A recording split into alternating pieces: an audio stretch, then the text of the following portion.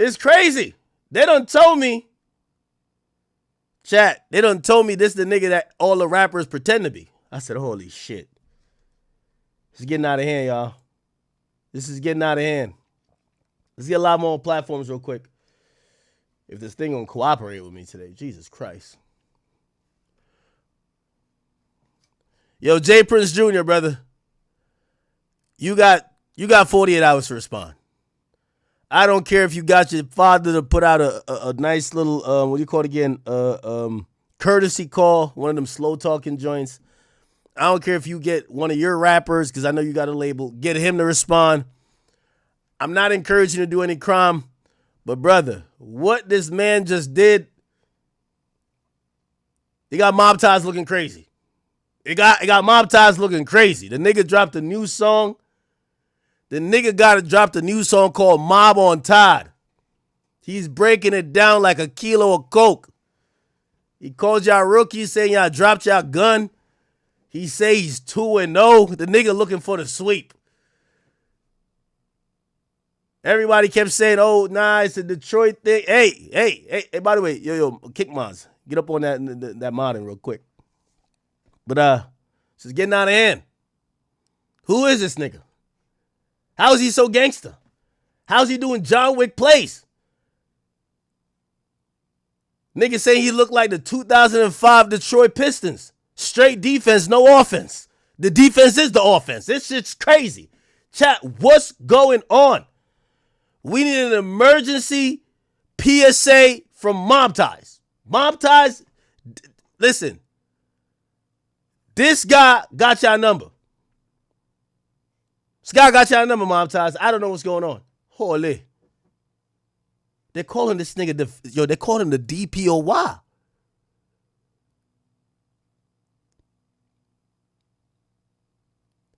They're saying he's like Rudy Gobert, whatever his name is. All-Star Gobert. They're saying like, yo, he got all the Hall of Fame lockdown badges. They're saying he got the Steel Hall of Fame badge because he's taking the guns.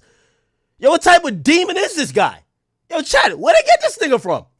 Why y'all ain't tell me Detroit niggas was built like this, chat? Why y'all ain't tell me that?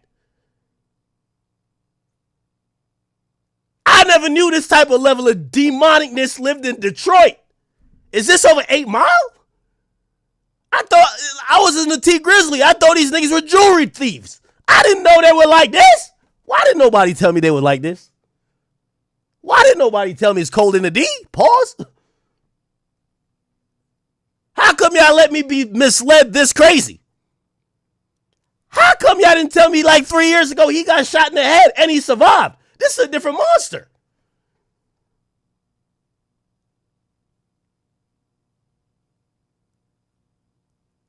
Chat, Allstar Jr. supposedly after surviving an incident where it was 1v20. I've never seen this before. Yo, you heard 20v1? You know they try to jump Drake with the 1v20? Well, they actually jumped him in real life 1v20. And apparently, somehow, some way, I don't know. Again, I'm only speaking on what we all seen online. Somehow, he's talking crazier. We didn't even know I didn't know who he was. I swear, I thought it was a new rapper. Apparently, he's been doing it for a while. He's talking crazier after somehow he survived. Listen to this song. He just dropped it like 2 hours ago. He's taking aim at, and by the way, shout out to J Prince Jr. You did the right thing by saying I ain't had nothing to do with that event. I showed up to a birthday party. That's why I had my loafers on. That's why I had, my silk shirt on. I am not into niggatry. Good. That's what you say when the police is going to look at it. That's good. But I do want to say this. J Prince Jr., I know you Mob Ties and everything, but why y'all go fucking with this Detroit demon? Y'all had this unblemished win streak, and then this guy came and fucked it up. We didn't even know who this nigga was. Who is this nigga? J Prince Jr., you put him on. Yo, J Prince Jr. put this nigga on by allegedly instructing niggas to rob him. Now this nigga's, I can't stop listening to his shit. Yo, once the nigga proved that he live in his raps, I'm listening to your shit. Nigga, I'm like deep in the archives. I'm like, oh shit. Oh shit. So Allstar Jr., or no, my bad, Allstar Jr., he made a vow that he's going to expose J Prince Jr. Now, we all know J Prince Jr. is like, he's like El Chapo's son. Mob ties. We all know, everybody we see J Prince Jr. pictured with 3 times, they dead.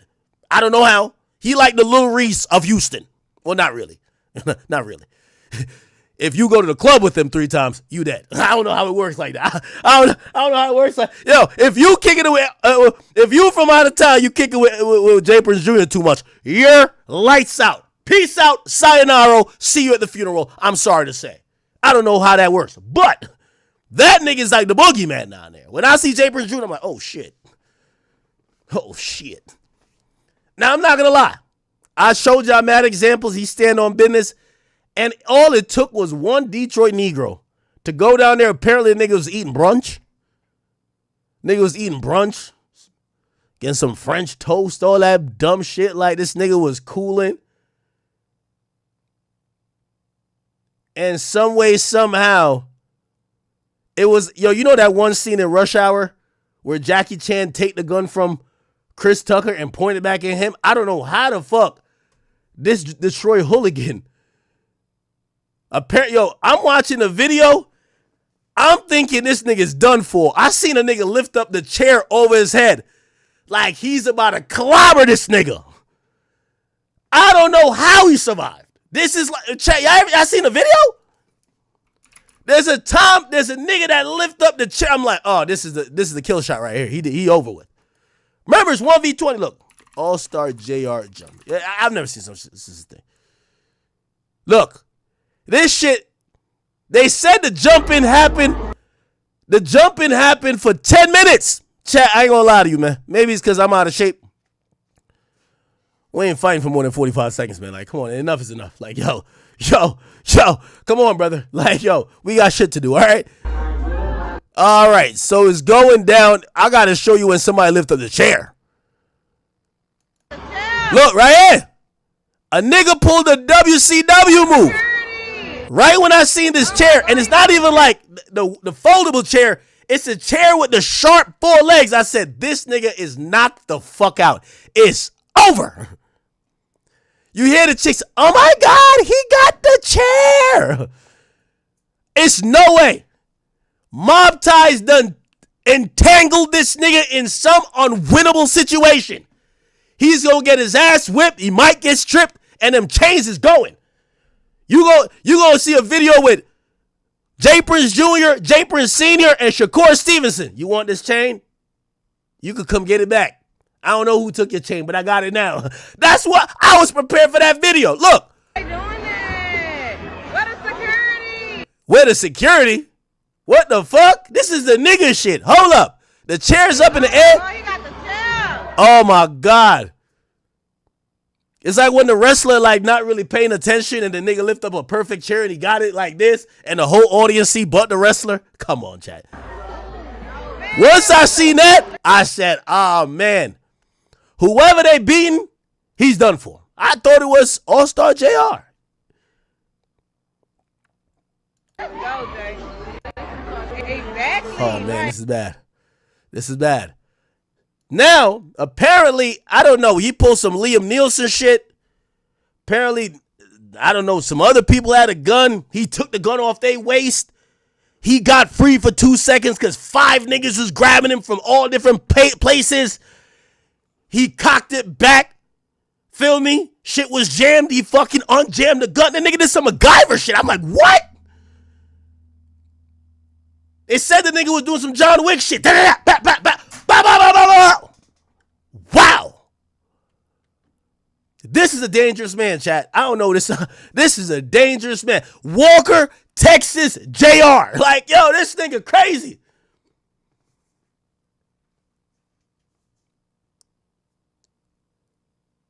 This shit is unbelievable. Now, I would have thought first of all, nobody plays with Houston. Anybody, listen, they killing even the friendlies in Houston.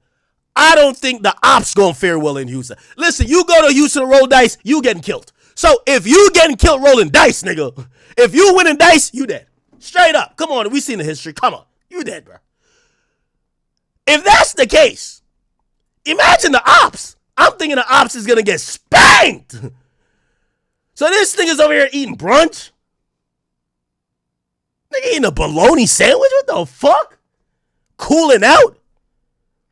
I'm thinking he's in Houston. That's the land of mob ties, Jay Prince. Nigga went to a restaurant called Confessions. Yeah, all right, that nigga would have been confessing to God when mob ties caught him. And apparently they did. Mob ties caught him. But this MacGyver, Liam Nielsen, crazy ass nigga, basically took the gun, shot it up, got out of there unscathed. I've been looking for a black eye this whole time, and I don't know how the hell he ain't catch a black eye in all this. In fact, he's the only one of everybody that keep going on camera, which is the craziest part. I've never seen it where a nigga get jumped, and he's the only nigga on camera without bruises. Everybody else is discombobulated still. This shit is never been seen. Anyway, he dropped one song before. Now he's back with another song. Now, first of all, I was saying, maybe he's doing too much. I kind of think he is, And I'm saying he's doing too much just because we know how these situations pan out.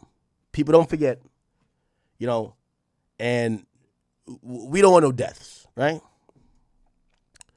So he dropped the song. The song was aight, but the song really wasn't a diss song at Jay Prince Jr. Now, I keep hearing people throwing like the young boy element in this. From all I know, this is not an NBA YoungBoy and Allstar Jr. beef. Okay, I want to make this very clear. This is the beef over a girl. Jay Prince Jr. is beefing with Allstar Jr. over, they're going to say it's not over a girl, but the central connecting figure is that Allstar Jr.'s girlfriend is now Jay Prince Jr.'s girl. Okay? That's really the issue here. Now, also, I hate to do it, but I might have to call some of y'all hypocrites because here's the reality of it. The same way how, we all said, and I even said, listen, as much as I love Vaughn, if Vaughn was the person who shot and killed so-and-so, we'd look at Vaughn as Superman. When somebody else did the same in the street lifestyle to Vaughn, we can't sit here and be like, oh, they're wrong. Matter of fact, the industry tried to pick sides against YoungBoy when they felt like, oh, it was wrong that Vaughn got killed. But if it was in the opposite way, they would just praise Vaughn and nobody would give a fuck about Quando Rondo, right? So we can't be hypocrites. So the point is that homie was getting robbed and he did what he did and he handled his business. But now he got a new song dropping. He dropped the first song and felt like it was just a song he just had. But this song looked like he is trying to make true on his promise to try to expose Jay Prince Jr. Now, I want to make it clear because there's a lot of YoungBoy fans that are trying to make this a YoungBoy and Allstar Jr. thing. From my knowledge, they've never had beef. The beef here is Jay Prince Jr., Allstar Jr., and it centers around a female. So now, and this is why you'll see Allstar Jr. dropping this new song. It's called Mob on Tide. And it's not NBA dropped from the league. No, that's not what the song is called. It's called Mob on Tide. He's dissing, he's beefing with mob ties. And this is how the song goes. Check this out, chat. This is more direct and it's pretty disrespectful. Can't even lie. Damn. So he's finally getting at Jay Prince Jr., even though Jay Prince Jr. said he was not a part of what went down. He was going to a family reunion. He was just coming back from mass. He was going to a peace rally. He said he had no idea this type of malarkey was going to go down. He was not involved. He didn't send nobody to do nothing. He was just randomly there, and he was coming from somewhere else. Okay? That's what Jay Prince Jr. is saying. However, Allstar Jr., he's not taking aim because, let's be clear, supposedly the people that got shot are associated with NBA. He's not dissing NBA. He's dissing mob ties. So clearly, even a guy who supposedly was getting jumped and had to, quote unquote, defend himself, he's trying to beef with mob ties. So that's another thing I see what's happening online. Hey, this is not a NBA beefing with this guy situation. This is mob ties beef with this Allstar Jr. nigga, okay? And he's talking to y'all. Let's keep it a bean, all right? Because I keep hearing people saying, what does Youngboy got to do with this? What does Youngboy got to do with this? What does Youngboy got to do with this? This is a beef about nigga A and nigga B. And they're beefing over a girl. Let's keep it 100. I ain't gonna lie, the song don't even sound that good. It's just disrespectful. It's just disrespect. The song don't even sound that good. I was in the O. These niggas got all type of look at these. Look. Till his fluid's gone. Oh shit, yo, these niggas got a whole fucking like merch collection. Take who chain, you silly. Is that how Detroit niggas is doing it? How the fuck I get the stick? You know you niggas wrong. Petty ass. 3's my guy. I like him. Yeah, I don't believe anything that this guy's saying about him. He should keep his issues. Well, I can't pick who they keep his issues with, but he should keep it with J Prince Jr. That's who his op is, right? Shit. Apparently, J Prince Jr. had showed up in a Cullinan.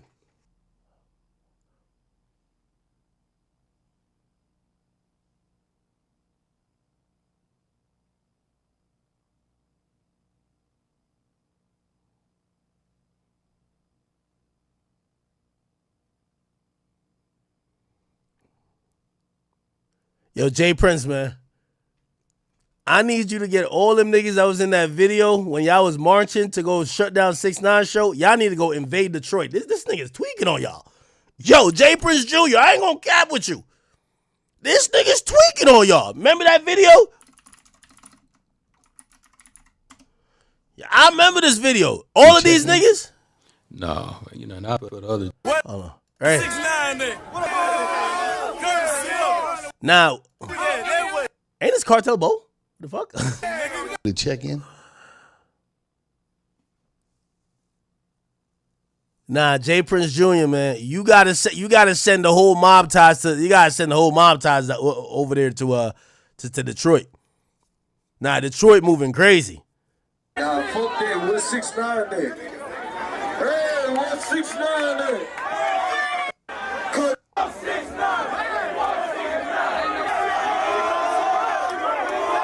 Yeah, nah, they had like a bunch of niggas.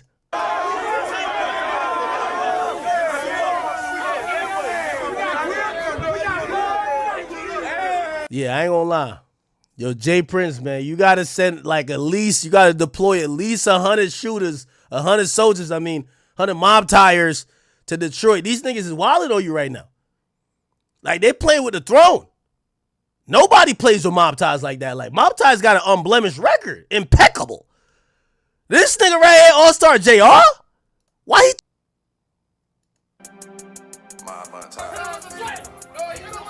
Nah, J Prince, we gonna say this is music battles. J Prince, you gotta drop. You need Finesse 2 times. You need what's the other guy named Honeycomb Brazy? Somebody gotta drop a song, man. This look bad. This look bad.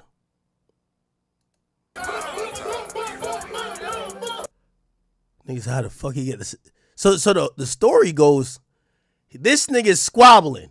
He's getting hit with everything. Knives, forks, utensils. Niggas getting hit with a loaf of bread. Anything. Like, niggas just throwing everything at him. He's just throwing anything. Elbow, everything. Knee. Boy getting hit with cutlery. And somehow he's able to open his eyes. And he's able to see.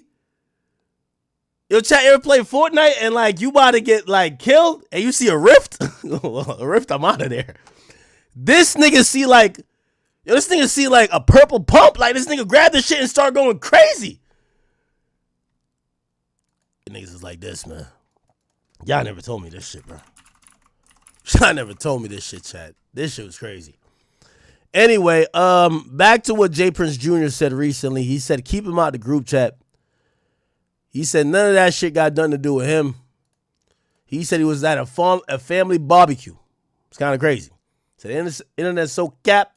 Said, first of all, I went to the restaurant by myself. Shout out to J Prince Jr. Ain't nothing better than when you getting a meal by yourself. Going table for one. So J Prince Jr. says he gets there. He says table for one. Hey, shout out to all the confident people who could eat by themselves. Oh, never mind. He said went to meet OG. Oh, shit. He throwing niggas' names in it. Fuck.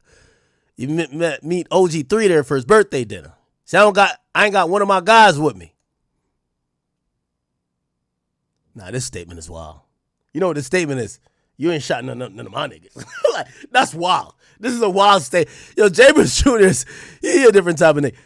He said, this statement when he says, I have not one of my guys with me, basically means, yeah, not one of my niggas.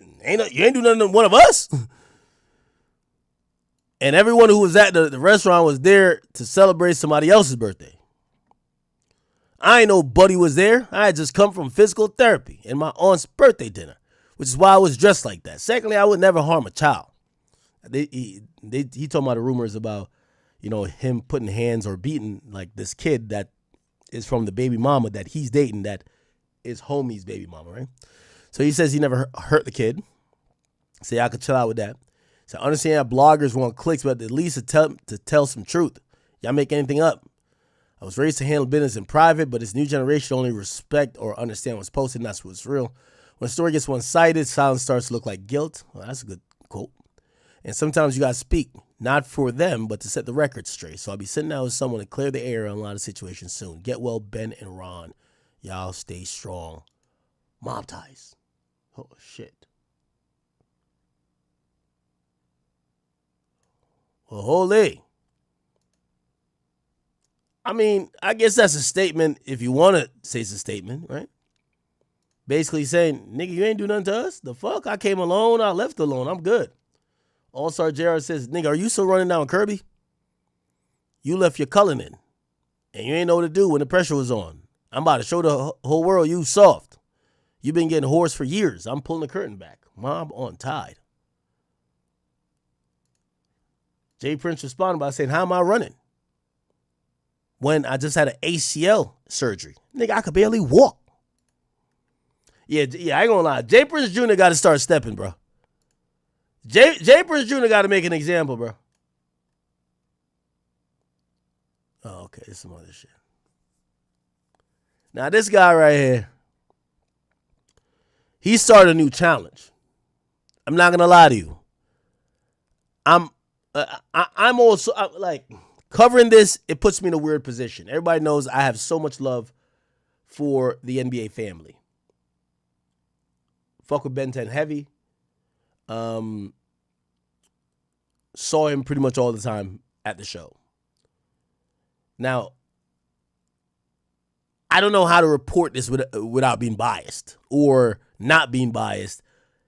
Just because this guy right here, he's taking it to the next level. So it's either you don't report anything he says, but this nigga's mad disrespectful. I ain't gonna lie to you. Like, he's one of them disrespectful niggas that you don't even have to say nothing. He'll do the disrespecting.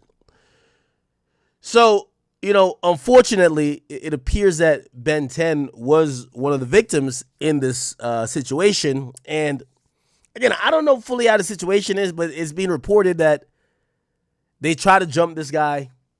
They try to take his chain. He wasn't going.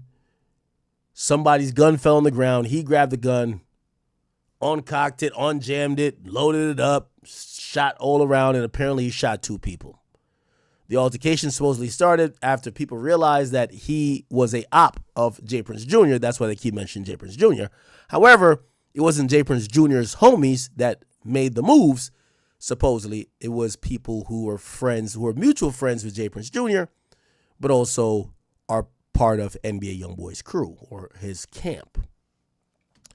This guy, Allstar Jr., is continuing to taunt Ben 10 and taunt the whole situation. He said this. In honor of my nigga Ben 10, since he wanted to play, when I was getting me some food, we made a dance for him. Now the best way this dance can work, if a nigga shoot your dumb ass like 4 or 5 times before you fall. But if you don't got nobody to do that for you, just lay down smooth like this, right? Lay your bitch ass down and point them toes up, right? You spread a little bit, nigga done spanked you. Then you just jump a little bit. Do the BNT, do the BNT, do the BNT, do the BNT, do the BNT. And there y'all go. BN10 challenge, man. Hey, the best BN10 challenge, man. Fuck it. $20,000 Ben 10 challenge. Best Ben 10 challenge, man, that go viral. Fuck with me. Let's get a what? In honor of my nigga Ben 10. Okay. Now, Allstar Jr. is now issued a $20,000 Ben 10 challenge, claiming that if fans imitate what he's trying to put out as the scene after supposedly he shot Ben 10, he'll give $20,000 to a winner. To be honest, you know, it's a really interesting but tough situation to really even break down, because I think everybody's bias comes out here, right? A part of this story is,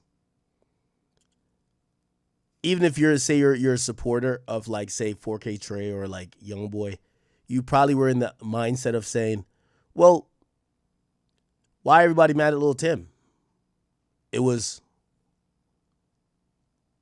King Von who approached them. King Von who started jumping them. King Von rolled up with a bunch of niggas that had guns on them. How could you get mad at Lil Tim for protecting his homie? I think that's actually an accurate assessment. You know, as much as I fuck with King Von's music, that is kind of true.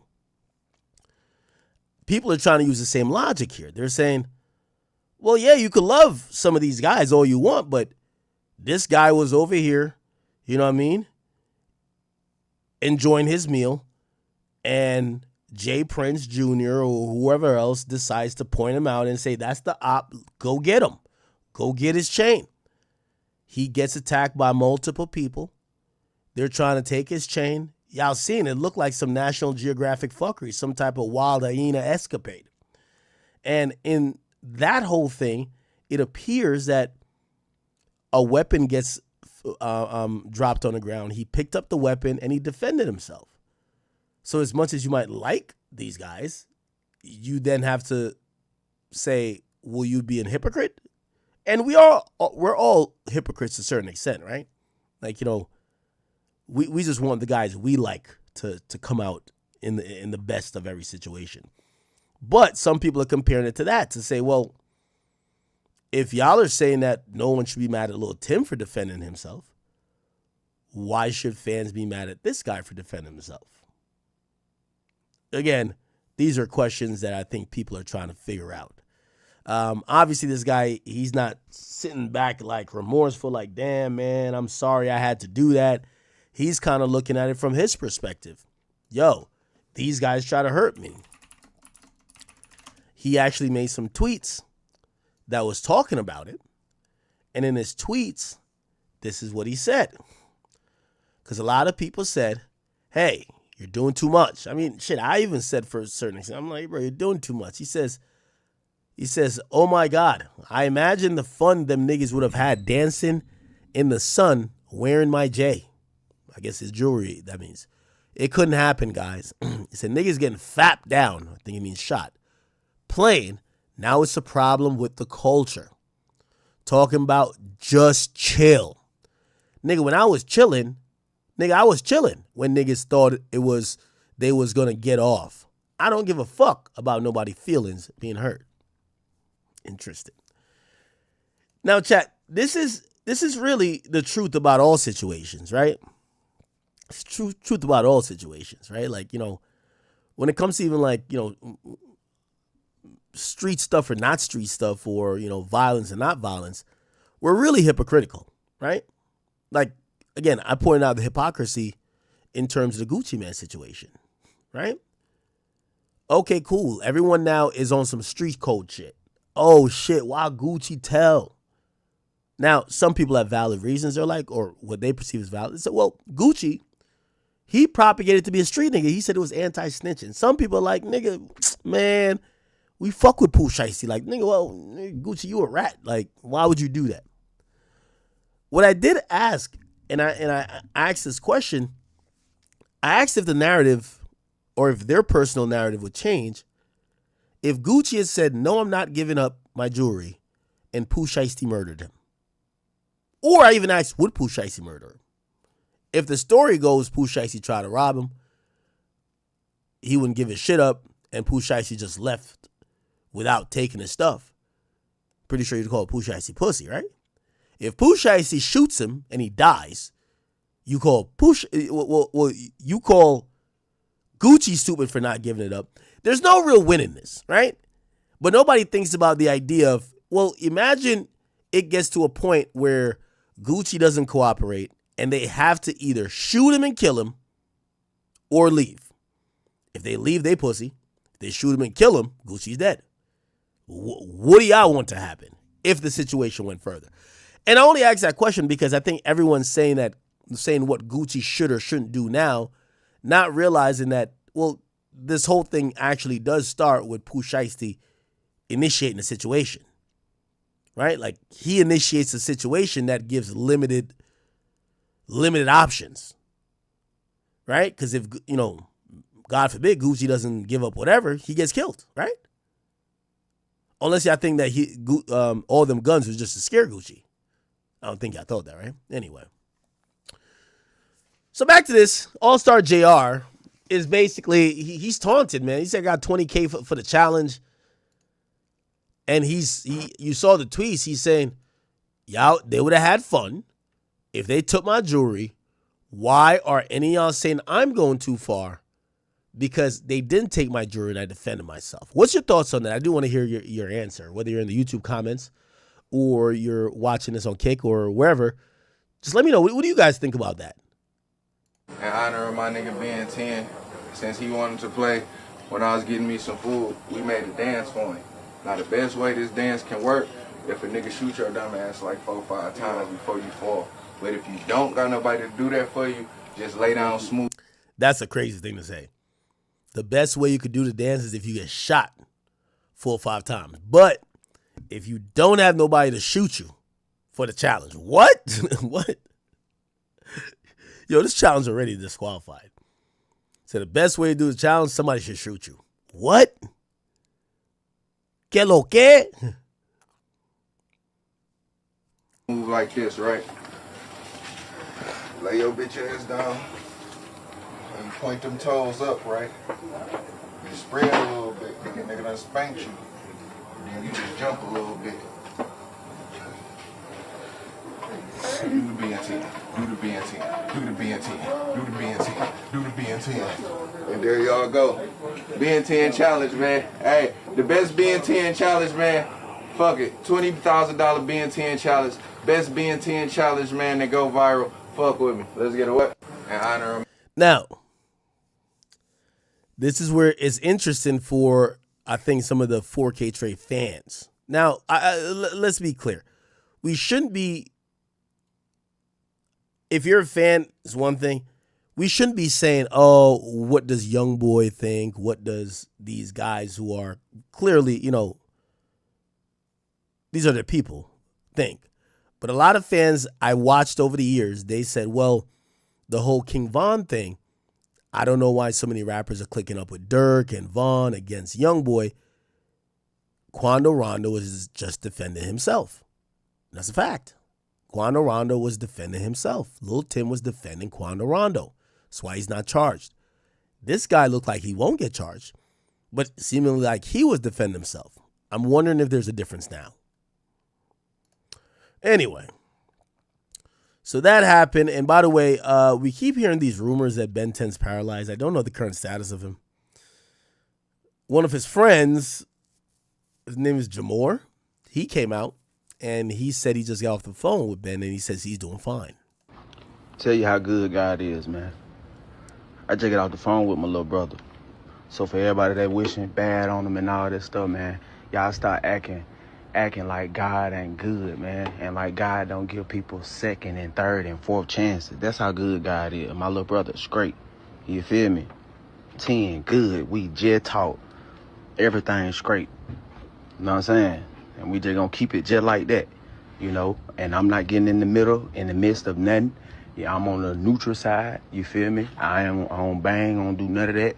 But I'm just putting it out there. Like, stop believing everything y'all hear about all this life support, all that shit, man. My brother good, live, talking, walking, smiling. Yeah, you know what I'm saying? And the shit going on, you feel me? Like, How it supposed to be. When you pray to big God, he got you. For sure. Now, that would be good. I don't have an official update about Ben 10's condition, but he's claiming that he spoke to Ben 10 and that Ben 10 is actually speaking and he's not on life support or anything that's being reported. It's been reported by a few YouTubers that he was either paralyzed or he's on life support. Some people said he died twice. Don't know the truth or the veracity of those things. We do see Allstar Jr. keeps saying pull the plug, which means he's kind of almost insinuating that maybe the whole situation of him being on life support is true, but we don't have any confirmation. There was a text message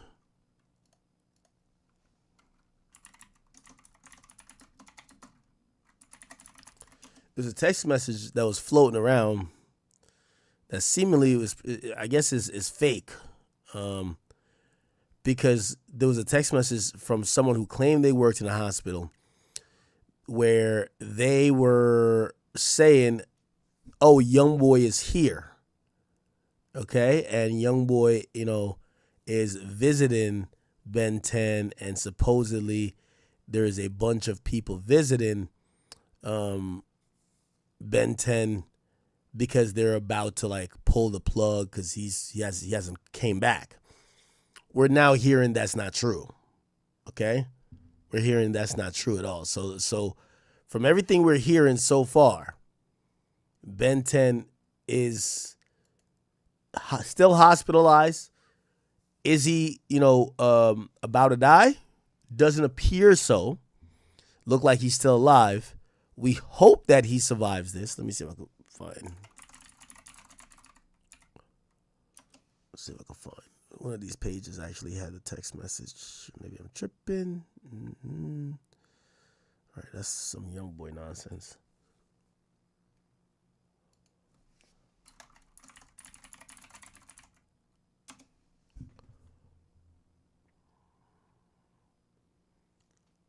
Let's see if it could find that message.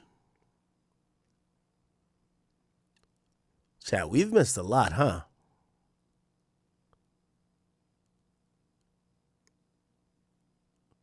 Also, another message came down, supposedly from Ben 10. Mimo from 600 posted a screenshot with him talking to what he claims to be Ben 10's Instagram, where somebody said, you better not be going out like that, blood. And he says, I can't. Okay? So, not too sure about his current status.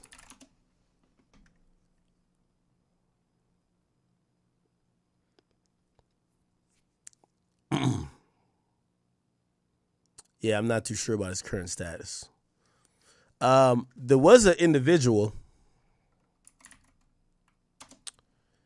that seemingly, his name is P Yungin.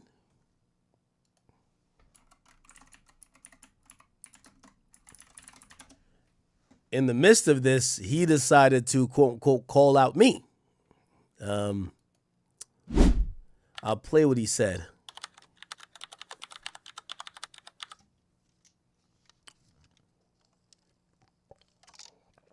I'm from that pack. We jack on.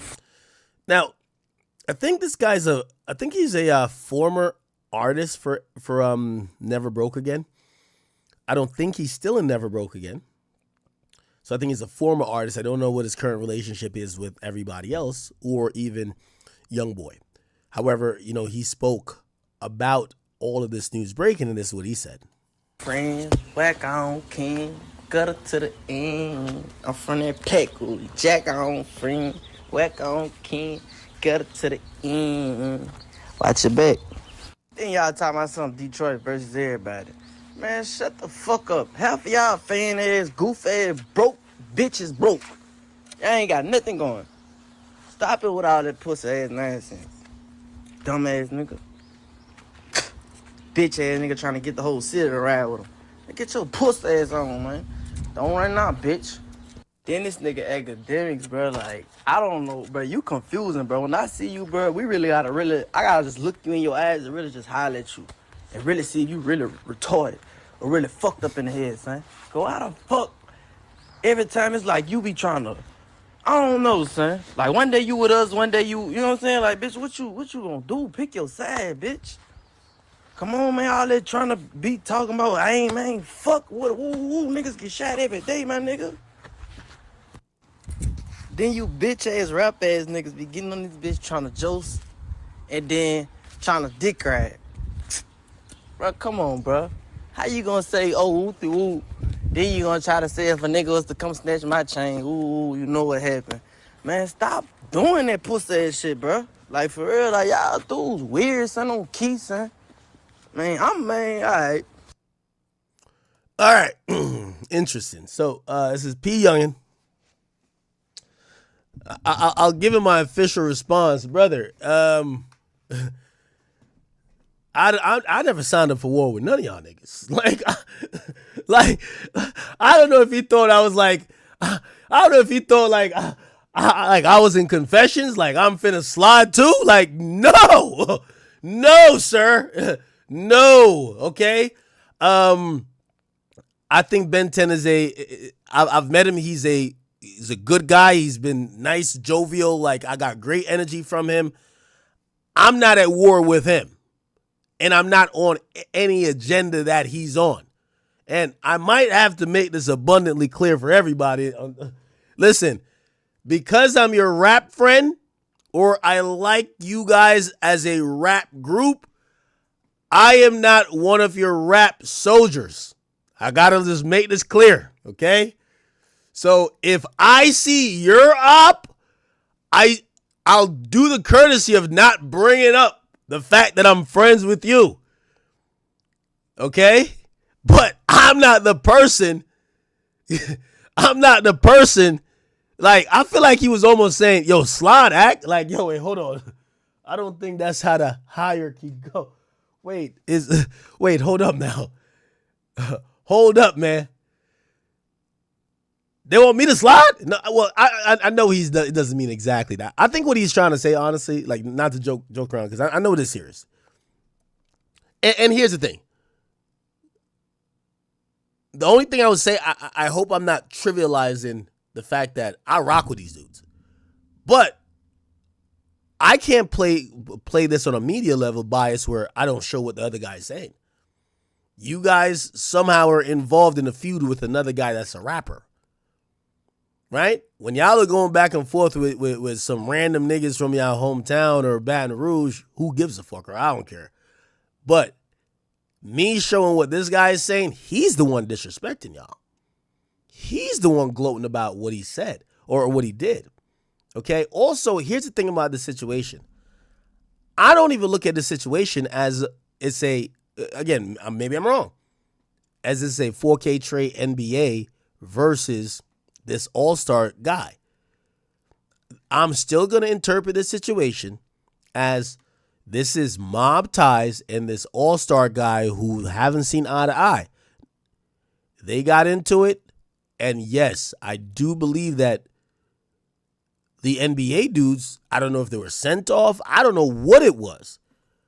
But clearly, it felt like they were probably stepping for somebody else's issues and whatever happened. So yeah, P Yungin. I don't know if this was like a bird call. Listen, I'm 4K Trade Media Division, okay?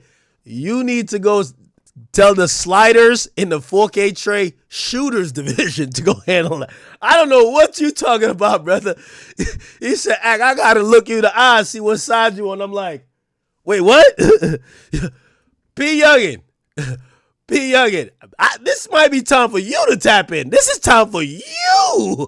Listen, they keep saying former artists. This is for you to get in the game. You know Mimo from 600, he was like, when after what happened to King Von happened, he went down there to Savannah acting like he was looking. You know he wasn't looking for nobody. Nigga was looking at 7-Eleven. He was like, yo, where they at? Where they at? Where the niggas that shot? Where they shot King Von at? Where they at? That nigga made a U-turn and posted the videos 3 days later. P Yungin, I think you're supposed to do that. Don't call on me. Don't call on me. You know what I mean? Like, there's a couple more people up the totem pole. Listen, it's like when you sign up for the army, but like you really like You like the reserves of the reserves. Like, nigga, you know you ain't never gonna touch the bath. Nuh-uh. P Yungin, this is your time. Check in. Also, I will say this. I don't want to confirm these details. We're just hearing it. Like, there's a police chief that kind of talked about it. I'll play it where they said in a little bit, but I just want to make it clear. I don't know. This is some street shit. So I got to ask y'all on a street level, right? So for the people, you know, I got mad street niggas that watch me, right? So for me, like, I'm going to be honest with y'all. Let me remove this situation. I'm telling you, for me, I had an uncle that got killed in Jamaica. Okay? He was in the yard we grew up in. Something happened, and somebody came and killed him. Now we all mourned him. Like, trust me, that affected everybody. Like, of course, we wanted justice. We wanted whatever, niggas, whatever. If I heard that uncle went to go steal from a nigga and he got killed, I'm going to be honest with you. I'm using my own family just to let y'all know how I think. Oh, so you telling that Uncle so-and-so got smoked for going to go steal from Mr. Tom up the road? Well, that's what his stupid ass get. I don't know. What you want me to say? Like, oh, I'm mad he ain't getting the theft off? Like, what? No. It's a stupid ass get. I'm sorry to tell y'all, I'm using my own family here. It's hard for me to defend people doing bad. It's hard for me to defend people doing bad. The idea of being like, man, nah, fuck them niggas. Like, yeah, we try to do something to them. It didn't work. It backfired, but we're mad is crazy. That's the point I'm trying to tell y'all. That's the point. So again, I know this is going to be an insular family thing. And again, in my opinion, I don't think this is NBA versus this guy, or I don't know if he has a team, JR team. I think this is J Prince and Mob Ties versus this guy. And yo, if that one day, maybe y'all that cool with J Prince, that J Prince like, yo, help me jump this nigga, and y'all go on the behalf of J Prince to help him jump and try to rob the nigga, and it go wrong. Again, I'm using my family example. If my family member gets smoked for trying to go rob somebody or steal some shit, I'm not going to be like, oh my God, why did they do it to him? Why the hell did he go do that stupid ass shit? That's what I'm going to say. But I'm saying that about my family. Now, y'all could think differently in the streets, right? I know some people's family, they don't give a fuck. Yo, so what, my nigga came to rob y'all? Y'all shot him? All right, man, yo, all right, shit. Y'all ain't had to shoot my nigga. It's like the people with King Von. Man, y'all ain't had to kill him, though. Y'all should have gave him a leg shot, if anything. Y'all could have gave him a leg shot, if anything. You're like, okay, cool, bet. So now they mad like y'all did something to them. So that's my demeanor towards it. But I can't tell you how to feel if you're someone associated with these people, you're friends with these people. Now, let me tell you this. If the story went, these guys were all enjoying their brunch, you know, they're sipping mimosas, you know, they're eating some French toast, and Allstar Jr. ran down on them and just shot them. Man. You know, I think my tone will be different. Listen, I'm not gonna lie to you. I'm a self-defense propagator, you know, so I'm always gonna be like, oh, you defending yourself? Oh, that's dope. I like that. So, you know, I'm not gonna really like build up this dude's legacy and call him DPOY, even though they calling this man Ben Wallace. They call him Rudy Gobert. They saying this nigga was, they said this nigga was blocking shit when he was getting 1v20 like he's Victor Wembanyama. I'm like, yo, I'm not going to do none of that. But I will tell y'all, you know, and I thought people should have thought like that with Vaughn too. This whole slide for Vaughn shit, nigga should have said, it's one thing if Vaughn would mind his business and niggas came and brought some drama to him. Man, Vaughn tried to go whip a nigga's ass, man. But that's what I said. Street niggas have a different... Yo, if I lose a friend, my friend decided to go rob a bank, he gets smoked by the cops, nigga, I'm going to be at his funeral saying, what this stupid ass nigga thought he was going to do? Like, I'm not going to be like, oh my God, fuck the cops. Why did they kill him? Why? Be like, yo, this nigga's dumb as shit. But like, yo, whatever. Like, we mourn him, but shit, I don't know. I'm not blaming the cops. Not at all.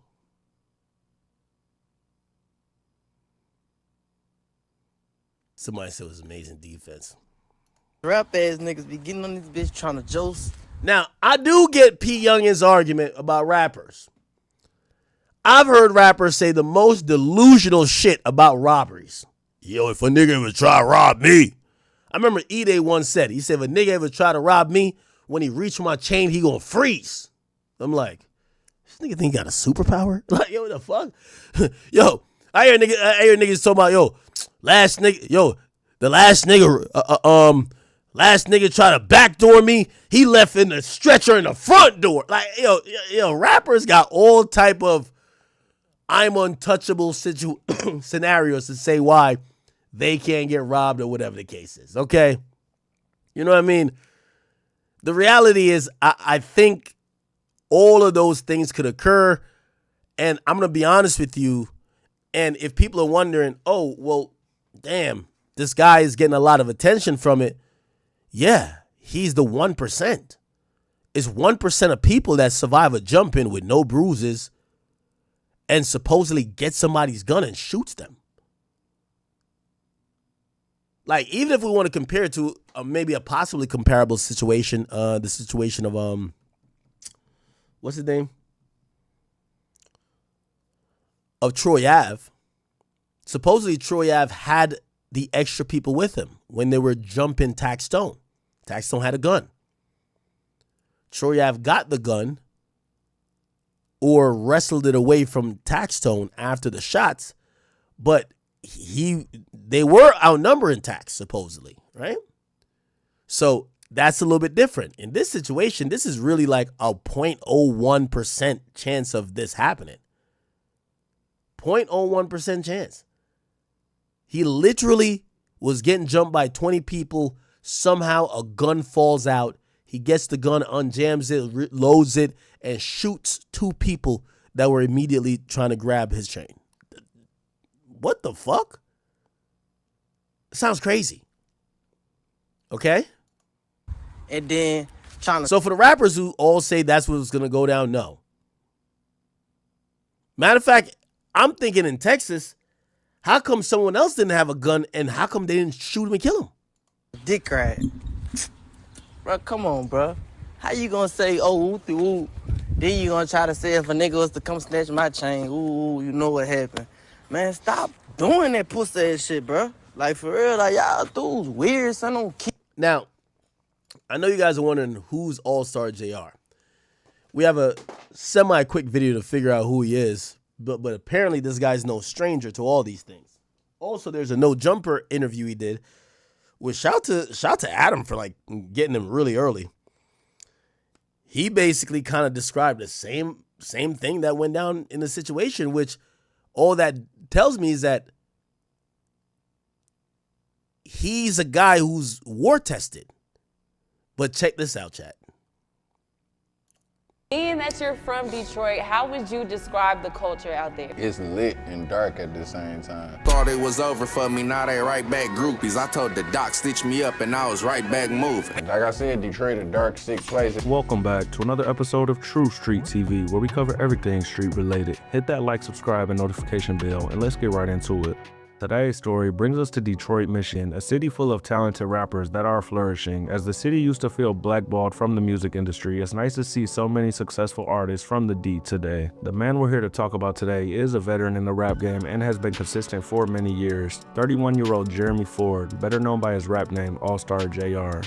JR is originally from Joy Road on the west side, where rapper T Grizzly is also from, but he would end up moving to the east side as a kid, and he was raised by a single mother along with his 2 brothers. JR also has siblings from his father, but he said he doesn't have a good relationship with them or his father. JR bounced around homes a lot as a kid and always had a love for music. He cited the Street Lords and Cheddar Boys as groups he used to listen to as a kid. Go check out our Blade Icewood video, as we did cover the Street Lords in that video. JR did grow up in the hood, and like many youth in the Detroit streets, he was misguided and was in the streets heavily, stealing cars as young as 13 years old, and later learned how to sell drugs at only around 15 years old. Explain how he has been around drug dealers his whole life, so when he joined, it wasn't that big of a deal. And as we talked about before, Detroit is a very dangerous city, but the east side is known for being the most dangerous and gutter side of the city. He would recall seeing men get chased down with rifles as a kid. I seen some niggas get chased like by these niggas in like big ass winter coats with choppers. But it was like 90 degrees. Them niggas just was on foot, like had on big ass like North Faces and coats down to their knees and like hoop shorts running with choppers. Niggas just running up the block screaming.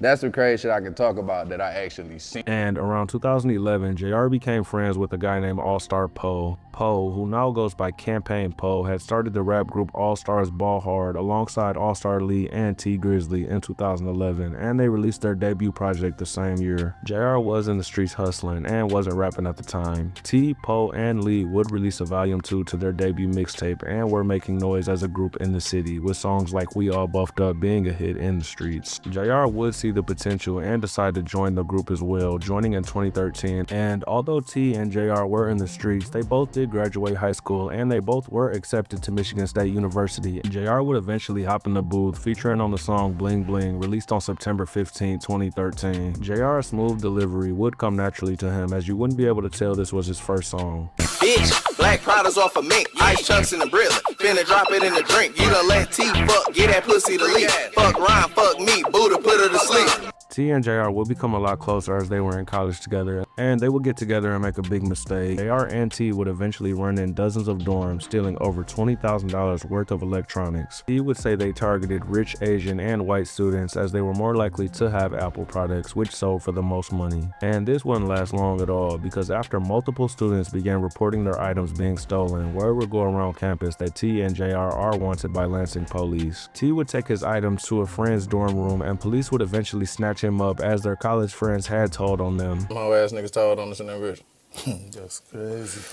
Brady, Lawrence, Anthony. How y'all doing? And police would build the case for a few months before initially charging the duo. For the time being, JR and T were back in Detroit, but JR would eventually turn himself in to Lansing in July of 2014 for the home invasion charges. And T was on his way to Kentucky to hit a lick when he got the call from Lansing police, and he didn't return to Michigan to face this case for. Yo, these niggas is like kleptomaniacs, chat. These niggas was stealing anything that wasn't nailed to the ground, bruh. Home invasions, jewelry thefts, stealing out the dorms, anything. A few years, but we did already explain T's whole story in full detail, so if you haven't seen that, go check that out for me after this video. After sitting in jail for around 6 months, JR will be sentenced to 18 months to 15 years in prison in January of 2015. Bro, you stole my shit. Damn, What the fuck? I remember this nigga. He was saying T Grizzly stole his shit. What I steal from you, bro? I'm about to send you your money back. You stole my fucking Xbox One, my fucking MacBook, okay, my fucking iPhone. I had a wallet, had about $190 in that bitch. I ain't sending you shit, bitch. I said in that I ain't bitch. sending you shit, bitch. No, I said I had $190. I said I ain't sending you shit, nigga. All right, nigga. Bitch ass. Ooh. First off, you a bitch. How many clicks you claim? Claiming 9 different sets. You ain't in. Y'all remember this guy? We had him on stream. Gang, you claim to be able to. Oh shit, my bad. High school, were you able to get? You wasn't on no real. Why he shot. And I heard The cover art for this Wait, what the fuck? bitch. How many clicks you claim? Claiming 9 different sets. You ain't in no gang. You claim to be a player, but you getting played. Shut your fat fucking mouth and come and catch this fade. Were you able to complete high school? Were you able to get a degree? Yeah, I went to college. I went to prison from college. He would eventually be released in June of 2015 and would come out with a plan on blowing up in rap. And around this time, T had just finished up his time in Kentucky for the lick he hit and was in Michigan serving the same sentence as JR, being sentenced to 18 months to 15 years in prison. But because T and JR were co-defendants, they couldn't be around each other once released or communicate, so the men all decided to pursue their own solo careers. And that's my baby. Like right now, our situation, the papers and shit, we don't supposed to have no contact with each other, so y'all niggas can, what y'all niggas be doing? Dick sucking. Starting with JR, he would release a mixtape shortly after getting out, calling it Get a Bag or Go Home, released in May of 2016. This project was instantly classic in the streets and is hard, with JR's smooth delivery, talking street shit, mostly about getting money, with songs like Water going crazy, gaining well over 1 million views. He would mention T. Chat, now it makes sense. Remember we were talking about how the hell this nigga get all this money? Nigga had like a $70,000 fit on. I'm like, yo, his music ain't that lit. It makes sense now, chat. His little brother Marmar in this song, saying he threw his life away as he did get arrested for armed robbery and was on his way to serve 5 years in prison. Marmar threw his life away, he say don't send him $1. Other notable songs like Get a Bag or Go Home and Pill Dust were in heavy rotation around this time as well. Speaking to crackheads, they pay the fuck right on that bed. 25 hours, they doing like flathead. In the cover art right for on this that tape, JR sported a t-shirt that reads Free All-Stars Ball Hard with 3 mugshots on the shirt, including T's little brother Marmar, and as well as Allstar Pooh, who also caught a case and received 10 years in prison. But T would eventually get released from prison as well later in 2016 and pursue a solo career himself, releasing the hit single First Day Out. The separation came when T came home. He wanted to pursue his own solo career. And as everybody knows, he would shout JR out by name in this song, saying it was a blessing that they made it out of Lansing. JR, nigga. Ain't it a blessing? We made it out of Lansing after all Oh, that shit, he got a When you heard shout. First Day Out, you feel me? When that shit dropped. Shit. And you heard, hey, JR, nigga. Like, where was you at? First time you heard it. I was with that nigga. Like, when you recorded it? No, not when he recorded it. When he finished it, he had bumped it to me, shit. And I heard that bitch. And Lee would also post a video to Facebook of them 3 together after First Day Out was released. Hey, baby, huh? I'm right back in the ghetto, bitch. Fuck you, man's niggas. My gas home is legendary. It's the mob. We free home, everything, bitch. Free Lil Marmar. You know what time it is. But what surprises me about this is as T blew up, he cut friends like JR and Lee off, saying they weren't there for him while he was in prison. And speaking specifically to him and JR, I think that's kind of ridiculous to expect your friend who was also in prison to look out for you, but T instantly blew up at the end of 2016 and would never be seen with JR again after this. And in my opinion, if T felt that way while locked up, I'm confused on why he shout out JR in the song, and why he also appeared in JR's music video, Trappin' Ain't Dead, after he got out. But after he got rich and signed his deal, T would post a video to Instagram explaining why he cut his friends and family off after signing. This video ain't for nobody but the motherfuckers I've been fucking with for a long time. And a couple of my family members that be like, you be acting funny, you changed. And I feel like, bro, I just did 3 years in that bitch. You feel me? And every day I was starving, nigga. Every day for 3 years I had to ask niggas for deodorant and food and all that shit. It hit different when the fat niggas say he's starving. But I got niggas out here that's supposed to be like my brother or that's supposed to be my family. You know what I'm saying? I ain't holding no... Nigga, they probably thought jail was fat cam for you, nigga. I really don't give a fuck about it, but just quit telling me I'm acting funny when you know you wasn't on no real shit when I needed you. You feel me? You couldn't visit me when I was 20 minutes up north. You had to travel 20 minutes. I know you ain't gonna come visit my grave. You feel me? Nigga couldn't even keep my little brother on the right track out here, bro. I know that if I get killed or some shit like that happen, he gonna be left out here to dry. I know my grandma gonna have to shovel snow like she had to for 3 years because ain't none of my mans gonna go over there and look out for her. You feel me? So don't be telling me I'm acting funny, bro, because you played your hand first. You showed me your true colors first, bro. I'm T Grizzly cousin. I'm T Grizzly auntie. I ain't fuck with him in 3 years. Ain't sent him no letters or money.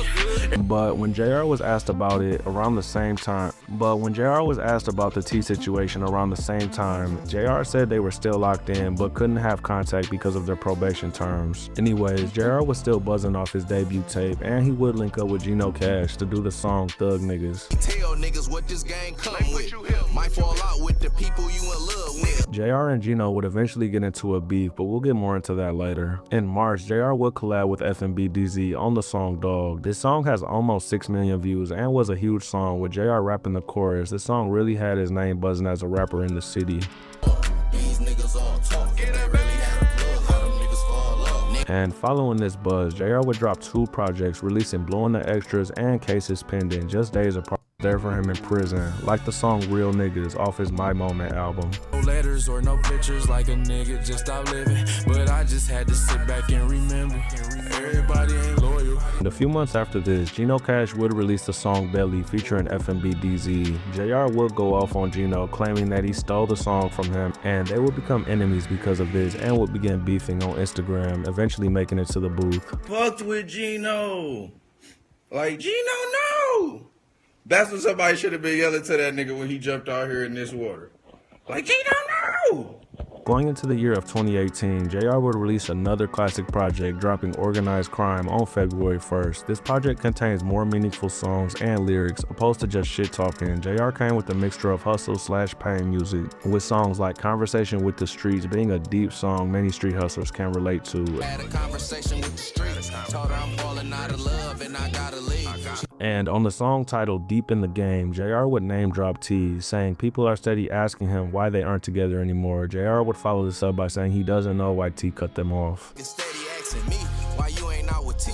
Shit, I don't know for real, but all my niggas out with me. And Allstar Lee also released the song Venting in January, where pretty much the whole song was him expressing how he felt backstabbed by T for cutting him off once he signed his deal, and they have been friends since 3rd grade. Your means you would've killed and died for, steady changing all over the money and fame, treating you like a stranger of struggle. Damn, why you wanna ball on me? Go way back to 3rd grade, he turned fraud on me. The biggest song off this tape, and one of JR's biggest songs overall, called $1 Million Thoughts, has right under 4 million views. Do it on door. He went absent on a nigga, better tap into his brain before I be tapping on his trigger, honey. Along with the song So Lit, where he remixed Jeezy's song Tear It Up. She talked to me. This is my favorite JR project today, and he would follow this up with a diss to Gino Cash called Gino a Bitch, released just days later on February 6th. This song racked up 900,000 views today. And this storytelling ass nigga, RB in the hole, I was never that nigga. He don't wanna work it out, so we stretching that nigga, bitch. And Gino would release his diss this same day as well, calling his Troublesome 18. This diss was also decent and gained around 600,000 views. Fuck Billy interviews, G, we over that, nigga. When I say it's beef, I ain't post a rap.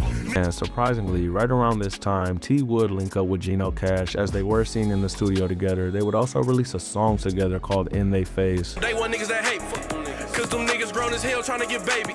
I don't wanna see them dead, but can't let them take me. So every time them niggas come around, this bitch on safe. This was a pretty petty move by T, and many of the comments would point this out. But JR brushed this off though and kept grinding. He would release another project much later in September called Big Daddy Shit. This is another good project by JR, and the song Keep Going R has well over 1 million views and is one of my favorite songs by R. Calm down, I smell like uncut dope. If it's real, gon' fuck my bro. At the end of the year, T would decide to link back up with Allstar Lee, and they would drop a short video to Instagram showing they're back cool. One of the comments would instantly point out that JR is missing from this, and in my opinion, I feel like T and JR both have pride, as JR is a hustler and talented himself as a rapper and isn't looking for friendship with T for the benefits. Also, I think linking with Gino Cash took it too far, but they could have real internal beef that never made it to the net as well. But one nigga y'all be fucking with, that nigga T Grizzly a hoe. I don't see how niggas fucking with dog music and all this old bitch ass shit that's going on. Hey, don't do that. You know they love that whole ass shit. Y'all niggas love for niggas to fall out, man. Yeah, this is my brother, bitch. You know how long this shit been going on? The thing about it is, man, niggas brothers, niggas grew up together. Yeah. Niggas gonna go through their difference. We ain't gonna go too long without tapping in. Man, hey, you y'all niggas. Yo, chat, it's starting to make sense. T Grizzly was mad cool with Vaughn and like Dirk and them. They never liked Young Boy. They didn't like Young Boy. Now T Grizzly's mans get into it with J Prince Jr. and them, and Young Boy niggas is in the mix. I'm wondering if maybe people are looking at it like, nah, J Prince Jr. didn't send them niggas. Them niggas probably had issues with Homie because he comes from that same realm that got beef with Young Boy. So fake and y'all gonna kill y'all, brother. Man. We get into Somebody said, I'm pondering like I don't know.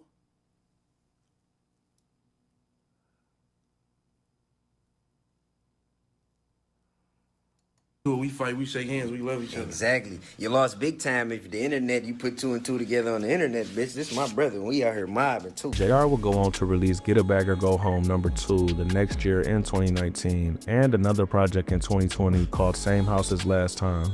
And that takes us to 2021. In August, R would release Get a Bag or Go Home 3. This tape has big songs like Ice Bag featuring Vezo, as well as the song Guy Behind It. I was dropping off them balls like, alright, see you later. Your ass was running through the bag, I kinda think you hate it. And just weeks after this project release, R would almost lose his life, as on September 5th, 2021, JR was sitting in a vehicle near a roller rink on the city's west side. And a car would pull up on JR and somebody would open fire on him, striking him multiple times, even hitting him in his face.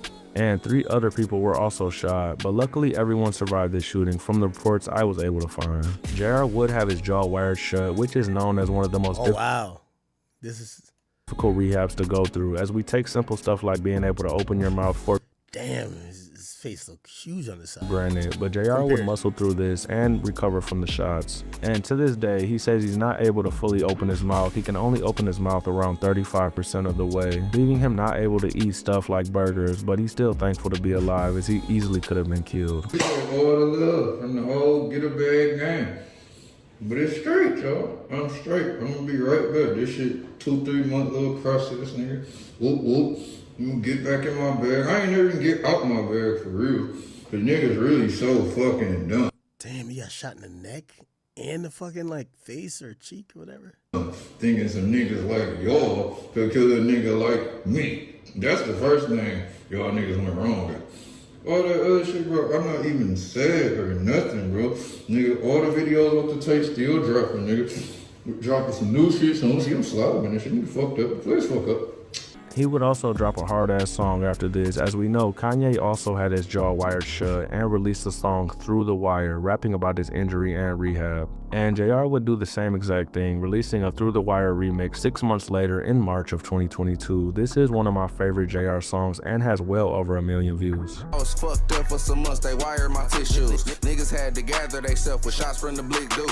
And while JR was rehabbing from his injuries, Lee would link back up with T Grizzly, which was nice to see, but it seems like he picked a side, as him and JR haven't been seen together since then, and they unfollowed each other on Instagram. T would also get Lee a deal with 300, but he would later be dropped after his music was underperforming. 300 signed baby Grizz and my nigga Lee. Shout out to Celine believing in them gangsters out the street. And I'm glad to see him doing well after all he went through, and he is one of my favorite rappers. And since recovering from his injuries, JR has been dropping fire music consistently and signed a deal with Empire and is still with them today. If you enjoy this kind of content, hit the out of my family. Now I'm figuring out the lore. Niggas remind me there's a T Grizzly young boy. There was beef there, chat.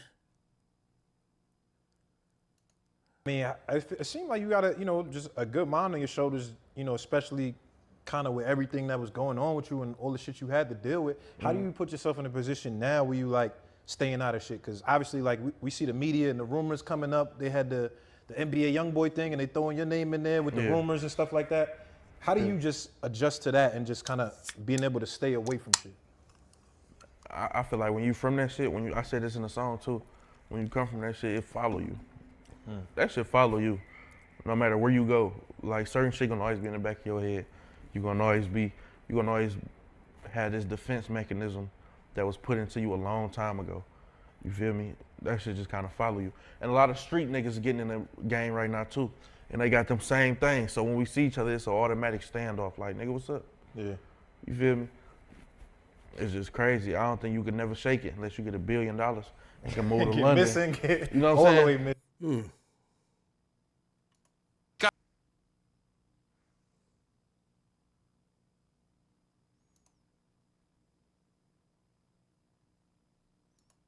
All right, Mr. Teleferro T are down there in Miami, or over in Miami over the weekend, right? It was a big festival.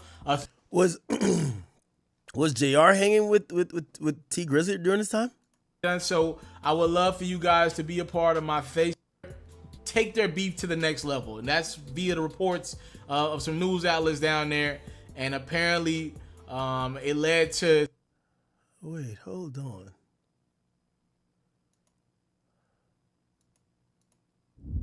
Street and Collins Avenue that there was some sort of altercation that took place between two rappers who were actually set to perform at the Rolling Loud Festival this evening. We've learned the altercation was between the entourages of NBA Youngboy and T Grizzly. Witnesses say they heard someone fire shots, at least 4 or 5 rounds. A woman was struck and raced to Aventura Hospital. Oh. Yo happened with the T Grizzly with the other, but oh shit, some type of altercation. Hopefully this situation can be Beach Resort. That's where we find Sinella Sabove. This is where the woman with Youngboy was shot, and then there was somebody who got shot and killed from like a parking lot, like across the way. Youngboy didn't get shot, but the woman with him did get shot. And supposedly Youngboy kind of like, I think he was applying pressure to her leg until she could get like, I think Youngboy helped save her life. That's right. She has details on the man that was shot and also the woman as well, Sinella. Well, Alex and Andrew, we have 3 very active scenes, 1 in Aventura and 2 here in Sunny Isles. We've learned that a man was shot and killed inside of a vehicle. That is where we are at right now. This is inside of a strip mall along Collins Avenue. I do want to get you to some video because witnesses tell us that this all began outside of the Trump International Beach Resort along, again, 180th Street and Collins Avenue, that there was some sort of altercation that took place between 2 rappers who were actually set to perform at the Rolling Loud Festival this evening. We've learned the altercation was between the entourages of NBA Youngboy and T Grizzly. Witnesses say they heard someone fire shots, at least 4 or 5 rounds. A woman was struck and raced to Aventura Hospital. Immediately following that shooting, the fight then spilled over again to the strip mall parking lot where we are at. This is directly across the street from the hotel. A man here, again, was shot and killed. A friend of the victims tells me off camera that he was simply an innocent bystander. He was working at the Hertz rental car company here at the strip mall and just parking a car when he was caught in the crossfire. We're learning he was a man in his 40s. Then there is a third scene that is on the William Lehman Causeway. Aventura police say a person was shot and sustained non-life-threatening injuries. Investigators remain processing that scene as we speak, and they are working with the Sunny Isles Police Department to see if all of these shooting scenes are connected. And we spoke to people here at this very active strip mall, including a woman who works at a BurgerFi here. She tells us she saw terrified people racing into that establishment, ducking for cover following all of that chaos. Take a listen. Yeah, the shots were fired, and I mean, probably like 3 or 4 or 5 rounds of it. It sounded like firecrackers at first, and as you can see, you know, it's hindrance because the guy passed. Like, all I remember is a lady running in with her dog. She's like, "Oh my gosh, they're shooting!" And it was just like, everybody was so much chaos out of nowhere. And like, all I really was worried about is like everyone getting low, because you know, when there's bullets, you don't know where they're gonna go, and like. I wonder if so damn, I forgot. Youngboy and T Grizzly issues kind of got a little staticky. How did they get into stuff? Obviously, we've seen T Grizzly fucked with Dirk, eventually fucked with Vaughn. But how did that issue start, if that was a thing? Now, chat, I do want to tell y'all, I didn't tell y'all before, or I kind of hinted to it.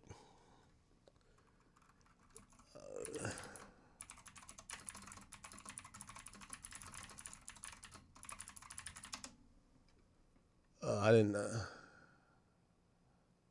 So this was in 2019. Youngboy's girlfriend got shot. And apparently they said Youngboy, it says footage shows K. Marie being taken out of the SUV and put in an ambulance. Okay. Also, it says TMZ obtained footage of the rapper rushing to put pressure on the wound as she bled out in the lobby. So Youngboy was trying his best to take care of her. Oh, this is a video here. What happened? You keep it the police stuff. Oh, wow. Who got a car? What happened to her? What happened to her? They're gonna ask me questions. What happened to her? Oh, this is Youngboy. Okay. And, Damn, bro. That's NBA YoungBoy. His girl just got shot. Damn. Girl just got shot. NBA.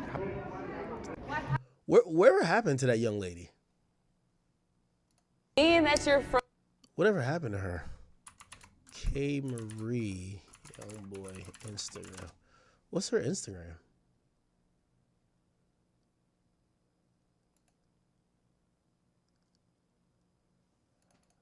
Does she still have Instagram?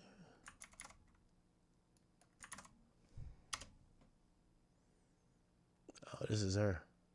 Oh. Does he have kids with her? No, I think this was his girl. This is his girl. She's a pastor now? Chat, I don't know their interpersonal relationships. I'll tell you this, and you know, this is what he told me. So I don't think he cares if I tell y'all. When I asked, he told me this is the girl that he said the song Nevada is about her. He said, go look back at the times. I didn't know who she was. He says, it's the girl that got shot at Rolling Loud. I don't know his dating history like that. So I was like, huh? It's like K. But apparently he said he wrote Nevada about her. Despite what you might hear. That's what he told me. But you never know. I don't know if young boys play mind tricks, but he told me Nevada was about this girl. You know, okay. Nice looking girl. She don't got no kids by him? Ain't no way young boy get with this baddie and drop some kids in it.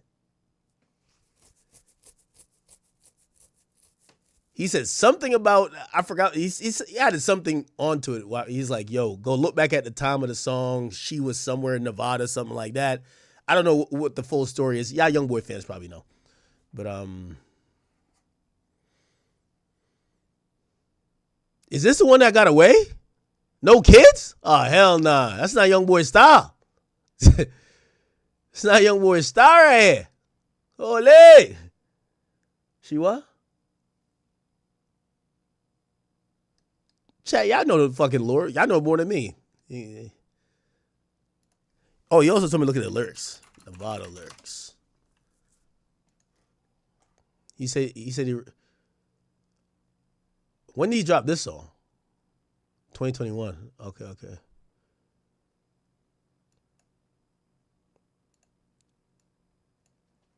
I don't know. The fuck? My screen's from black. Okay, came back. He said there was like some fucking hint in the song too. I was like, what?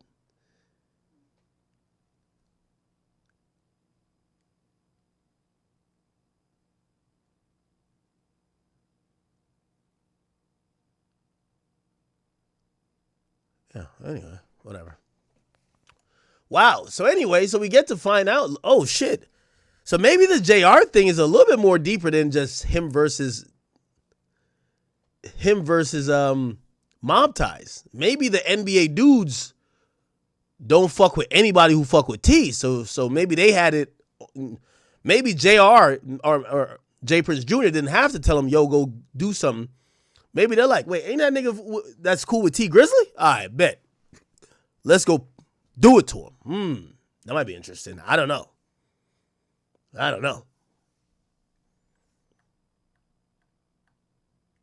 But this was in 2019. And all the stories kind of say like T Grizzly was never around the nigga like when he got out, like in 2016, 2017. So I don't know. Interesting, people. Interesting.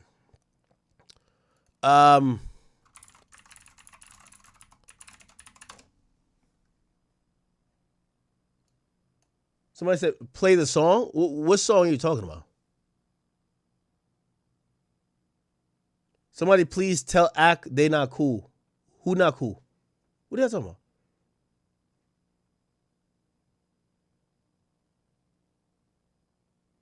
What are you talking about?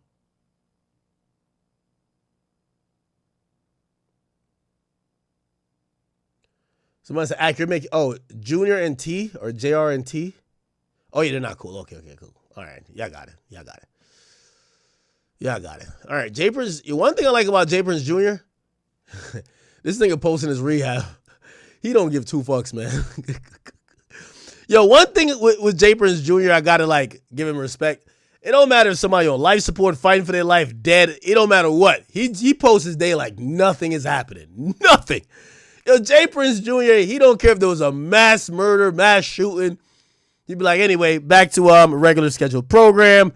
He's a different type of guy, man. That's what he said. Literally just the one Coke. And we'll see how much we can get out today.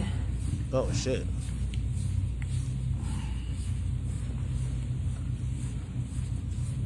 Is this his knee?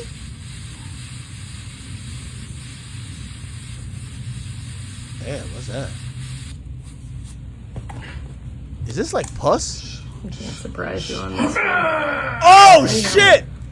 Damn! Yo, they got the boss J Prince Jr. screaming? Why ain't numb it? Why they ain't numb it real quick? Oh, shit. Not gonna lie. Like, yo, the way he reacted, like, I was like, oh, shit. I know it was, oh, this is them pulling stuff out of it. Oh, what the fuck? Right in at the very end. Ew. So the steroid going through the same needle? Yeah, same needle. So literally. Oh, so this is an excuse. Hey, yo, Allstar Jr., you lucky as hell. If my man J Prince Jr. foot wasn't, had a bunch of pus in it, he would have beat your ass in that spot. Just the one Coke. And we'll see how much we can get out today. This says water in the knee? Oh, shit.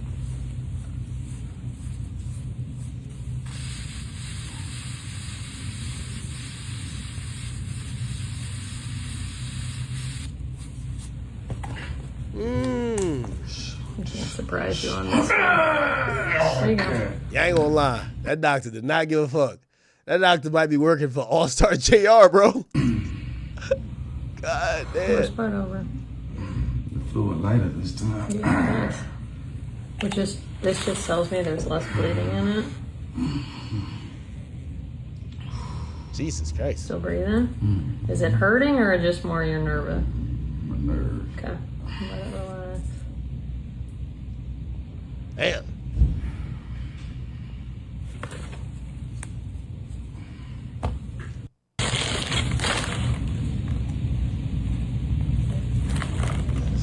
This is crazy, huh? My man posts up his medical surgery to let that nigga JR know, hey, it's a reason why I ain't beat your ass personally. I guess JR is trying to diss J Prince Jr. like, yo, you're just a rich kid with like a gangster daddy, and you think you him because you wouldn't bust a grape in a fruit fight. And I think J Prince Jr. is like, nah, nigga, I would have shot you myself if I didn't have. I'm recovering from some Is that where your ACL is at? I think I don't know. Let me Google it. Where is your ACL? Oh, it's around your knee. What the fuck? I always thought it was around your calf. Oh. So your ACL is like by your knee. Oh. Somebody said get Allstar Jr. on the line. Y'all want me to get Allstar Jr. on the line? We could probably get him on the line. We could probably get him on the line. Let me see. He might not be the fondest of me because and that's what I was saying about like the NBA stuff. Like, I don't think I've reported too like positively about him. I'm usually like, who is this nigga? Like, I don't know him too much. It's not having anything against him. It's just that.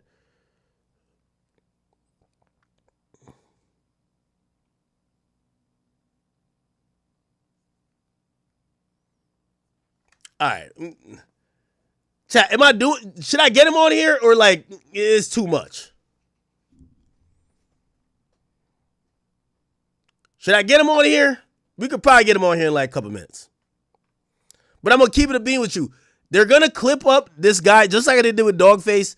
Like, they're clipping it up like I'm disrespecting Young Boy and everything. It's like, it's got nothing to do with me.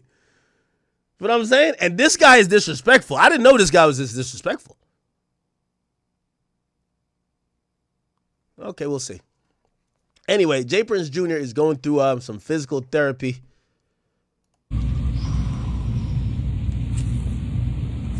Y'all lucky. Yo, I ain't gonna lie. Allstar Jr. lucky this nigga on injured reserve. Is that blood? I'm queasy, y'all.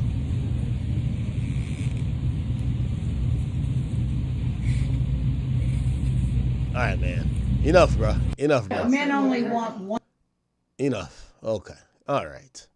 Mob ties, nigga. Mob ties. Mob ties. I don't know why mob ties sound so cool to say. I just imagine they tough. Like, yo, mob ties just sound cool. Mob ties, nigga. Mob ties. You feel what I'm saying? All right. Shit, we got Dogface on the check-in. Dogface said, what? Dogface says, bro, don't listen to anybody about Ben 10. He's paralyzed from the neck down. What the fuck? He got 2 tubes in his throat. He's handcuffed to the bed. It's confirmed. We got it from a nurse working in the hospital. He can't have visitors except his mom. His sisters got banned from the hospital because they was acting a fool. I'm wondering how Dogface would get this info. Now, this idea, well, he says something that we haven't heard yet, but does seem actually like the most feasible scenario. I don't know if you guys remember when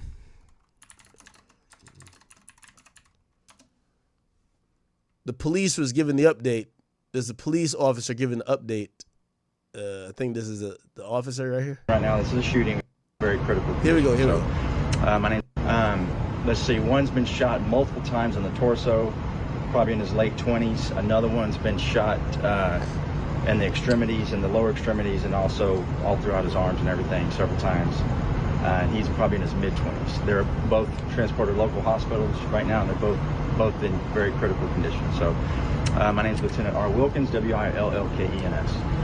So what we know right now is our suspect, who we don't know who he is right now. We're working on that. Investigators do a great job. I'm sure they'll figure out who he is. Now, it's interesting that the cop, and now this is responding police, but they actually listed Allstar Jr. as a suspect because, well, he did the shooting. Was at this location and had a confrontation with a couple of guys. That altercation originally, it appears from what they were doing, was trying to take his chains. Now, we don't know if they knew him or what that was, but it appears possibly they knew this guy. They were in the process of trying to rip his chains off. That went on for 30 seconds to a minute where these two guys were tussling with him, actually got him to the ground, and appears probably got his chains from him. Right after that, another fella jumps in and several other people jump in as well, along with these other guys, and they start having a fist fight, and they're beating this guy pretty bad. They got him on the ground and beating him pretty good. Sometime during that part of the fight, our victim, who was originally looked like he was being majorly assaulted by several people and getting his chains ripped off, he presents a pistol. Oh, never mind. So they they classified Allstar Jr. as the victim. Wait, what? Part of the ground and jump in as well, along with these other guys, and they start having a fist on for 30 seconds to a minute where these two guys were tussling with him, actually got guys. Because, by the way, there's going to be a legal situation of this. So here's what I'm breaking down. And let's start thinking with our detective lawyer hats. You know, we're some of the best out here, right? Shout out to the chat. Police have to file charges. If, you know, we don't speak death into existence for anyone. If someone dies, but even if someone didn't die, the mere fact that shots were fired, even in a self-defense situation, charges are more than likely going to be filed. This is how it's going to go down. If the police deem that this guy, you know, in a fist fight, just picked up a gun and shot someone, more than likely, no charges get filed. Why? Hey, you try to assault someone. Maybe there was reason to believe that he felt his life was in danger. He shot. In Texas, that's actually stand your ground. That is a statutory defense of self-defense. So no charges will be filed. Now, this is where charges get filed. If y'all had a weapon trying to take his chain, that's an attempted robbery. Also, if y'all had a weapon, that's also an aggravated assault with a weapon. Even if you didn't hit the person with the weapon, if you presented the weapon even as threatening, that's aggravated assault. Okay? So if you guys went to rob him, somehow he gets the gun and he shoots y'all go to jail. It don't matter if y'all, this is not the whoever who wins go to jail. It's whoever who started the fuck shit go to jail. So this idea of what Dogface is telling me, saying that Ben 10's handcuffed to the bed, if this cop is kind of being, current with the information, obviously he's speaking the same night. It's zero chance that Ben 10 is gonna, let's hope he's gonna be fine, just walk home. No, they're going to charge him with some type of attempted theft and some type of aggravated assault, depending if they feel like he had a weapon or not. So I do believe that he's probably, and this idea that, there's everybody is there and they're all visit him in the hospital. If we be realistic, it's more than likely he's going to get arrested for trying to rob somebody who then defended himself. They're not going to let the whole family come through and just say what up. They're not going to be like, oh, everybody go hang out with the guy that, we're going to arrest at some point if he comes back or if he's. So this story kind of makes a little bit of sense.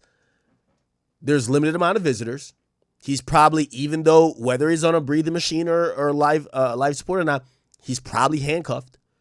And if the police are going to file charges, the charges that would come from this would probably arise from the individuals that started the altercation.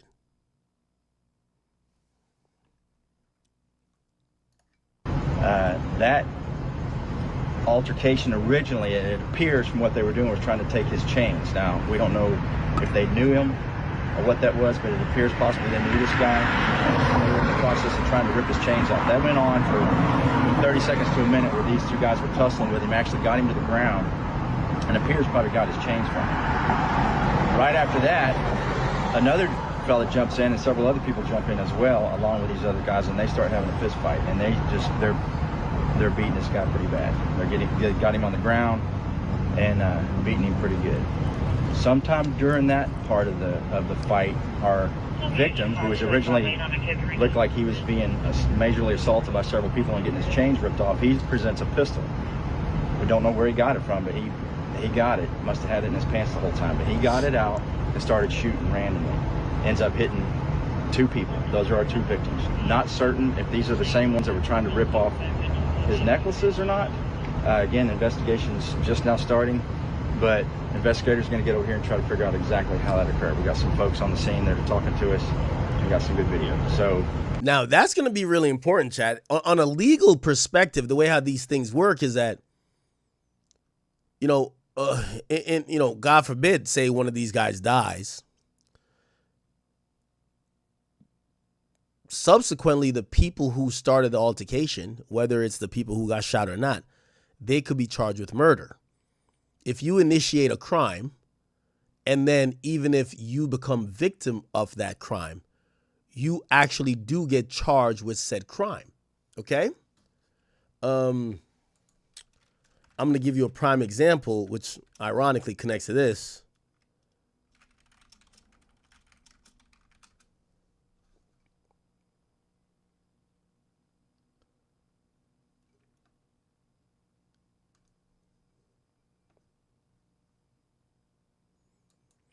Now, NBA Youngboy actually has charges, and the Chirac Wolverine, Lil J, has charges that resemble these things. If you don't know, when NBA Youngboy was 16, he was charged with attempted murder. Now, the story goes, Youngboy and his homies go to shoot up the ops block. They return fire, and somebody in the car gets hit in the neck or something of the sort. I think that's how it goes. He got charged with the person who got shot with him. Okay? He didn't get charged for, so it was 2 counts of attempted second-degree murder. They fired the gun. During the incident, a passenger was shot in the neck. Supposedly the passenger was with them, I believe. Right? Yeah. So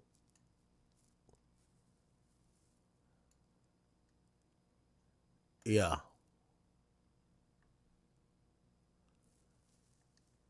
Yeah, so basically YoungBoy got an extra count of attempted murder by one of the people with him getting shot.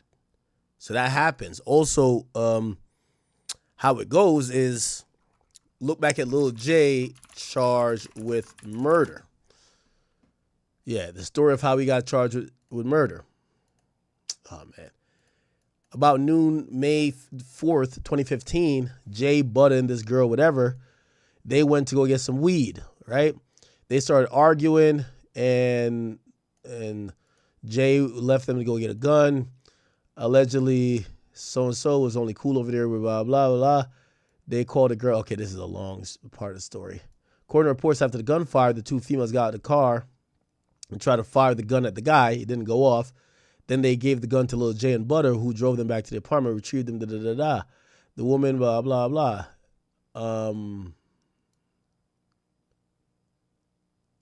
Wait, am I tripping? Let me see if I can find like a Chicago story on that. It was always in my understanding that Lil J went to jail because someone with him got shot. What the fuck? Oh, it's a little TJ popping up.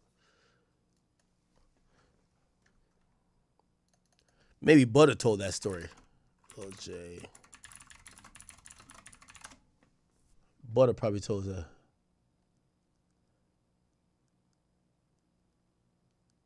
Is it this?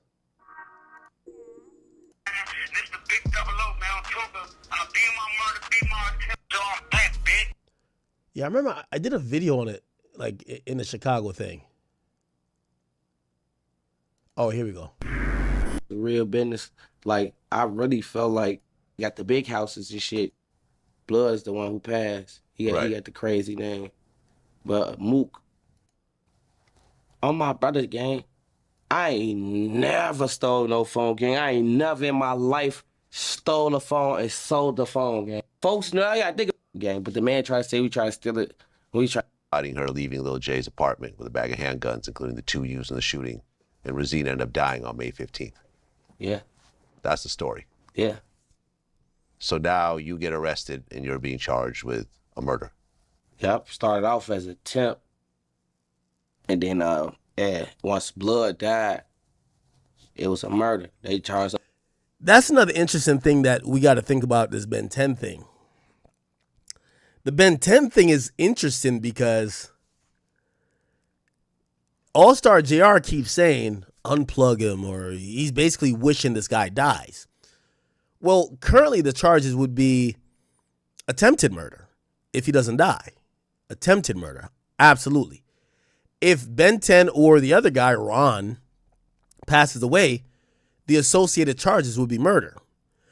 Now, granted, if both of them were involved, they would be the people that would be charged, like, or whoever who survived. But also now, the cops got to look at Junior, in terms of J Prince Jr., and the other people who started the fight, like who started the fight, or whose plan was it to go jump these guys or jump this one guy to try to take his chain. That person might get hit with a murder charge, right?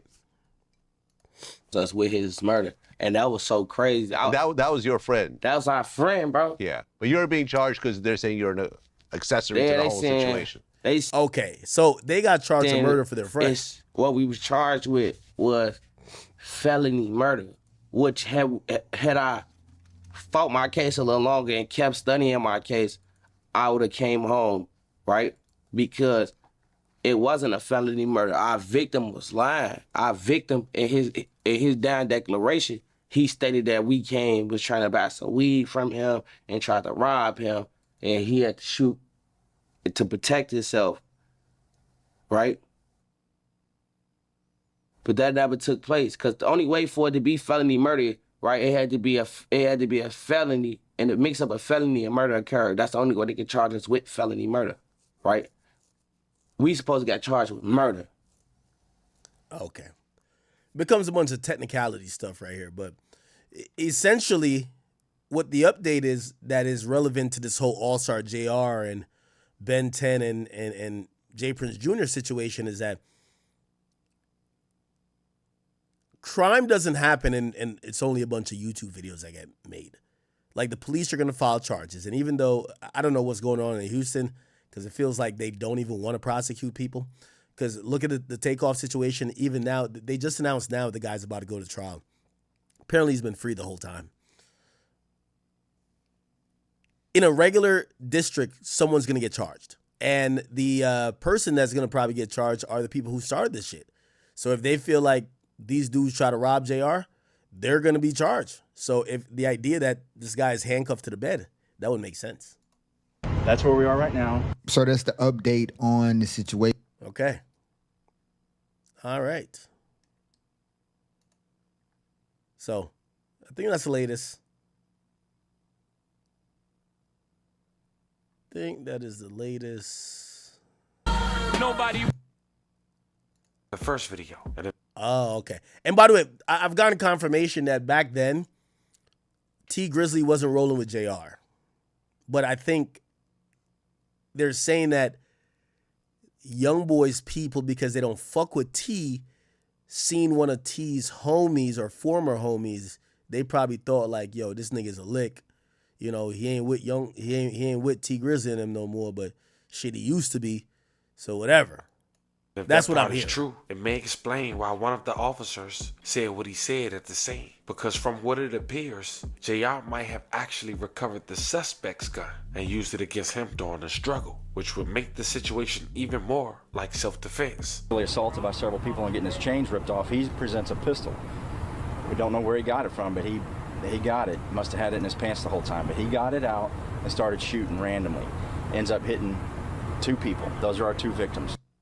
Now, fam, I know that was a lot, but it's a lot of moving pieces since this situation had took place. Now, right now, there's still a lot of rumors floating around online about whether the suspect survived, is on life support, or something else happened. So today, we're going to stick strictly to what's publicly known. Because when you look at this situation from both sides, it almost felt like the person people believe was in the right is still turning the moment into a bag, while the person who allegedly was in the wrong might have ruined his forever. And speaking of bag... Oh, speaking of which... This is like really interesting. This is interesting. They're saying that even though T Grizzly was somehow like, you know, kind of tied into that shooting in Rolling Loud or in Miami for Rolling Loud, apparently this guy Lit Yoshi, he later got charges for that. Now Lit Yoshi, here we go. Your boy Doughboy TV. Y'all make looking for nigga hands, cause all nigga gotta do is show up to court and it's over with. Man, y'all niggas crazy, but y'all be thugging. Let me talk you talked about it, my nigga. Yeah, stop playing. Doughboy TV gang, what's good, man? We back in this thing with another topic on the flow, and for today's video, we got none other but Lit Yoshi in the building. Before we get in the video, I am gonna ask y'all to like, share this video, man. You already know why. It helps YouTube get me out there, but Lit Yoshi is dealing with a lot right now, man. A lot of people do think this man is still in jail. He is on house arrest, so the man is stuck in the house, man. Free that man out of the house. But Lit Yoshi got some new crimes that a lot of people are talking about, the blogs and everybody now. He had a trial for some attempted murder counts now. Yeah, basically they added that he was one of the people that started shooting in that Miami incident.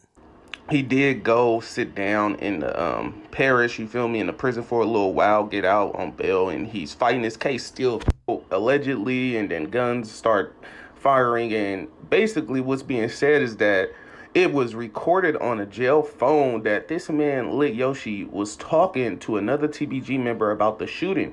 Now, it's not saying that this man was like when you're reading the report, it really don't say this man was saying that he did it or nothing. It's just saying that he was talking about it. Now, a lot of people are taking this as Lit Yoshi was the person to allegedly shoot this man. And I'm just saying, man, you got all these bloggers out here saying that, but you know, people are innocent, man, until proven guilty at the end of the day. And like, I don't remember this man being at Rolling Loud, because if people don't remember, Fredo Bang was not at Rolling Loud that year. So like, with people putting Lit Yoshi in it, you feel me? Interesting.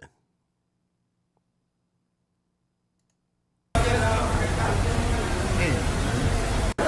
talking. I'm finna let you drive off, young. Interesting. Oh, this is a video of police saying Lit Yoshi was riding around Miami the same year.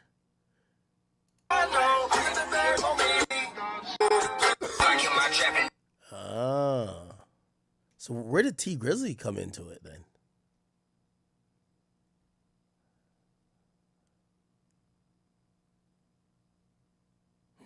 Interesting. Interesting. Anyway, all right.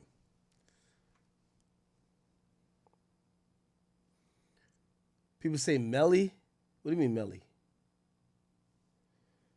It feels like everybody Young Boy don't fuck with are all connected. Melly cool with Vaughn. Melly cool with Fredo. Lit Yoshi and Fredo. T Grizzly and Dirk.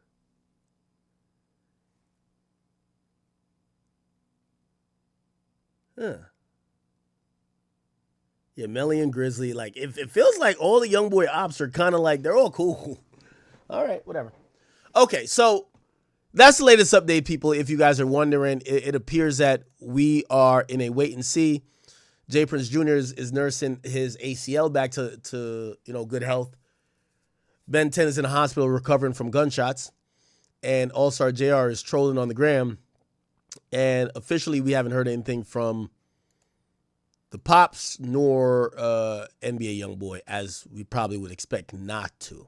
Okay? All good. All good. Well, not all good, but you get the drift. Okay, a few things that's going down. I'll try to run through a couple of topics. Not drag my feet too much on too much stuff. We do have some updates on Pooh Shiesty. I'll get to it in a little bit. Before we get there, I do want to quickly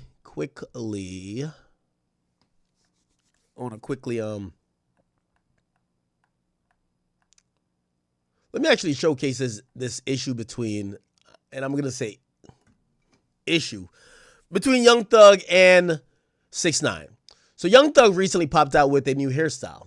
He has this rainbow stuff now put in his hair, and 6ix9ine is now responding. He says ratting wasn't enough, I guess. He needs to do more to feel like me.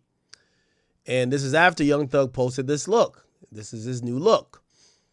Now, a video came out afterwards with Young Thug getting his hair done. And it shows Young Thug kind of, having some colorful, I don't know what those are, but locked in with his hair. Anyway, 6ix9ine made fun of this. And by the way, he did perform, Young Thug performed at Coachella, I believe, with that hairstyle. This is a sample of the performance where he also shouted out Rich Homie Quan, and he said this. Give me more life, yeah. I need more. If you got to light up, bro, it don't matter if it was you, your mom, sister, brother, niece, nephew, cat, dog, aunt, uncle, ancestors. It don't matter. It took a lot of shit for somebody to live a lifestyle. I see you. What's up? What we doing? Keep the lights up. Keep the lights up. Keep the lights up. You fuck with this? Legendary shit, huh? Okay. So he does send RP to our Rich Homie Quan, but this is his new look. And 6ix9ine immediately started making fun of it when he does a skit kind of doing this. Look at this, chat. Yo, plane's ready. Yo, bro. What the fuck are you doing, bro? What, nigga? Yo, bro. For Coachella. Nigga, it's not that serious, bro. Trust me. I promise you it's not that serious. Niggas taking my swap, nigga. So, what's that song about niggas say, there's a problem when they do it. There's a problem when I do it. Fuck them. Yo, bro. What the fuck is this? Yo, bro. We not that down bad, bro. Huh? We don't gotta do that. Yeah, bro. If other niggas do it, then y'all niggas, oh yeah, nah, what type of, he's so trendy. What the fuck is this? Yo, how much the plane cost us? 28,000. Okay. So he basically started trolling Young Thug because I guess he thinks Young Thug is encroaching on his style. I mean, here's my overall thing with it. That was a decent skit by 6ix9ine. What I will say is that I feel like Young Thug is having a hard time trying to find like a unique identity. It's kind of sad to see, but it feels like Young Thug's a little bit lost in image-wise.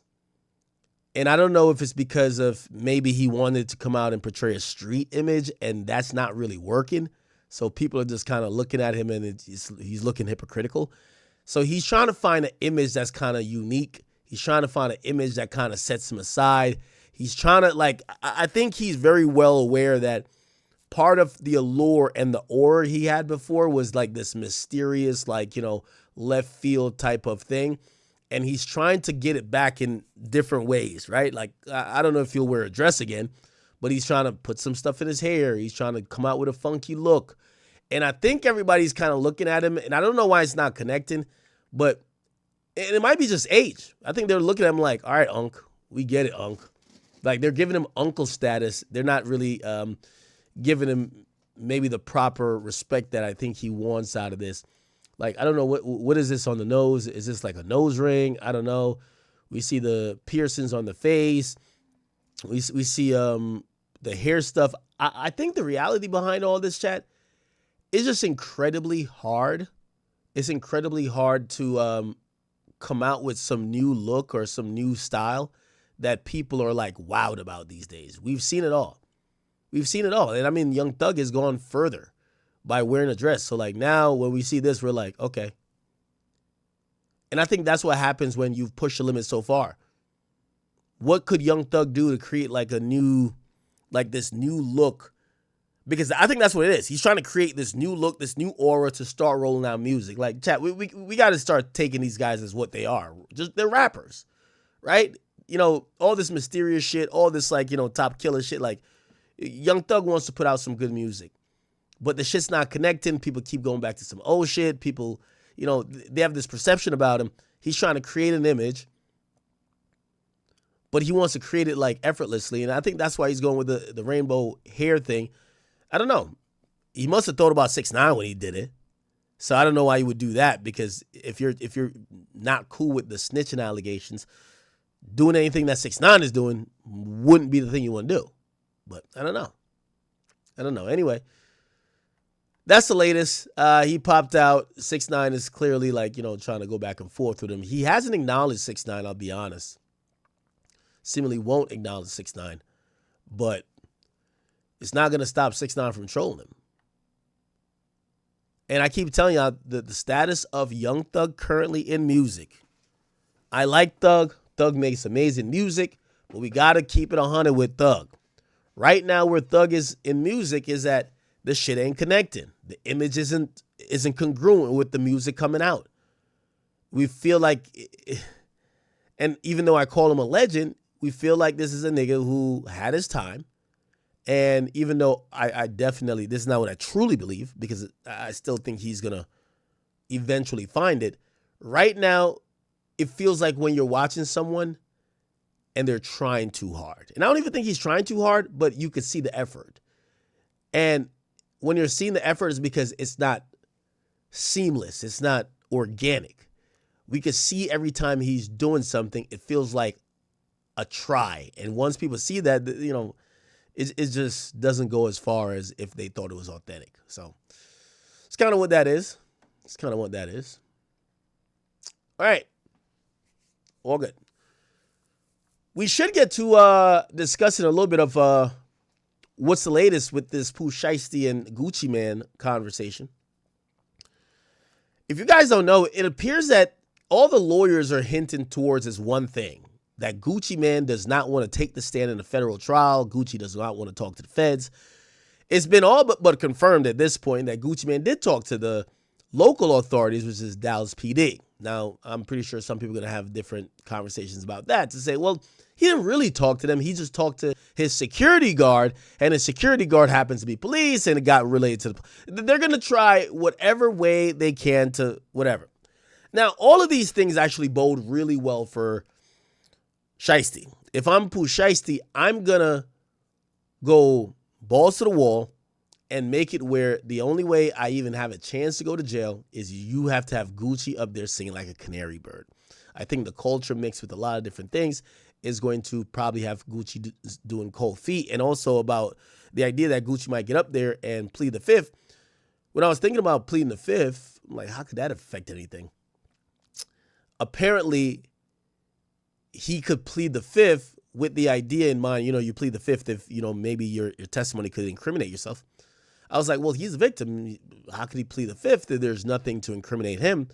They're saying, well, if he is saying his statement to the police were lies and he just exaggerated, he could plead the fifth because he would be admitting to giving statements or falsely given statements to a law enforcement officer, which in certain jurisdiction, definitely federally, is considered a crime. So if you falsely give statements to a police officer, especially in filing a report, and that's usually a local law, you could go to jail. So if that's the case and Gucci, doesn't want to stand by what he's saying and he's now going with like, oh, that's a lie, he could plead the fifth.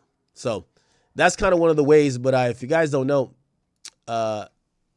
his attorney, Bradford Cohen,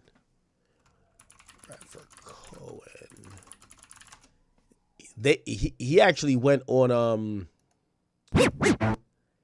Law and Crimes, and I got to shout out to my man Bradford Cohen, good friend of mine,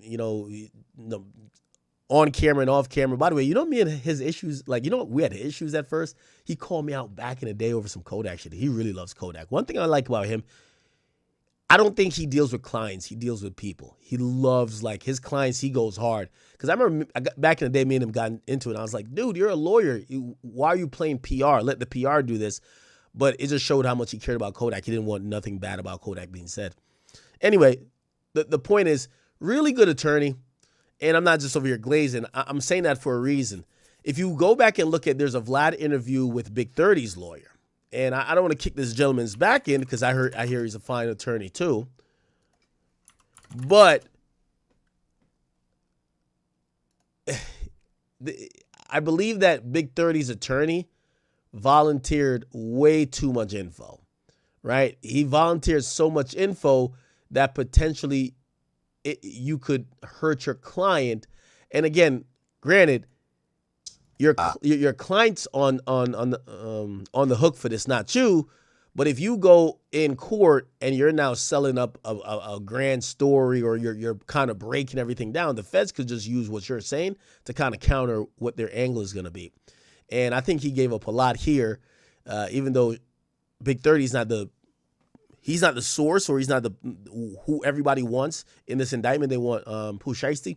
He said way too much. He was going down the indictment line by line. He's confirming certain stuff. He's like, oh yeah, they were beefing over a contract. Like, oh no, you shouldn't even want to say that. Remember, you're the defendant. You're the defendant's attorney. You don't want to kind of come up with any story. Just have no story, right? Let them have to prove everything, right? When you now have a story, part of them trying to prove their story is to prove that your story is bullshit, right? Remember, you don't have to put up a defense, or you don't have to come with your story. You just have to prove that their story is bullshit. By the way, there is some updates which I think went over everybody's head. I don't know if anyone seen this. They said, going back in a Wayback Machine, there was actually proof that Pooh Shiesty was actually complaining about his label. So they said when Pooh Shiesty just got out in December, they said Pooh Shiesty posted this: Mob Ties Global and my cameraman Solo Surdy, the only two in the world that gave me some on my release. Nigga, no label, no family, no rap niggas or rap bitches, no friends, no homie, not even a bitch nigga on Trade Day, and I ain't never told, went like a hoe, not keep it real, not stand on business, ain't let shit slide, nigga, and everybody still forgot about and said fuck me. So this was Pooh Shiesty saying that when he got out, I guess he was expecting the handouts, right? Like, this is like kind of normal. Nigga get out of jail, you think it's his birthday. Demon home, but Demon home to a bunch of gifts. Oh, here's this, here's that. And I guess he felt he was owed something. Now, before we get all the way into did Gucci Mane owe him something, I do want to tell you how the music business works because, people keep hearing these crazy numbers. Yo, Gucci made $24 million off of him. How? Like, I know this music business really well. Like, if you tell me that Pooh Shiesty gets locked up and he makes $24 million or Gucci makes $24 million, I don't see it. But it could happen. It could happen. However, this is how usually contracts work. The contract is going to tell how much Gucci gets and how much Pooh Shiesty gets. So if, let's say, $24 million was made, that means money should have automatically been given or been allocated or, been paid out to Pooh Shiesty, right? Regardless if he's free or not. So if he's not talking about that money, now, if that money wasn't paid, that means your label, they're robbing you. But I don't think that's the money he's talking about. I think, whether that money went towards legal bills, keeping the family good or whatever, I think he expected Gucci to give him like $1 million or something when he came out. But this is where Pooh Shiesty actually has a big miscalculation. There is no label that gives you free money. You go back to look at these guys. I don't care if it's Gotti. I just seen Gotti do something. Was it Gotti or somebody else? It was like, the CEO just bought someone a car. That's usual tactics. We're buying it from your money. You're getting billed from it. Like, it's your money. We're not using our money to buy you a car. You got out of jail. Oh, shit. We gave you $500,000 cash and we bought you a new Ferrari and a new this and got you a new condo. Bro, we're adding it to the bottom line. So this idea of being given something, I'm kind of wondering if Pooh Shiesty thought that he was going to get this scot-free, if he thought he was just going to be gifted this because he's a real nigga, because he kind of mentioned, he's like, I never told, I never did, I stood solid. Damn, how nobody ain't got me?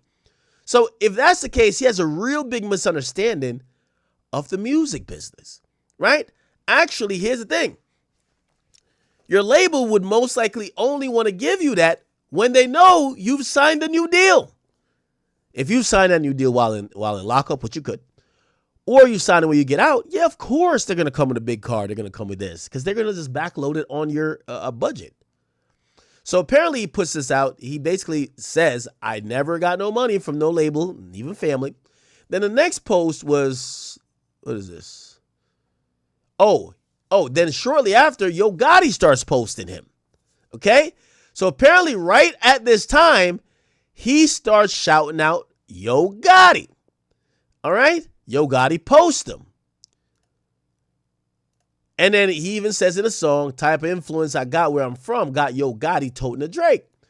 Now, I also say this to say, I'm wondering if Gucci was green or Gucci thought these guys weren't serious. Because I think most of us keep saying, how the hell did Gucci go?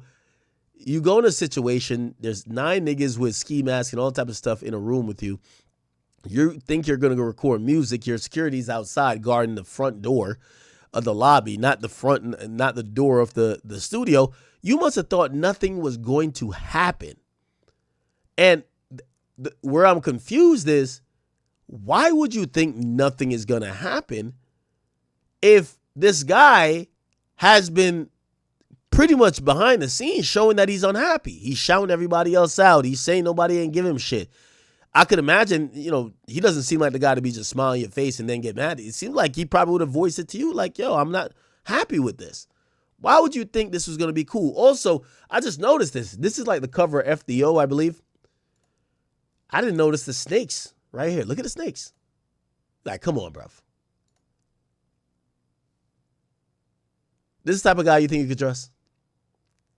Anyway, listen to Bradford Cohen. He's kind of breaking down the case a bit. Check this out. The specific defenses in evidence is going to produce, and then there we go. Business. I wasn't his musical lawyer or entertainment lawyer. They do ask about, why? They claim that Pooh Shiesty went to Staples. What the fuck he got to go to Staples for? You printed out that contract that you want to get released out of, right?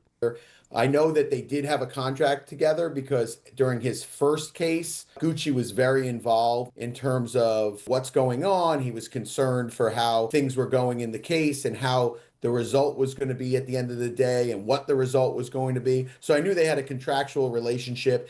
And I also do a lot of work for artists that are signed to Atlantic Records. And I know that both Pooh and Gucci are signed to Atlantic Records ultimately. So how it works is usually an artist is signed to a label, and then they create their own. Let's get down a little bit. If he testifies the way the song plays out. So they asked if that song could be used. Go through the main allegations from this incident, and then we'll get a little bit more into this. So there is allegedly, according to the government, an argument, and they claim it ends up with Vybz Jr., again, Pooh Shiesty, being accused of taking out a black AK-style pistol, pointing it at RD, presumably Gucci Mane, demanding he sign the contract release paperwork. RD Somebody said, Ack is super slow. The robbery already happened. No, you're super slow. This thing that I actually showed y'all, this is in December. The robbery happens in January. So the robbery did not happen when he posted this, okay? When he posted this, look at the caption. This is a December post from Shiesty. He's vented and saying his label didn't give him nothing when he came home, okay? And he was going through a dark period. He also started giving shout-outs to Gotti in interviews. He made FDO. And he also linked with CMG, allegedly was trying to get a deal going. So the person who said, no, you need to understand what the fuck I'm saying. Shiesty was giving up very clear warnings he was unhappy before the January 10th robbery. Okay? All this is before. I've said this before, that... No, not this. My bad. allegedly complied, signed it.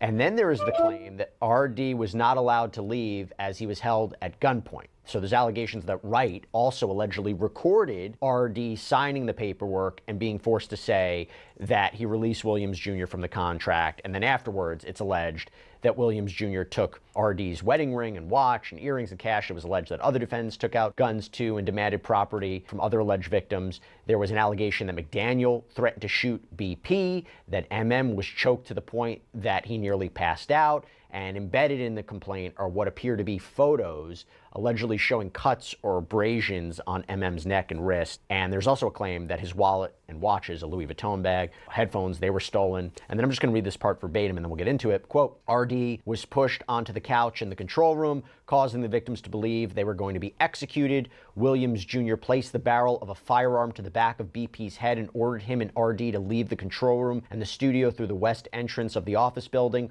RD then instructed CW and TD to escort them to their vehicle. As the victims left, MM turned to Vybz Jr. and asked him if they were really taking his watches. Based on later recovered surveillance video footage, the target suspects left the studio and the office building through the east entrance at approximately 4:48 p.m. So a bunch of questions here. Bradford, I'll first start with this. If this alleged recording of RD signing the contract against his will, what should we be thinking about that?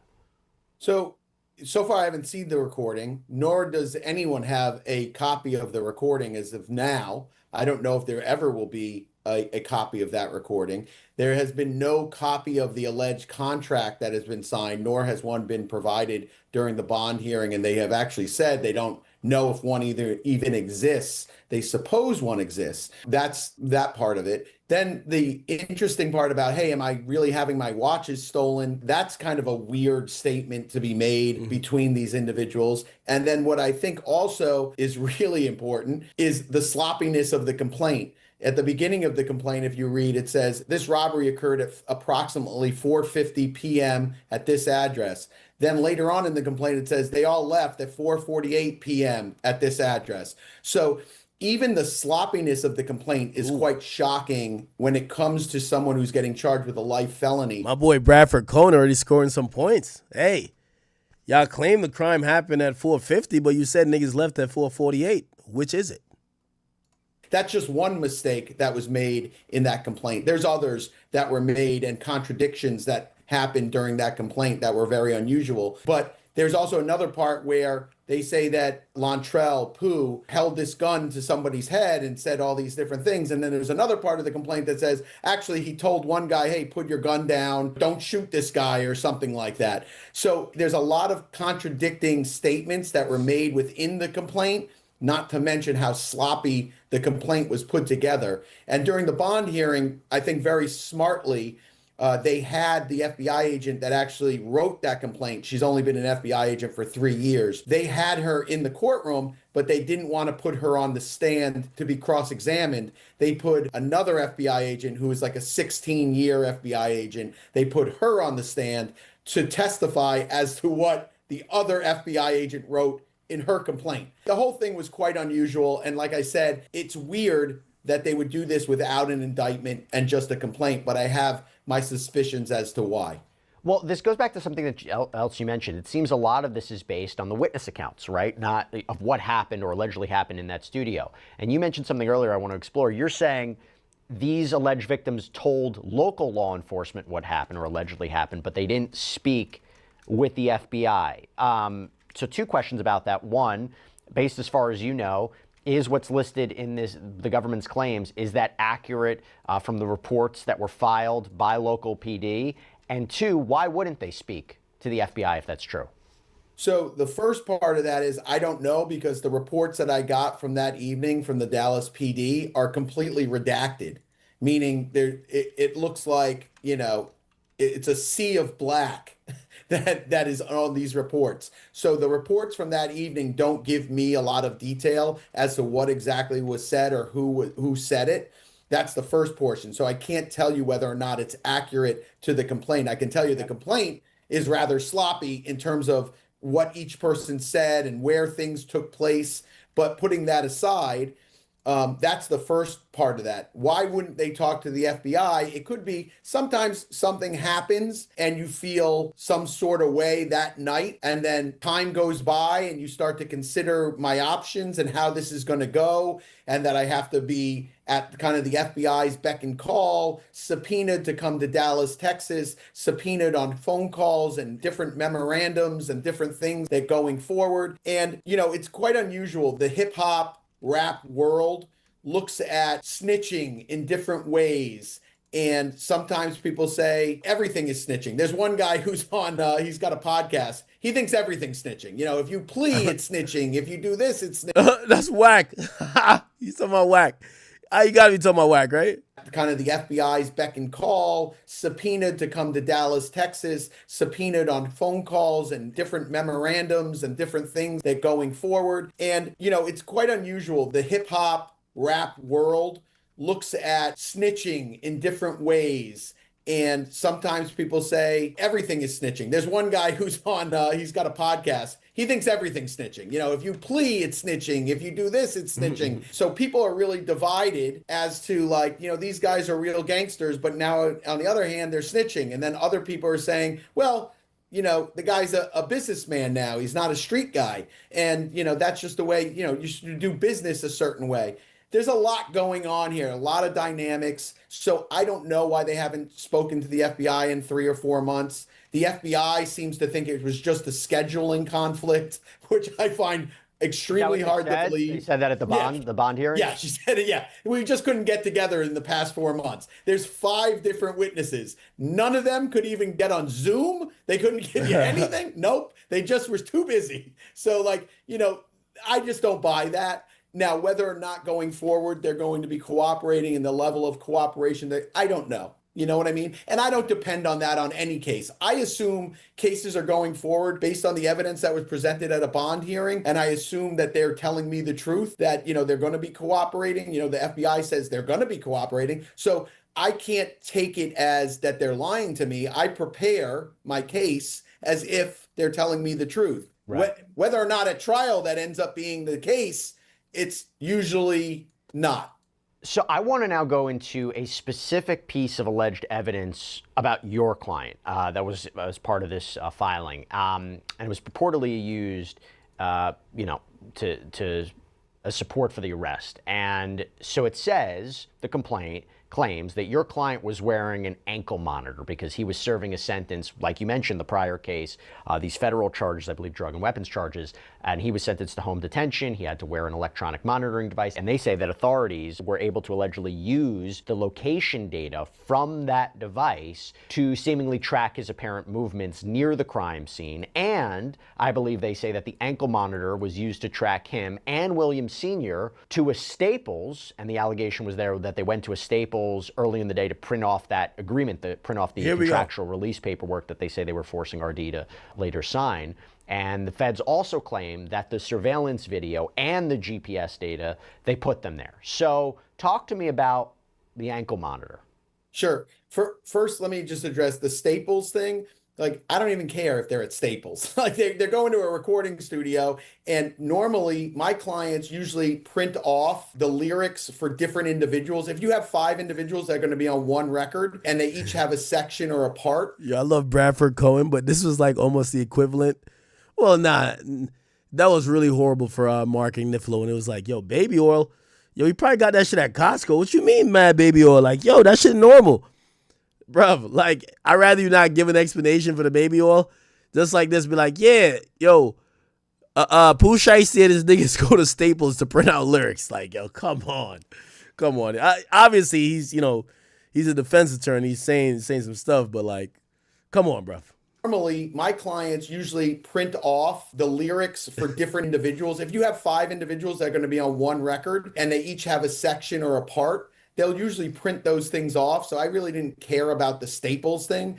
The electronic monitor, again, people will tell me, oh, we have this data. This is the data that we have. And then when I get it, it's typically not what they represent. Now, I don't know. It could be exactly what they represent. And if it is, then we'll deal with it. Then, then we don't say a certain defense of, oh, well, he wasn't there or he was in the area or whatever it is. We have to create the defense and create a way to make sure that they're held to their burden, the government. So it doesn't matter what they say, it's matter what they have. So but yes, was he wearing a monitor? Do you know? Yes, he was wearing an electronic monitor. And if they have the data and the data is accurate, then we deal with that. But I don't know if that's the case. I had a murder case that I got dismissed that was in Tampa where they're like, hey, this phone, it puts him right at the scene at the time of the shooting. Then I get the data. It puts him within 350 yards of the scene somewhere near the time of the shooting. So it's like,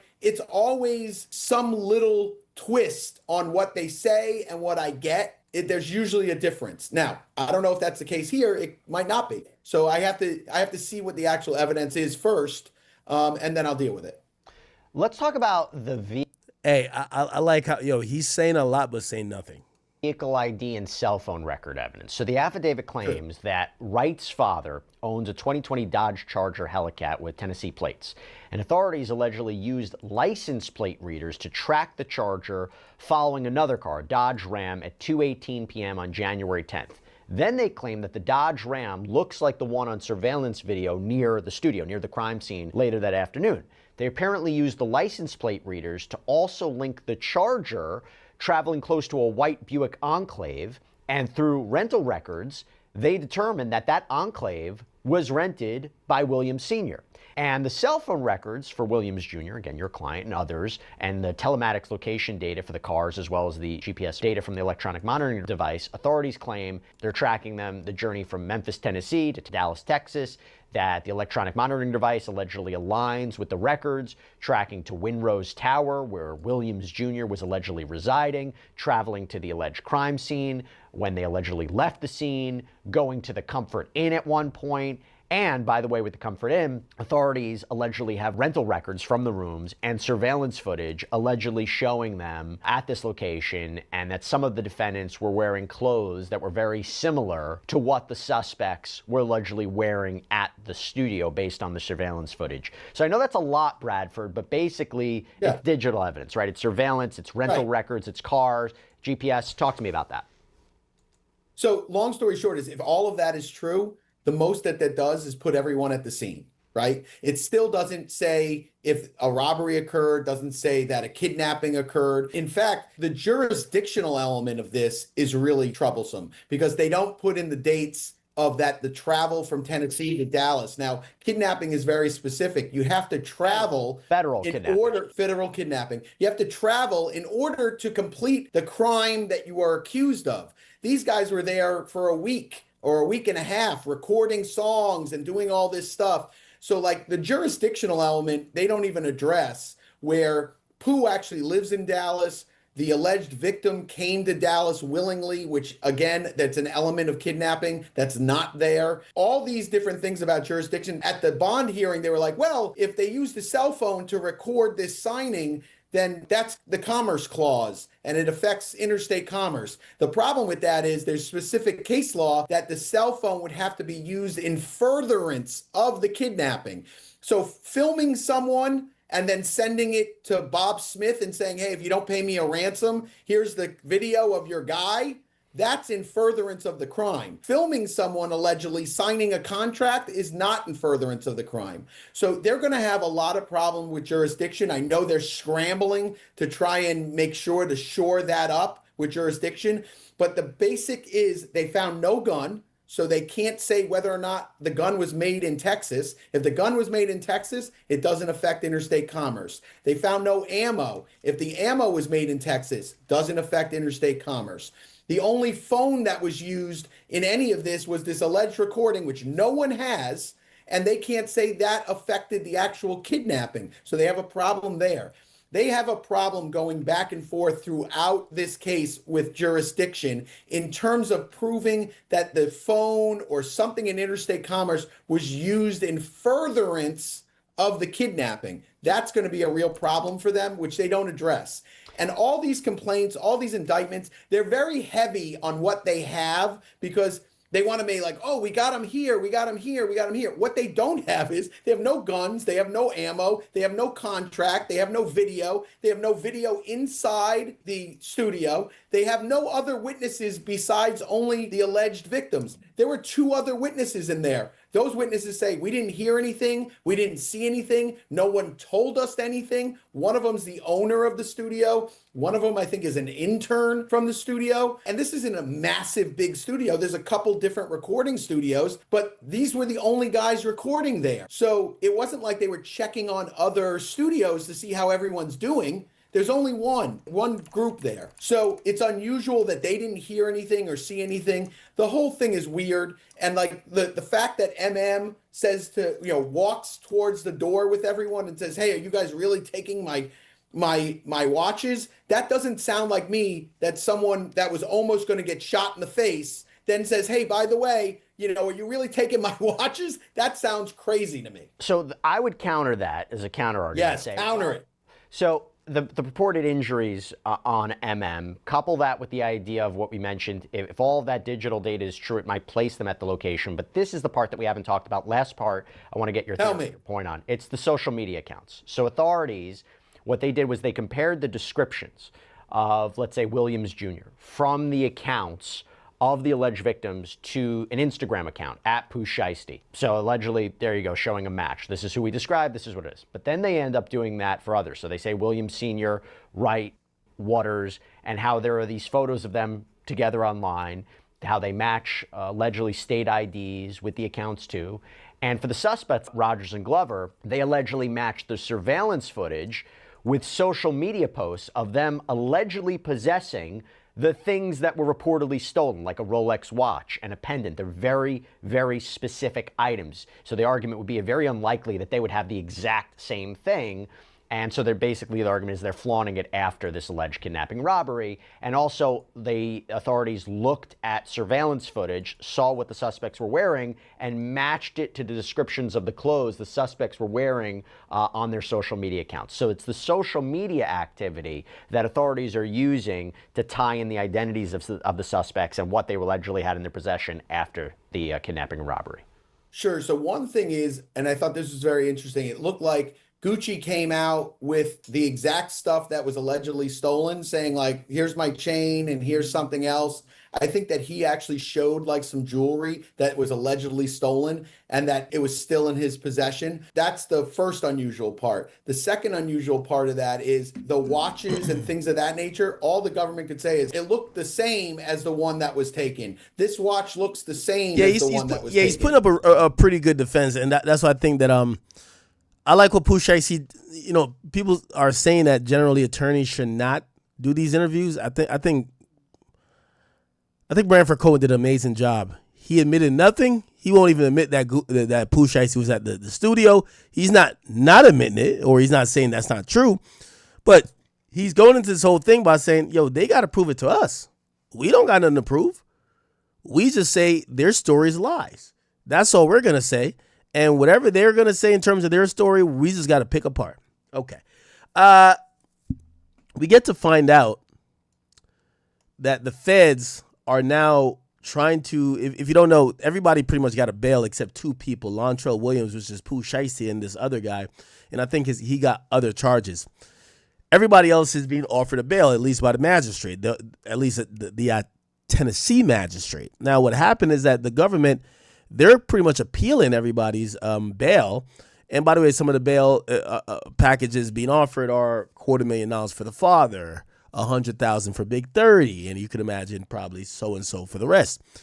So essentially, what happened is that the government doesn't want these guys out because it's going to look like this case is a little bit weak, and they're appealing this bail offering by the judge.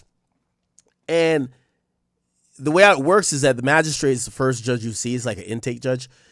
The magistrate was the judge in the state, even though it's still a federal judge, but it was the judge in the district, which is Tennessee or whatever district Tennessee falls in there. The Tennessee judge gave a bond, so they appeal it, and usually a normal appeal would go to the circuit courts, but this one, since you appealed it with the magistrate judge, it goes to the district judge, and the district judge is the judge that's actually following this entire case, right? So it's going to be their case from start to end.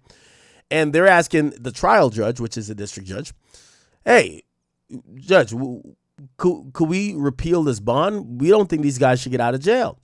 Now, they had to submit what's called briefs. And what that is, you give your argument to the judge why you think the decision made prior or some type of court decision was incorrect. And this is what they wrote in their brief, in their memorandum. They said, they're talking about Big 30. They said the magistrate judge characterized the defendant, Big 30, criminal history as minimal and pretty close to flawless. But the government respectfully submits that this characterization both understates the significance of what his record is and fails to fully account for what this conduct reveals about his propensity for violence. In 2018, the defendant was charged with reckless endangerment with the firearm and unlawful possession of a weapon. In these circumstances, the circumstance of that offense involved a near miss in every sense. The defendant fired a Draco-style rifle in a residential area at 2:43 in the afternoon, not at the stroke of midnight, and the rounds struck near an apartment where a 5-year-old and a 6-year-old were sitting in their bedroom. Rather than a felony conviction, the defendant received the extraordinary benefit of the judicial diversion program, which he successfully did complete, leaving him with no criminal record at all. He was given as the government described it, a second lease on life. But rather than using that opportunity to distance himself from firearms and violence, Big 30 chose to participate in the armed kidnapping of 3 more people, personally retrieving the weapon used to hold the man at gunpoint, the Draco that he passed to Shiesty, and he barricaded the door while armed. The pretrial services report also reflects that the defendant is identified in law enforcement database as a member of the Grape Street Crips. While the defendant father denied knowledge of gang involvement, the database entry, combined with the defendant's association with the co-defendants, many of whom share the 375 gang identifier, and a purple Glock furthering the grape theme, it suggests ongoing ties to the organized criminal networks. The defendant's financial profile further underscores why he's a flight risk, and that's what he poses. The testimony from the defendant's label rep, okay? So the label rep did testify for Big 30. It actually established that he's on the verge of executing a 7-figure recording deal with Connect Music Group, a deal who Final revisions were just received a few days before his arrest. That deal, however, has not been executed, and upon execution is going to require the defendant to deliver an album within 145 days. The deal cuts both ways. If the defendant believes the prosecution will prevent him from fulfilling the contract and obligation, and if the deal collapses, he's going to lose the single financial incentive that the defendant's claims tethers him to this jurisdiction. If, on the other hand, the deal remains available, the defendant has access to 7 figures in resources with which to flee. Resources could dwarf a $10,000 bond payment, which, remember, he got $100,000 in bond, but you could pay in bail, but you could pay a bond, which is usually 10%. So either way, the unexecuted deal does not favor release. It actually illustrates the inadequacy of financial conditions alone to mitigate this defendant's flight risk. Moreover, the defendant's conduct at arrest, being found in a vehicle containing 4 firearms and a smashed phone, reveals his day-to-day reality involves the routine possession of an assault-style weapon and a readiness to obstruct law enforcement. Oh, okay, so it tells you a little bit more about his arrest. They found him in a car. He had 4 guns and a smashed phone. Now, keep in mind, I think in Tennessee, it doesn't mean those guns are illegal. So that's why they're not saying he had illegal guns. So this is not the profile of an individual that could be trusted to comply with the conditions of release and who will take steps to evade the reach of the court if given the opportunity. The factor weighs in favor of detention. Danger to any person of community. They're saying the defendant, Big 30, poses substantial danger to the community and flight risk. His operational role in the kidnapping was among the most significant of any co-defendant. He brought the guns, he filmed the crime, he barricaded the exit, and he confronted armed security. His arrest 3 months later with a Draco and another handgun, the same styles of weapon used in the kidnapping, demonstrates he's made no effort to distance himself from firearms or violence in the intervening period. This factor weighs in heavily in terms of detention. They're also saying the magistrate judge erred in concluding that home detention was adequate. They're saying, granted bond, the magistrate judge acknowledged that the defendant was pretty heavily involved in this incredibly serious, dangerous incident, and that it was a very close case, but concluded that its minimal criminal history, strong family ties, and promising career tipped the balance towards release with conditions.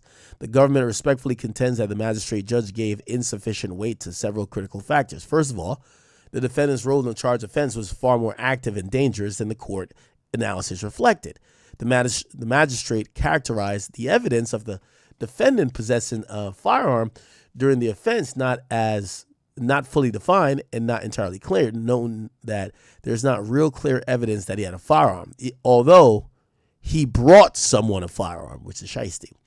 The characterization does not hold up against record. The uncontroverted testimony established that when security officers, CW and TD, managed to breach the door partially, they observed the defendant and at least 2 others standing behind it, and that the defendant was pointing a gun at the security guards. Oh, we didn't know that. So they're saying Big 30 and then was pointing a gun at the security guards, which caused them to recognize they were outgunned and outnumbered and had to retreat. The agent further testified that all the victims reported that every defendant in the control room had a firearm, and that it was specifically reported that the defendant did not. That the defendant did have one, so Big 30 did have one. Criminal complaint states that the remaining subjects produced handguns or AR/AK style pistols as the group exited the recording room. Okay. All right. Okay, so they're saying this guy's about to sign a $1 million deal. If he signs this deal, it's going to give him more resources to leave. Also, if he feels that he's not going to be able to fulfill the deal, that's even more reason to leave. Maybe because he gets locked up, maybe because of other stuff. So they're saying we should just keep him in jail. Now, I based on how it works when you appeal something, usually a judge doesn't go instantly to disagree with the next judge. Usually they give the judge the benefit of the doubt of making the right decision in the first place. So unless you point out something really procedurally wrong, they don't flip when you appeal. Okay.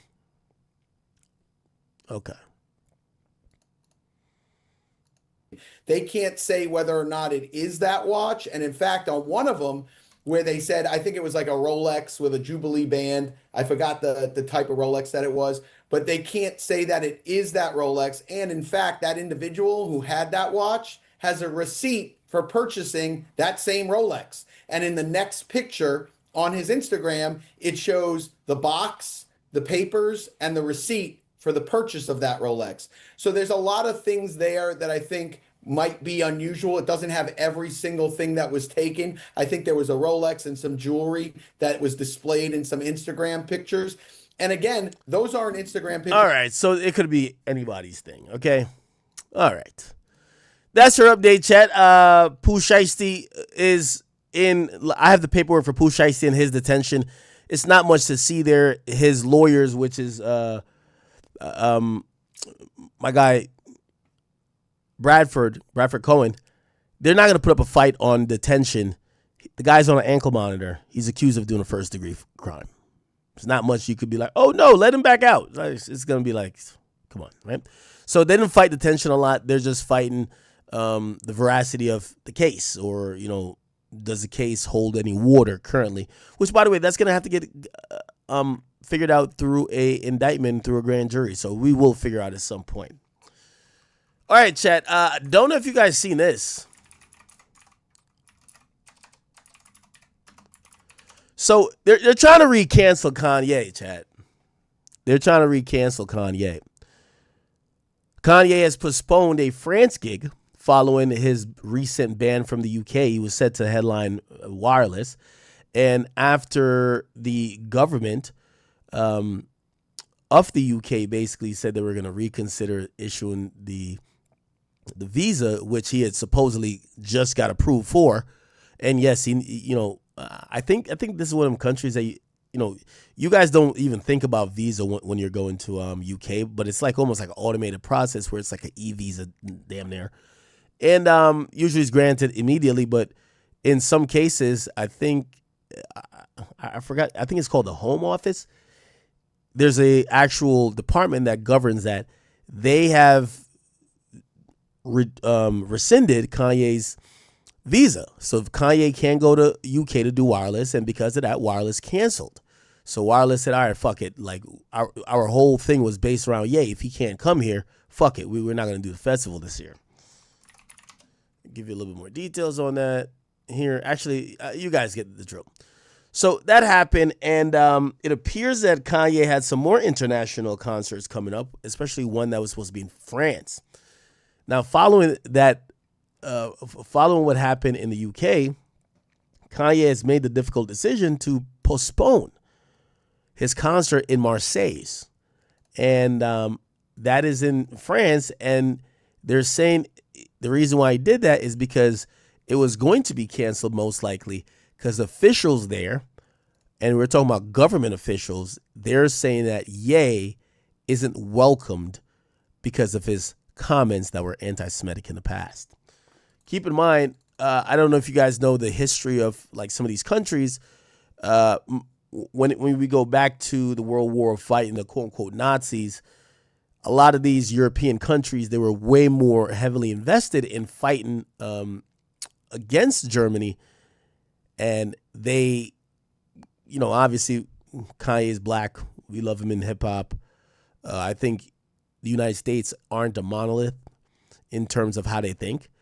But these countries in Europe specifically, they have in their history books, it's going to say how many people died and how their country got shaped by going back and forth and fighting, you know, Germany. So they're not too fond of anybody who is trying to, you know, especially have a big name. They feel like you're spreading rhetoric that is kind of maybe destigmatizing or trying to clean the image of, you know, people like Adolf Hitler, or even downplay the idea of what the Holocaust was. So the UK wasn't with it, and apparently France, their officials were saying, nah, we ain't with it. Nigga, we kind of good off you. And Ye made the decision to say, I'm not going to do it. So Ye has postponed a concert in France that was scheduled for this summer after officials in the city, or in the country, I mean, said he wasn't welcome and threatened to ban him. Okay, the United Kingdom last week refused him entry. And he posted on X Tuesday night. He says, after much thought and consideration, it's my sole decision to postpone my show in Marseille, France, until further notice. Saying a subsequent post on X, and by the way, I think we could just go to his X at this point. Actually, there we go. I think it's still at Kanye West.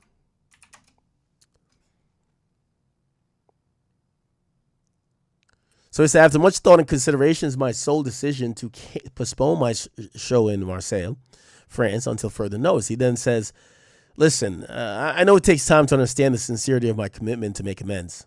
I take full responsibility for what's mine, but I don't want to put my fans in the middle of it. My fans are everything to me. I'm looking forward to the next show, and I want to see you at the top of the globe. Interesting. Now, I love Kanye's music. I always say, like, I listen to Imperfect People. I, could separate some of the opinions from the musician, not expecting everybody to think like me.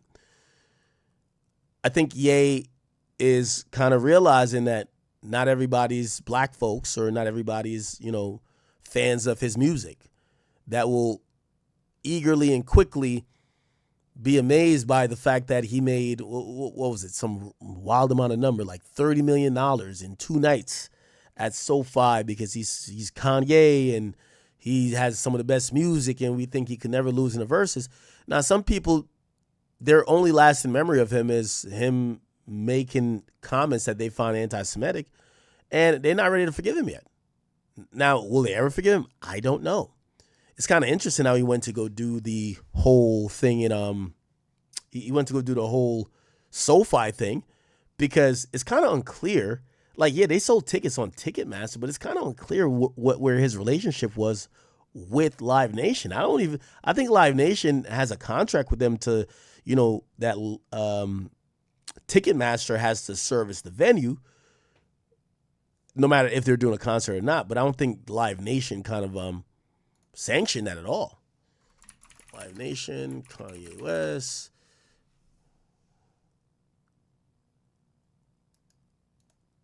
Let me see. Now, a lot of people feel like this is outrage that's coming after people have kind of like starting to get over it. And it really started with wireless, right? Because people are saying, here we go. They're saying, well, all these like sponsors and stuff like that, they knew. They all knew Ye was going to be the headliner. This is not a surprise. They knew what Ye was going to do. They agreed on this. But now that everyone's getting cold feet because they saw the government call it out, right? UK's Prime Minister made the call out. He says Kanye should have never been invited to headline wireless. We stand firmly with the Jewish community and we will not stop in our fight to confront and defeat the poison of anti-Semitism. Why do they say Live Nation might face a $30 million loss after this? Oh yeah, wireless is a Live Nation thing. Okay, yeah.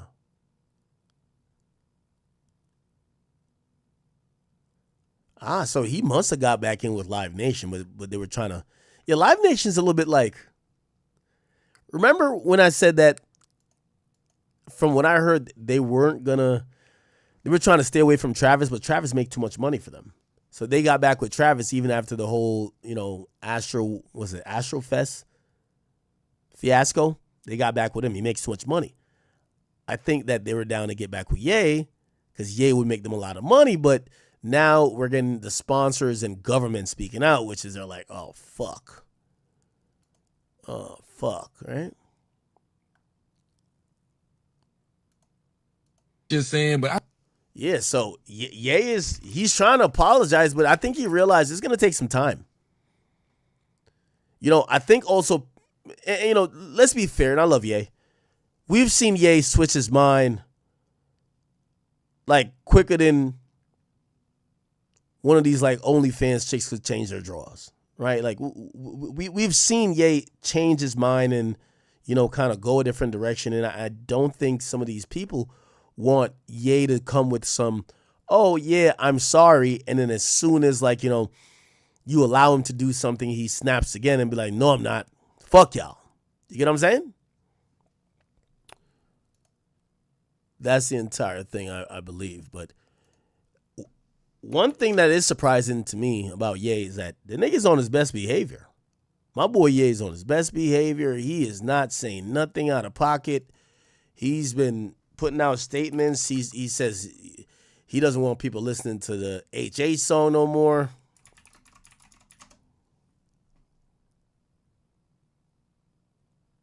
Yeah, he's distancing himself.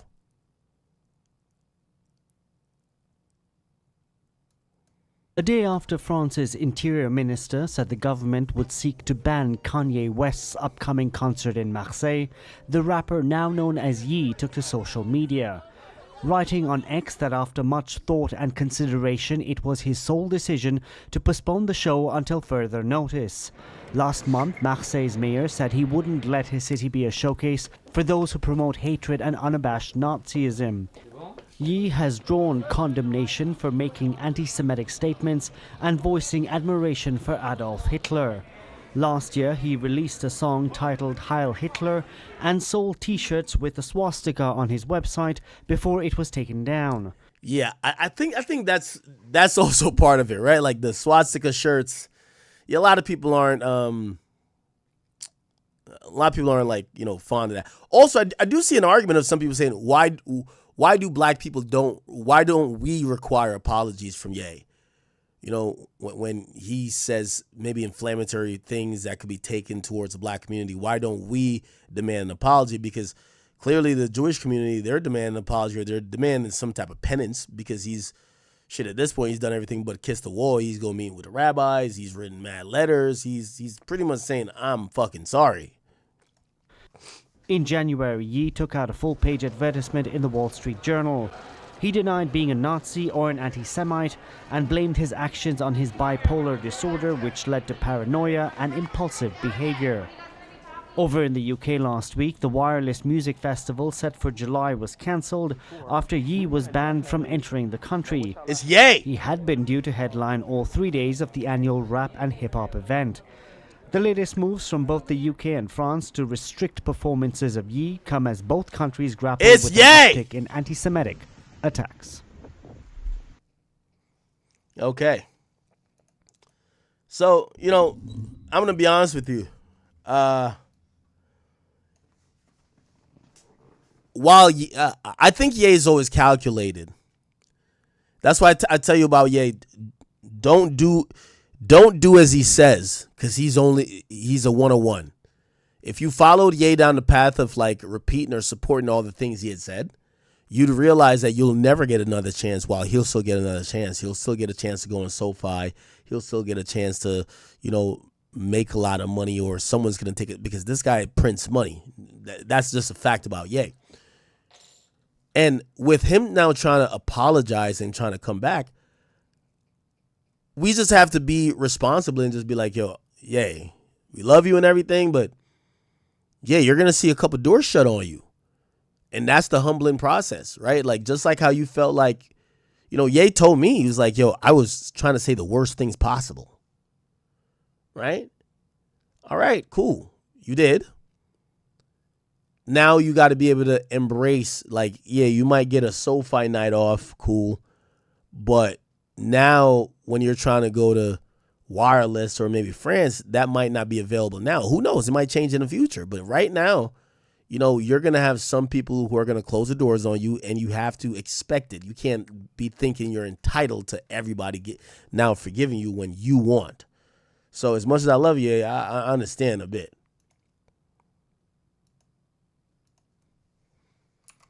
Yeah, Ye been on the straight and narrow, no outbursts, no nothing.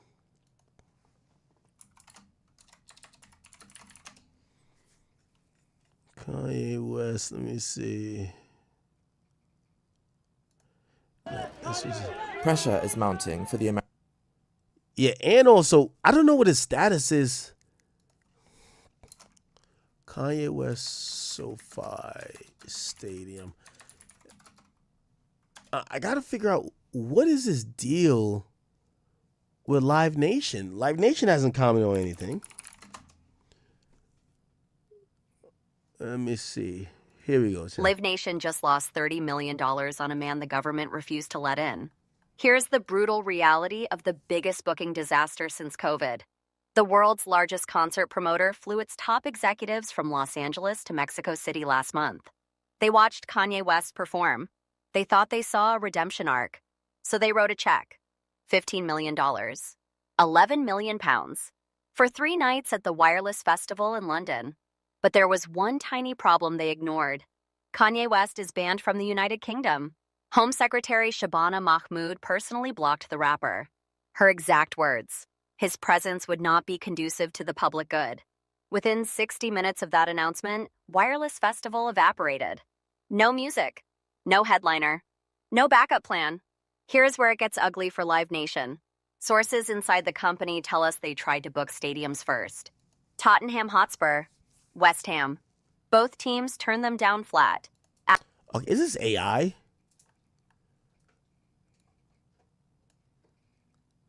Absolutely flat. They tried Twickenham next, but they decided it was the wrong vibe for Kanye. So they moved to Finsbury Park, a location dangerously close to a massive Jewish community in North London. One insider told us, quote, "It was mad to put him there." They didn't listen. Now the lawsuits are brewing. Live Nation says the contract puts the visa responsibility on the artist. They want their $15 million back. But here's the punchline. Good luck getting Kanye to pay you. The man sells. Oh, so they're saying this is going to turn into like some mess. So look like Live Nation's been working with him again. But now, because his visa gets denied, the argument becomes who's on the hook for it. This is it? The world's largest concert promoter. Oh my God.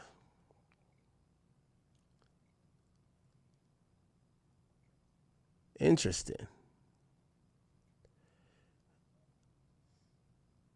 I'm only seeing one company or one YouTube channel reporter. Anyway, big news coming down today, chat. And obviously, we hope Ye gets back in all his usual venues. Fortunately for him, he has a way big audience. He can perform in any country.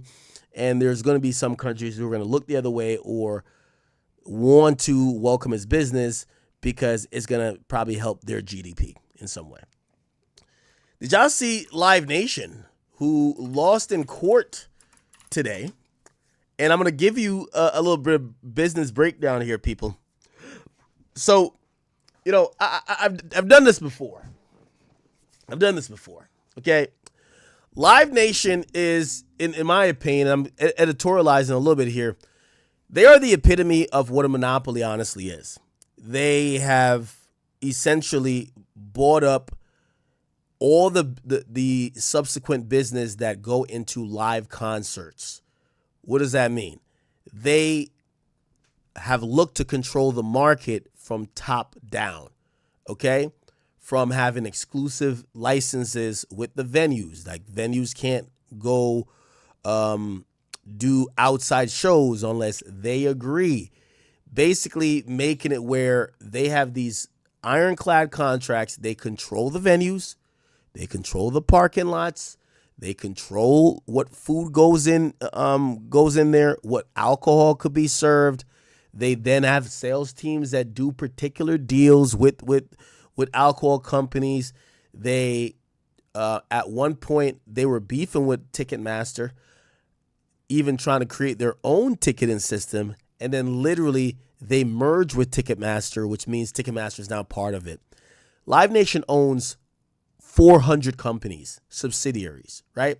They either own wholly, they either have some type of equity, or they have some type of control or some type of deal that is heavily in the favor of Live Nation that prevents anybody else from competing. This includes even festivals, right? For example, Rolling Loud, wireless. Live Nation, make sure they have their hand in the pot. Okay? And based on that, what happens is that Live Nation, they actually leverage themselves to artists, where they tell artists, hey, listen now, we don't care how popping you are. You're going to take this. You're going to go out on the road for 50 days and you're going to take this. We've seen Drake even say, I'm a slave right now for Live Nation. When people have tried to go against the curve and say, hey, no, you know what? Live Nation's offering me $400,000. I think I could make $650 going with another company because I'm really hot right now. Live Nation usually, allegedly, goes with a lot of propaganda to make sure that artist looks unsuccessful. They basically have created the whole infrastructure of live touring, or not created, but they've like popularized it, and are a monopoly in the eyes of many because you can't go around them. There's no more competition. The idea here is if you could only drink the same bottle of water, or I don't know, what's this popping water where y'all from? I'll say Poland Spring. It's around where I'm at. If Poland Spring could say, if you want water and you're not drinking Poland Spring, there's no Deer Park, there's no, what else? Dasani, there's none of that. If you want water, you got to drink Poland Spring. If Poland Spring then says, hey, listen, the price of the brick going up, you're going to have to pay it or you're going to have to starve. So they've turned into a monopolistic element where it fucks people over. And the reason why it went to court is really one reason. I do want to give you a little bit of history here. I want to give you a little bit of history in terms of touring and shows and how things have gone. By the way, just out of curiosity, if you guys don't know how much big business this is, the CEO of Live Nation, his name is Michael Rapino. He's a CEO of Live Nation. His salary in 2024, they claim, I think this might be a base package, but $33 million. 2023, I don't think that, no. Okay, $23 million. But the interesting thing is that Live Nation's been on fire for 4 years. And 4 years ago, they noticed the CEO made $139 million. When your CEO makes $139 million in a calendar year, that means that boy contract is good. That means every month he's making about $12 million. How is he making that much? Live Nation in its very inception was a concert promoter. How is a concert promoting company CEO making $12 million a fucking month? How? Now, if you're paying the CEO that, what about the other executives? What about the other shareholders and everybody else? So this guy was eating good. They got mad at him when they seen that. Like, what the fuck? Then he reduced the money. Like, okay, he's not getting any more. Obviously there was some stock stuff there too. That there was some incentives, but to be fair. But after that, 2023, all right, okay. You know what I mean? He only made $25 million, right? He didn't make $140, right? Still, the idea of Live Nation has been really interesting. I'm going to give you a little bit of backstory of what it is. Back in the day, and this is how I've told you about just like monopoly when it comes to music. Music is meant to be a monopoly. It's meant to be a monopoly, especially in its very inception. It's a reason why there's only 3 companies that own about 85 to 90% of the streaming of the most streamed catalog on a year-on-year basis, which is Sony, Warner, and Universal. That technically wouldn't be a monopoly since it's 3 companies, but I think it's called it's not a duopoly. That would be 2. It's called is it triopoly? I can't remember what it is. 3-way monopoly. What is it called? It's going to tell me right now. It is called a triopoly. Yes. Okay. So it's a triopoly, right? In many situations, in many cases, music is meant to be that. Why do I say that? Well, in the very inception of music, it was seen that there was a barrier of entry, right? You needed money to print records up. You need money to create music. In some of these things, like, a recording studio or the cost to really like put a song from paper all the way to printing it up, even a few copies, sometimes would go up to $100,000. It was a very expensive game to get into. Equipment, recording equipment, microphones, production equipment. All of these things cost thousands of dollars. What you see in Fruity Loops and, you know, Reason and all these other things, GarageBand and Pro Tools, whatever you might use if you're into that. It might cost you like $1,000 for the software, or it might just come free with your iOS, or not iOS, but OS X with your laptop. But back then you had to pay thousands of dollars. So the main thing in terms of gatekeeping was that you needed money, right? You needed money to make a record. Then you need money to put out a record. You need money to promote a record. It was a big barrier of entry when you need people that had a significant amount of cash to be able to commit and invest in this industry. So what did that do? Well, it basically meant that everybody who was trying to survive without a huge bankroll were going to either get run out of business or bought up. So you get these companies that kind of like, you know, all consolidate into these bigger companies. And so you get UMG, and then you get Sony, and then you, of course, get Warner. Those have been the three for a long time. Now, that's not the only part of like this, you know, monopoly type mentality. So that's a triopoly. That's the records and the record label. But I'm telling you, every part of music is about monopoly. By the way, we've talked about monopoly before, or monopolies before. That's kind of one of the things that people have been thinking about in terms of this whole sale of Warner Brothers, right? Netflix wanted it. Then you have ByteDance, Paramount ByteDance, who eventually did get it. But the idea behind it is that if Netflix they own most of the streaming or online streaming market. If they could get the movie making market as well, they could pretty much control film. But the same thing could be said about Paramount ByteDance. But the owner of that, or the dad of the guy who owns that, his name is Larry Ellison, a guy who's kind of cool with the administration. And you can see politics as usual. Okay. The point I'm trying to tell you is that, you know, maybe this is a symptom of U.S., you know, mentality, because we all, if you live in the U.S., capitalism is the name of the game, right? You want to make more money, you know, based on your merit. You want to increase, you want to buy stuff up, you want to merge, you want to do business deals. But at some point, you could become so big and you could become so power hungry and greedy, and you could start boxing niggas out on some DPOY shit that nobody could compete, right? Like, you know, part of what Amazon does, Amazon, when they were trying to get big, they would say, hey, if you could find a cheaper price somewhere else, tell us. We'll just make our price the same amount. We didn't give a fuck about losing. They wanted to make sure that other stores that would compete against them couldn't last. What is Amazon now? Damn, they're the biggest online store ever. So monopoly usually is at the aim of the game towards everything. Now let's get back to what we're talking about with this Live Nation thing. Initially, when it came time for music, the idea of music and live music was not the quintessential place that artists looked towards trying to make money. The idea of the music industry was you put out records and you hope they got bought. Okay? It took about 30 years for really touring to become like, oh, this is a big moneymaker. At first, touring was, you know, seen as promotion. You were promoting the music that you were giving away. I'll give you an example.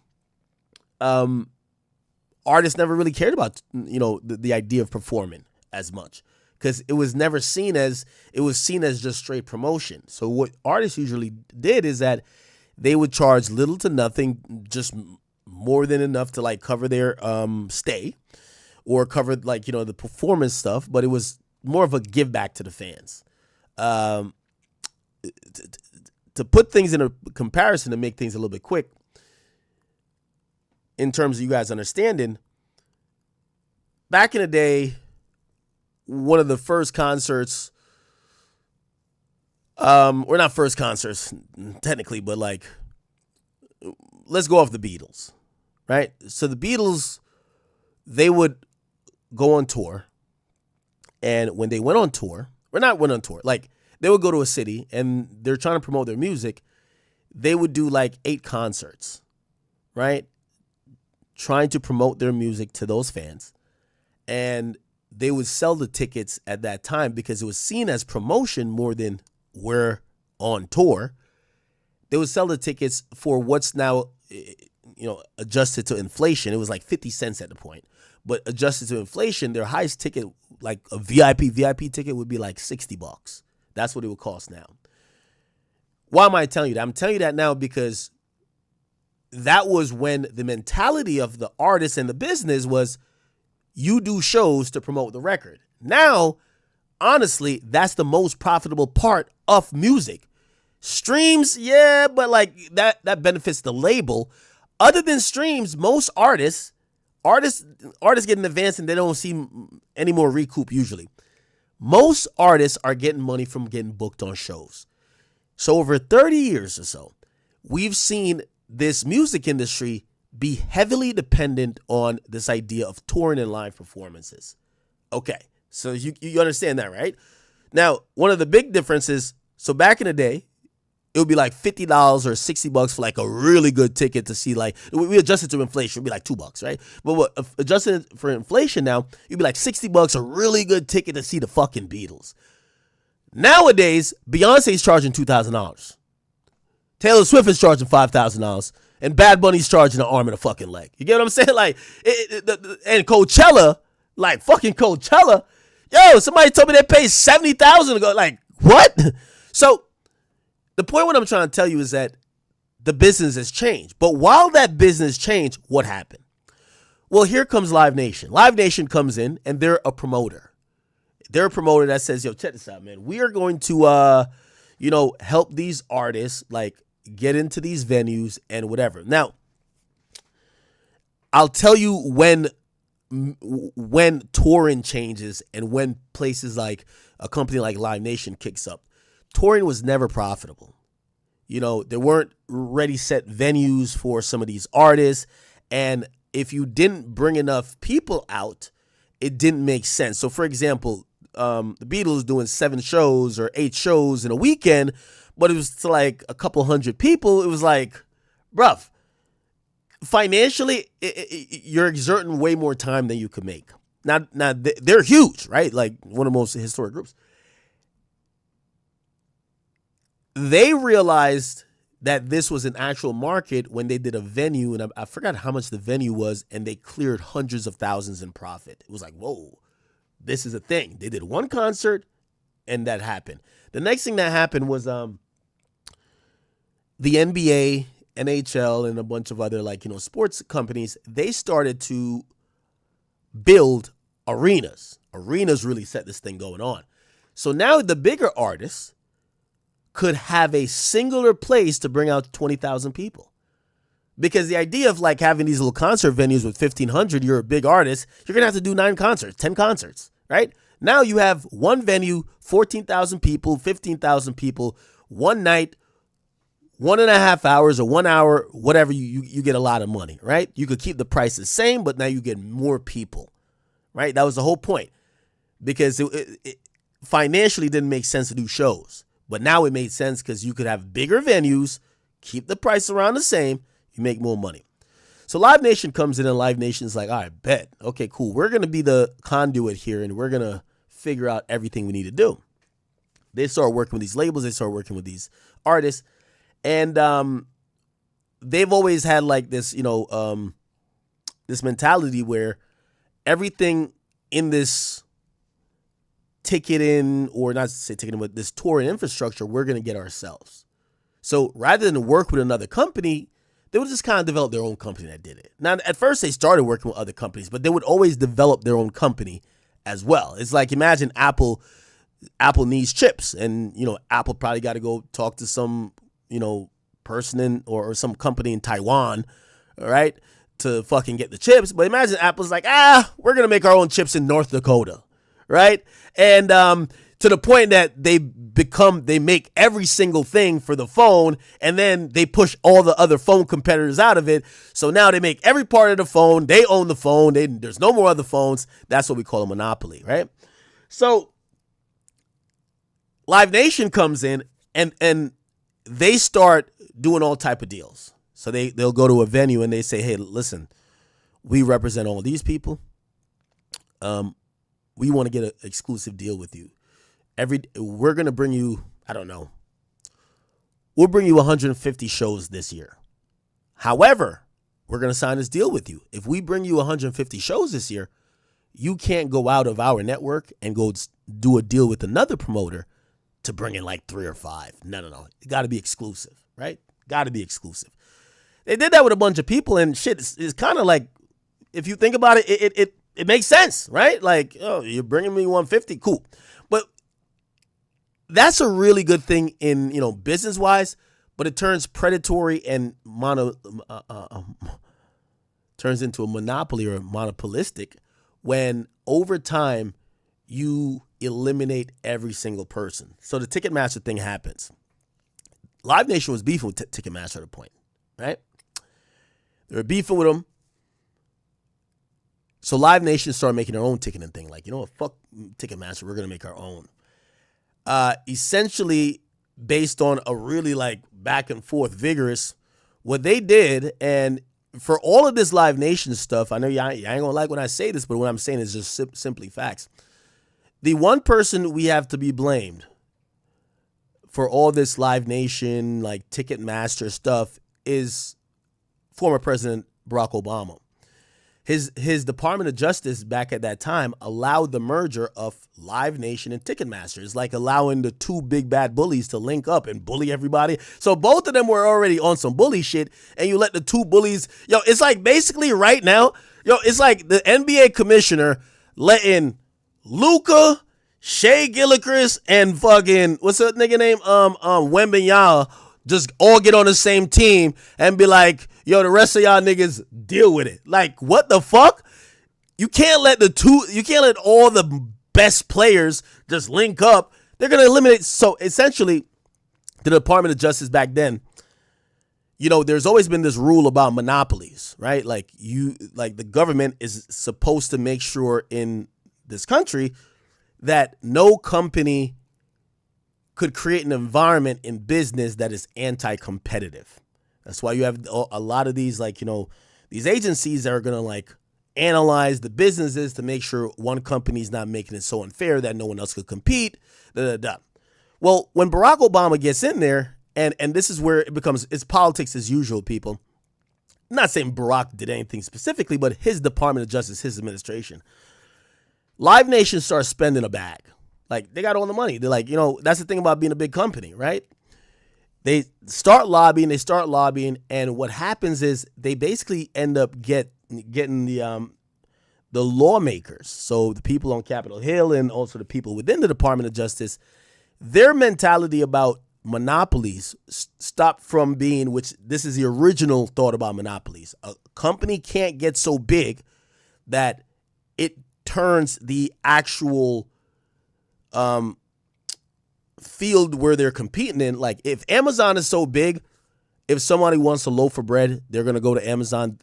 People can't even think of another store. That's a problem, right? That's a monopoly. So during Barack Obama's administration, their DOJ, because of the lobbying, that's what people think a lot. And by the way, keep in mind, at this point, there's a bunch of I think Pearl Jam. This is a group called Pearl Jam. They testified up there to the Congress, and they were like, yo, we want to sell tickets with other people. We want to go do other things. But Live Nation, you had artists saying, these guys, we can't, there's no competition. And basically, they got laughed out the building. There's an infamous thing where they actually said they felt like they were being seen as a joke because the Congress people just wanted pictures with them. They really wasn't thinking about whatever they really were saying. But the reality was nobody's going to feel bad for artists that are rich already. So in Barack Obama's DOJ, they started to have the mentality of when it comes to what do you mean? They had the mentality of when it comes to reducing. Wait, hold on. I'm losing my train of thought. Their mentality on monopoly was about not having, it wasn't about someone dominating the field. It was about the consumer. So it's who cares if a company gets to be crazy big. Who cares? The point of all of this should be if the consumer gets the best deal. And that becomes interesting, right? So the instant thought of if you could get the consumer the best deal, who cares if they're buying from the biggest company that no one could compete with? Which, if you think about it, is anti-competitive, because there can't be a new company that ends up competing because it's thought that the bigger companies give the better deal anyway. Anyway, whatever. Cool. So that became the thought. Live Nation, Ticketmaster, they end up merging. And ever since then, they've been just doing like a lot of fuck shit. Again, they own 450 companies.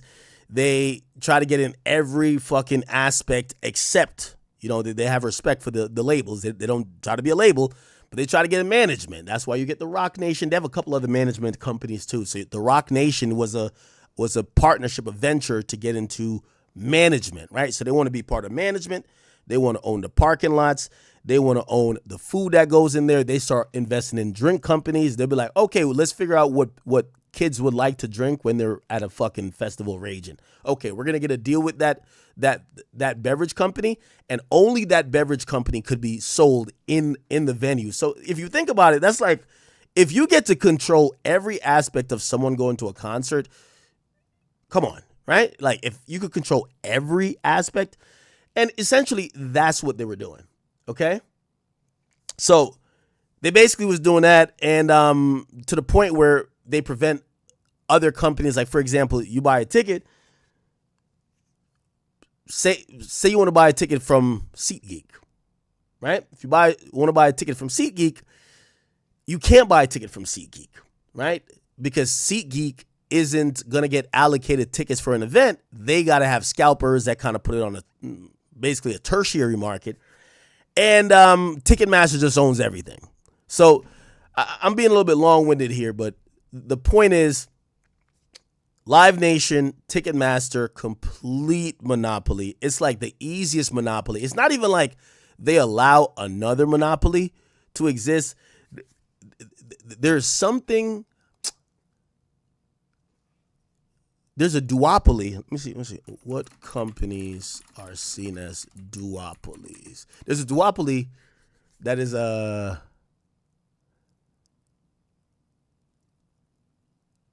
there's a couple duopolies. Which one is it? I'm trying to think of one specifically. I'm trying to see. Airbus and Boeing. Apple, Coca-Cola. No. There's one duopoly I'm not like thinking of, but like sometimes when your only op is the biggest op, they'll even work together to keep everybody else out, right? So they'll be like, yo, hey, the government's coming after us. Let's just split the bill, and we're just going to make sure that we're good, right? That happened recently. I don't know why I can't think of it. Anyway. All right, enough explanation of what a monopoly is and how Live Nation's a monopoly. What's this lawsuit about? So I told you, like, there's pretty much unfair practices. If you are a artist, you're relegated to whatever Live Nation wants to pay you. They're the promoter. If you get offered to get paid more by other people, they try to make sure you get flopped. They'll threaten the venues. If the venue wants to bring another promoter and bring an artist that went away from their deal, they'll almost like threaten not to bring extra shows there. They were caught on an email chain or a video or audio or something like that, laughing at consumers, saying that, yo, only a stupid ass motherfucker would pay like $100 to park in the grass. Like, they've been really just pushing it, basically calling their consumers clowns. So they got sued. They got a lawsuit in civil court brought by the DOJ, Trump's DOJ, and it was about like 40 states. Well, what happened was, and I told you this, Trump's DOJ settled, and their settlement was like, oh, they're going to pay back a couple $2 billion, and they were going to divest a few things. And not to get into the weeds of it, but just to kind of tell you the impact, basically it was 3 days of their earning for a year. So the amount of money they have to pay back, basically that's 3 days worth of income, right? So the 3 days of income, that's what they had to pay off for a settlement, and just kind of agree not to be too mean again. Pretty much nothing, but at least the DOJ could say, oh, we got to win. Most of the states didn't like that. They're like, yo, that's not a fucking win. Like, we want this monopoly to stop. So they continued when the feds fell out. So the feds said, we're good. We're not going to keep going. They wanted, the states said, now we want to keep going. Now, what happened today is that it went through an entire trial, and people have testified, a lot of people that were either affected or even some people who used to work for Live Nation, they all testified. And I ain't gonna lie to you, I didn't think Live Nation had a defense at all. And clearly they didn't, because after the case was ended, and some people thought that the states were going to be disadvantaged. Why? The feds were running the case at first. So the lead plaintiff was the DOJ, the feds. They dropped out, and everybody else is just states. And the states actually ran it. I think New York led it. But as of today, it was reported that Live Nation got found liable on all counts in this antitrust trial. I want to give you a little bit of update. Breaking and I'll news, play. a verdict has been reached in the antitrust trial against entertainment giant Live Nation. A jury found Live Nation unfairly created a monopoly over the ticket market. The jury reached its decision on the fourth day of deliberations. Live Nation settled with the Justice Department and several states back in March, but more than 30 states did not settle at that time, and they continued forward with this case. Let's bring in NBC News business and economy reporter Ali Canal, and NBC News legal analyst Misty Maris is with us as well. Ali, I'll go to you first because we are just getting all this in. What essentially has gone down here with this jury? It looks like they're finding again and again and again against Live Nation. Yeah, Ticketmaster. Live Nation, which is the parent company of Ticketmaster, found liable on every count. And the big one was that it maintained monopolistic power over the live ticketing industry. So this was a really high stakes antitrust trial, especially considering that the Justice Department settled with Live Nation just last month. And a lot of legal experts who I spoke with about this case, they said that what happened with that DOJ settlement, that would likely set the floor of what we could see remedy-wise with this state case. So we have the jury saying that Live Nation has operated as a monopoly. A judge will then go and decide the remedies, and then we'll know what changes that Live Nation has to do. And as a reminder, after that DOJ settlement, they had to make certain changes to their business, like capping service fees at 15%, divesting some of those Live Nation-owned amphitheaters. But this is just going to be a big moment when it comes to the future of how this company operates. Well, I want to ask Misty about that because, this as we said, is separate and apart from what the Department of Justice did. But now you've got all these states winning here. So could this mean even more change for Live Nation? Could this mean they have to structurally change the way they do business? It absolutely can, because that's the next step. The judge will make a decision on whether or not, with respect to these monopoly claims, which they're found liable across the board on all four. That's the federal law that says you cannot have a monopoly that stifles competition. And because they were found liable on those claims, the judge will then make a determination at a future hearing about what remedy would rectify that. So the question is, will it be structural remedies, which means possibly breaking up the companies, or behavioral remedies, changing to the way the business operates? The DOJ has settled, but that doesn't mean that more isn't to come. And then it's also important to note, so this is separated into two different types of claims. You have those federal Sherman Antitrust Act claims, and then you have state claims brought under state consumer frauds, legal theories. So that all played out in court, and we have liability essentially across the board on this. And so Live Nation could probably almost certainly will appeal, right? Misty, is that expected? There's no question that Live Nation, Ticketmaster, they're going to appeal. This is going to be tied up in the appellate courts for likely years to come. And during that time... Yeah, so, trying to give you some, just some layman's term explanation here.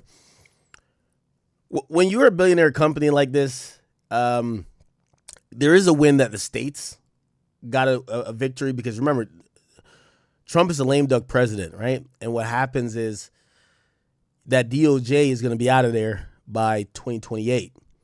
When they appeal, if it was a Fed situation, as long as the appeals go past 2028, the next group of DOJ people that are, sworn in by the next president, they're not going to give too much of a fuck. But these states, they're listening to their direct constituents. New York specifically. If you've gone to a Knicks game, you go into a game that, they have so many concerts venues in New York City. They're all tied in with Live Nation. Live Nation has them, again, we also got to give a little bit of credit to Taylor Swift. She helped get the ball moving or rolling with some of this stuff because people got mad that they couldn't get her tickets. It wasn't available on secondary markets. And then when it was, it felt like Live Nation just reissued the tickets like marked up like 1,000,000,000%. Also, they allowed quote unquote scalper bots to kind of like get all in there. So it's gonna be a thing. Time. That consent decree is what we call that agreement between the DOJ and the states that decided to settle Live Nation and Ticketmaster will go into effect. So there'll be a question about, by the time this plays out in the appellate courts, what else needs to be done, if anything? And Allie, for people sitting at home thinking, all right, I bought tickets through, Ticketmaster, Live Nation, is anything going to happen for all those customers who, have spent so much money on tickets? I wish I could say, yes, that means they're going to have cheaper tickets, but the more likely scenario is that whatever remedies we do get, this is going to take a long, long time to play out. And also, this case was really focused on whether or not Live Nation has maintained a monopoly in this market, not really about those high ticket prices. Yeah. And you also have to remember that the unregulated secondary resale market, that's usually the culprit when we look at these higher prices. So still a lot more to come. But if this does create more competition, that in theory could lower prices for fans. Yeah, just to let everybody know, these type of monopolies, they spend so much.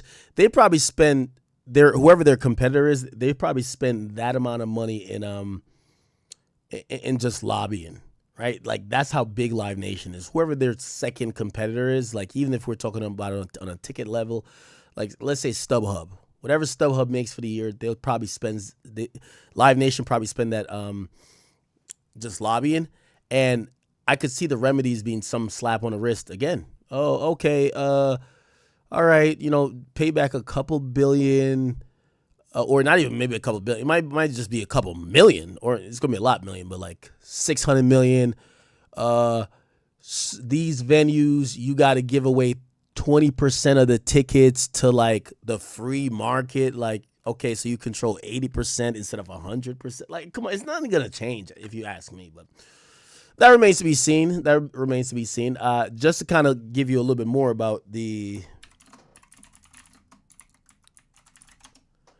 companies owned by Live Nation.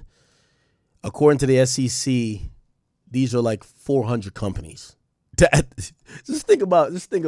If you think you could beat Live Nation, nigga, you heard what Pooh Shiesty said. If you think you got more shots than CG, come and try your luck. Well, if you think you got more shots than Live Nation, try your luck, nigga. Okay, they got it all of this shit. When you look, you'll see Rock Nation under here. Rock Nation LLC, advertising, Latin, management, publishing, records, sports, boxing. Like, they got everything. You'll see Rolling Loud. Like, yo, they got everything. Sal & Co. Sal & Co. management. You know what that is? That's I think that's XO. Honestly, I think isn't Sal & Co. XO? Am I tripping?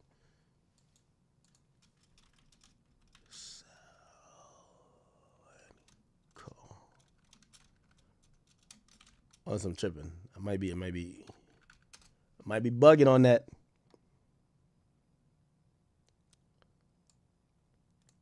Yeah. So that's backed by Live Nation.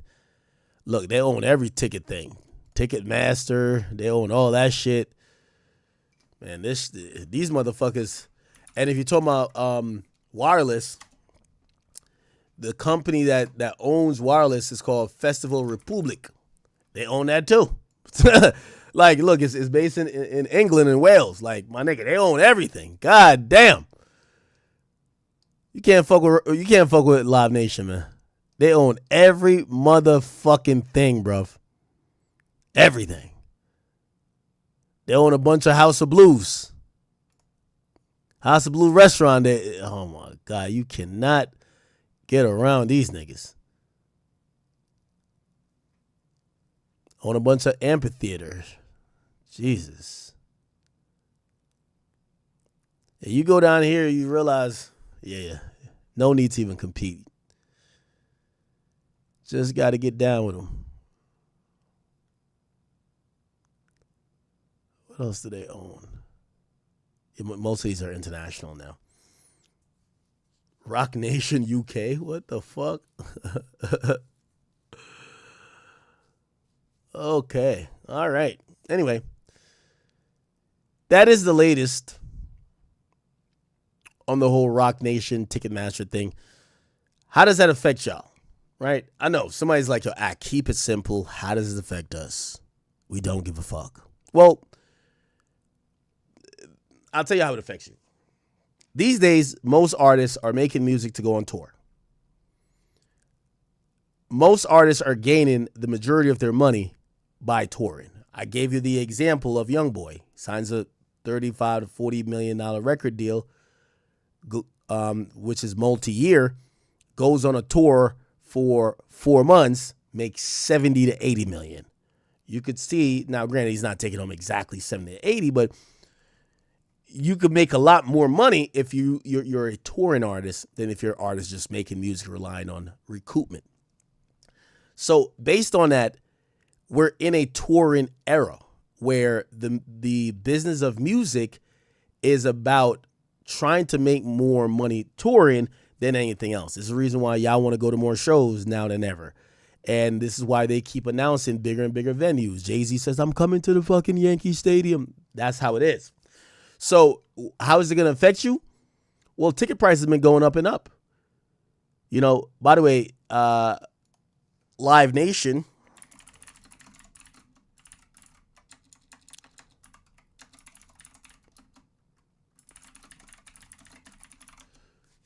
the CEO in 2025 says the tickets weren't expensive enough. Yo, chat. They said the tickets, Live Nation CEO, he has a net worth of look, his net worth is $1 billion. He said concert tickets been underpriced for a long time. You know what that means? Y'all niggas need to pay more. He compared popular sports concerts to sports games, insinuating that sports fans actually enjoy spending thousands on a ticket. By this logic, concert goers should embrace higher prices or at least learn to like it. He says music been underappreciated. He says in sports, I joke it's like a badge of honor to spend $70,000 for a Knicks courtside seats. He says they beat me up if we charge $800 for Beyonce. Jesus Christ. Like, oh my God. I got to hear him say this out of his mouth. Like, what the fuck?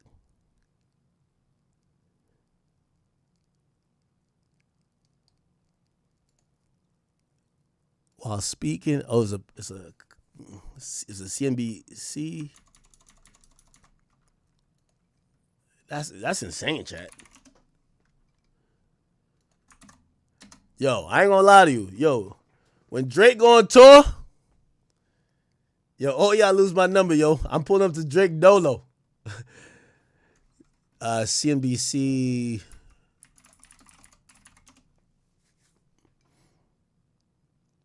Oh, okay, I think this is it right here. Yeah, this is it. But when Travis comes up here, I'll tell you about that.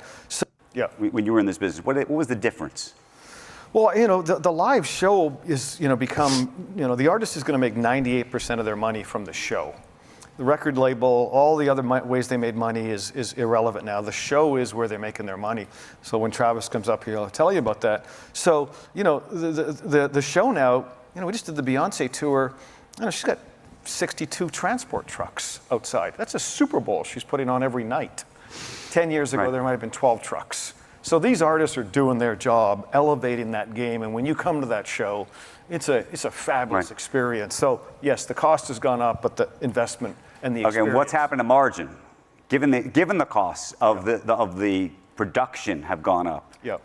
Are they in line? Is the production gone up in line with tickets? Oh, Has yeah. it gone up 100%. even more than tickets? It depends on artists, right? You know, most of the artists we're talking about, they're forfeiting margin for the experience. You know, I've never met an artist that says, "How rich can I get tonight?" They're playing long, right? So they know the great experience. So you think about an artist, when they take that, you hear about these $100 million grosses.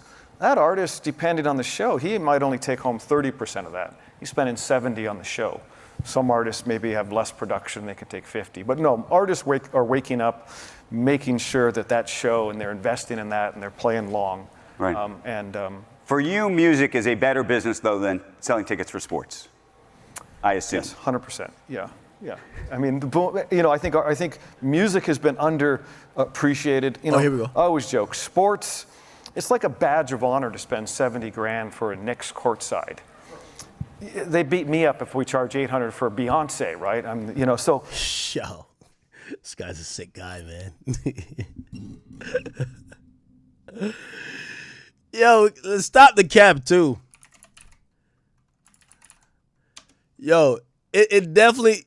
Let's look at some tickets. By the way, I ain't gonna lie to you, chat. Even the tickets that I'm selling. Yo, we had a conversation. I ain't trying to call them out because you know what I mean. You can't go against these motherfuckers. But chat, tell me how we went back. So we agree. I told him the price I want. I said, bro, like I'm not trying to make a killing off this. I'm really just trying to cover costs, cheapest price possible, right? We come out to it. We're like, yo, I would like to charge like $35, $40 for like GA. If you want to do meet and greets, like I guess like 100 or whatever. But $35, $40, that's a ticket, right? Bruv, we tell these motherfuckers that. These motherfuckers come back and they list on the site, at least at first, higher prices. Like they just put the price up like, yeah, fuck them niggas. So we went back to, we're like, yo, bruh. But I think if you guys did buy early tickets and they charge you more, they should have given you a refund. Because I was so upset. I was like, yo, bro, they're looking at it. I ain't gonna lie. Yo, Ticketmaster, Live Nation, they don't give a fuck, bro. Like, they're just like, yo, let's rob these niggas, man. Anyway, let's look at who has announced a tour. I know the Chris Brown shit ain't out here, right? Chris Brown and Usher ain't out here, right? We got to see how this shit gonna look. Oh, okay. Oh, the pre-sale ain't start. We got to see what the price is looking like. Gang. And then, you know, they have all these, like, deals with these, like, City Card or whatever. So, like, you get preferential. Bro, could I just see what the tickets finna look like? Oh, let's look at the Cardi B tickets. I don't think Cardi B tickets going to be too expensive. Whose tickets is like, yo, whose tickets is wild expensive? Let me see. Let's look for Cardi B. I just want to see how it's looking. Her tour's doing good. Okay, she finna be in Atlanta. When she finna be in Atlanta? Was it tomorrow? Oh, shit. Okay, she finna be in Atlanta tomorrow. Let's go see what a Cardi... Oh, damn. Her shit is sold out in Atlanta. Holy. All right, let's go. We're going to find like a verified resell ticket or whatever. So if we want to sit here, this is like, what's this? 5th row? What the fuck? $2,000? Ah, hell nah. $2,000 for 5th row? Yo, chat, I ain't gonna cap with you. The first time I saw Drake, remember I told you, this is when Drake, like, the first time I saw Drake, I bought 2 tickets. I bought a ticket for me and I bought a ticket for my brother. We went to Philly because I wanted to see if he was gangster enough to perform back to back there. Like, I just wanted to watch what was going to happen. And he did. No. Actually, it wasn't that. Was it that? I'm trying to see. Was it that? No, it was that. Yeah, it was that back to back time. Yeah, I think he was either with Future on like he was bringing Future on tour, or he brought Migos on tour. I can't remember which one it was. But I remember I wanted a good ticket. I didn't want the binocular seat. I wanted a good ticket. So I remember paying, it was probably like 4th row or 5th row. Maybe it was something like that, but I was kind of close up. I paid $600 and I thought that was a lot. $600 for me, $600 for my brother. I was like, that's a lot of fucking cash. But it's Aubrey. You just got to give it up. You feel what I'm saying? It's got to give it up. It's boy Aubrey. You know what I mean? It was a great time. It was good. Imagine then, so that's about 10 years ago, right? So in 2026, to get in the 5th row for Cardi B is $2,300? Ah, hell nah. Now, there's nothing wrong with Cardi B because I'm imagining Drake shit gonna be like 5,000. The point is, I'm trying to show you the inflation. It's just like, these days, if I go to a concert, if a nigga not giving it his all, man, well, first, thank God I get tickets for free. But if I'm y'all and y'all gotta pay, I'm just giving a comparison. 10 years ago, this is a $600, let's say resell, maybe $800, $900. They've doubled the price on y'all niggas. Y'all niggas, they've doubled the price on y'all niggas. If these artists ain't coming out like Chris Brown doing 15 somersaults, 20 cartwheels, backflip, doing some skateboard tricks, like niggas walking on the walls, skywalking, like pyrotechnics all over the place, and y'all paying $2,000? Man, y'all niggas is tripping. Y'all niggas is tripping, chat. Now, granted, shout out to Cardi. She gotta get her coins.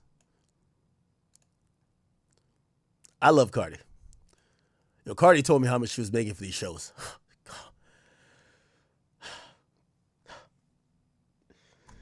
Yo, Cardi's a fucking star. The amount Cardi making for these shows.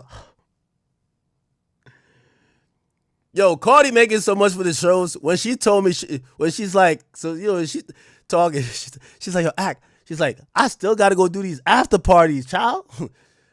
Why did I say child? Anyway.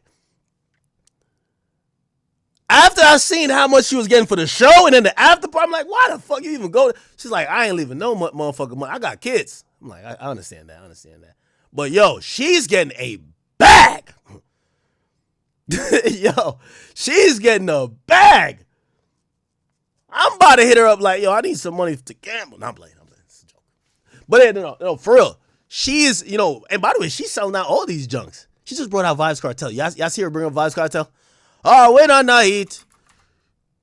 You pussy sweet like sonat. Come in on my ramping shop. Look. Oh, shit. Okay. Yeah.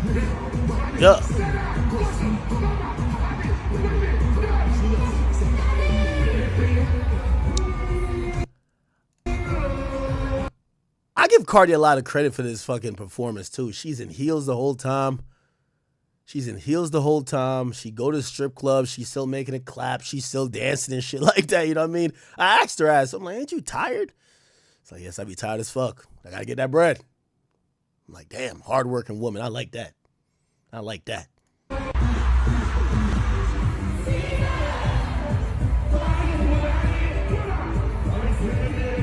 Shout out to Cardi. Yo, everybody loves Jamaicans, man. Everybody loves Jamaicans.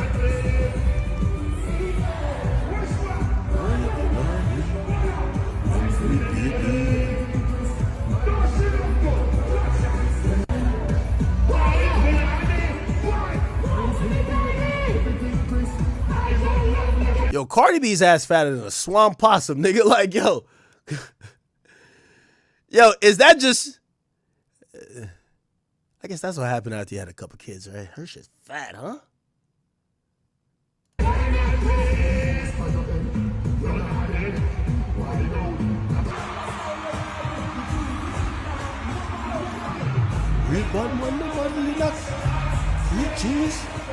Oh, shit. Nah, it's going, though. It's going. Yo, y'all see them trying to make fun of my boy Vybz Kartel, his haircut? Man. Let me see. Vybz Kartel. Man, if they don't stop. This is a Vybz Kartel I like, though. Yo, people would say, yo, because he shouted out his barber and posted this. Niggas like, yo, I don't know if you should have shouted this nigga out at all.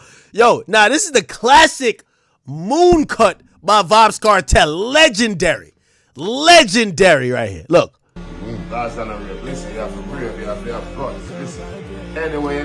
Yo.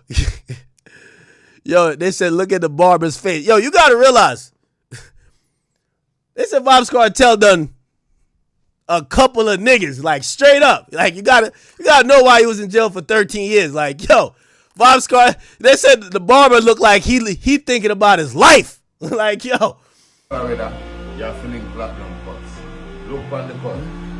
Right now me I'm 50, I feel like 10. Eh? I watch you now, as me start grow again, I call my friend. What the sun that me knows. Alright. Oh shit. That's a tight line though. That's the world boss, man. Vybz Kartel never had a normal lineup in his whole life. It's fine. This is the Vybz Kartel cut right here. This is the moon cut. This is the moon cut right here. I think this is a fire cut right here. This is the best I've seen his hair look.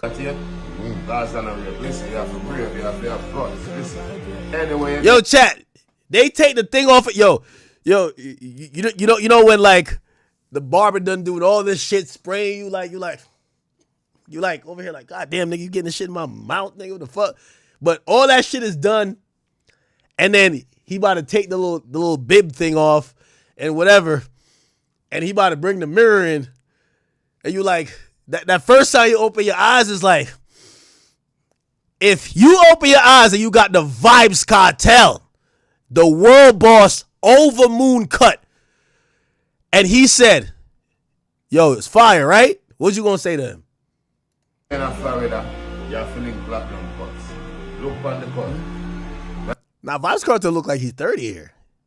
Yo, he's finally reverse aging now. At first, he was aging into the future. He's aging past now.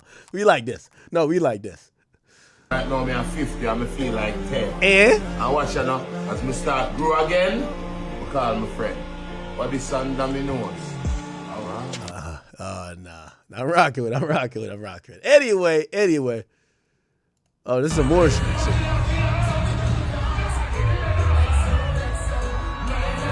Very special if you want it, you can have it.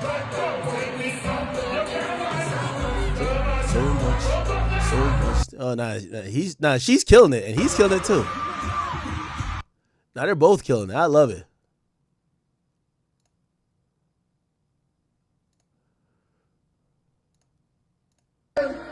Oh, that's fire. Okay, that's dope. Okay. Yeah, her shit is sold the fuck out.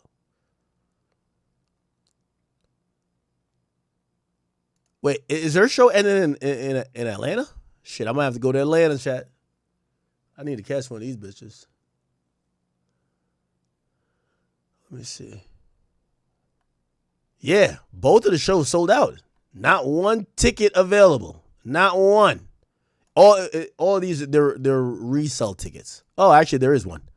There's one ticket right here. It's gonna be sold out. What the fuck? 1, 2, 3, 4, 5, 6, 7, 8, 9. You're in the 9th row. $1,200. Oh man. Nah, Cardi, get your money, girl. But I ain't gonna cap with you. If this is what Cardi's concert looking like, imagine when you see Chris Brown and Usher. Mortgage, rent not getting paid, bitches selling pussy for 3 weeks to get a ticket. Like, this shit gonna be crazy. This shit gonna be crazy. Nah, this is out of pocket, chat. Yo, these concert tickets are going up. Hold on, let me go to Jay-Z. Let me see. All right, let me see how much Jay-Z charging. Oh my God. How much y'all think 10th row? I know it's sold out, but what you think 10th row Jay-Z charging? Cardi charging $1,200. What y'all think Jigga charging? Let's go see. Chat. No, Yankee Stadium. Yankee Stadium. Here we go. Here we go, child. 10th row. Bumbleclot. This is a stadium. Okay. All right, let's get it here. Let's get down to the weeds. All right. Let's go right here, right? Let me see. 1, 2, 3, 4, 5, 6, 7, 8, 9. Okay, exactly with Cardi. That was Cardi's ninth row. Now this is a stadium, so there's mad more seats. But let's see how it's looking. Fuck! Bumbleclot, dog. $3,000. 10th row. 9th. Oh, my God. $3,000 for the 10th row. Nigga, I paid $3,000 for a fucking ticket, nigga. That's a vacation, nigga. I'm on stage with you, nigga. I'm on there like little mama, nigga. Fuck all that, nigga. I don't know how y'all paying these type of tickets, nigga. Fuck that, nigga. $3,000, that's a vacation, nigga. Nigga, that's a cruise, nigga. That ain't even a jet 2 hour they ain't gonna cost. Chat, I'm on stage, little mama shit, nigga. What the fuck? Chat, who paying this shit? Yo, chat. I can't even. I gotta wait to see what Beyonce tickets is costing. Yo, at that point, somebody said those are resell. I know it's resell, but like, if it's resell, it's probably, it's a market. So, all right, let's see if we can find a non-resell. Yeah, everything's sold out. All right, we're going to go to day 2 or day 3. Let's go to day 2. Maybe we can find one ticket. But we need a ticket up close. Non-resell, since you're like, that's resell. Yeah, all right, nigga. Keep in mind, this fucking arena holds like 50,000. You know how much money that this nigga's making, man?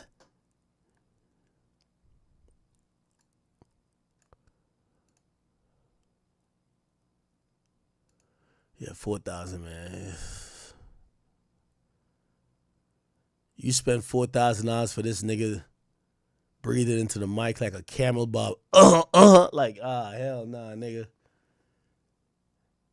Like, you think you about to see a special guest and nigga bring out Memphis Bleak, nigga? Like, all of a sudden here, do my ladies run this motherfucker? Man. Yo, I paid $5,000. You better reunite with Dame on that stage, nigga. You better reunite with Dame on the stage. What the fuck? $5,000? 5,000? Yo, Dame better come on that motherfucking stage. Nigga, you better bring out the whole Rockefeller. Yo, Freeway, come on out. Beans, you too. Hey, Marie, come on. Hey, come on. You, come on. Yeah, you too. Come on. Everybody, come on. Everybody run on stage right now. Just Blaze, come make a beat right now. Right now. Right motherfucking now, nigga. Yeah. $5,000. Nigga, for $5,000, nigga, we better see everything, nigga.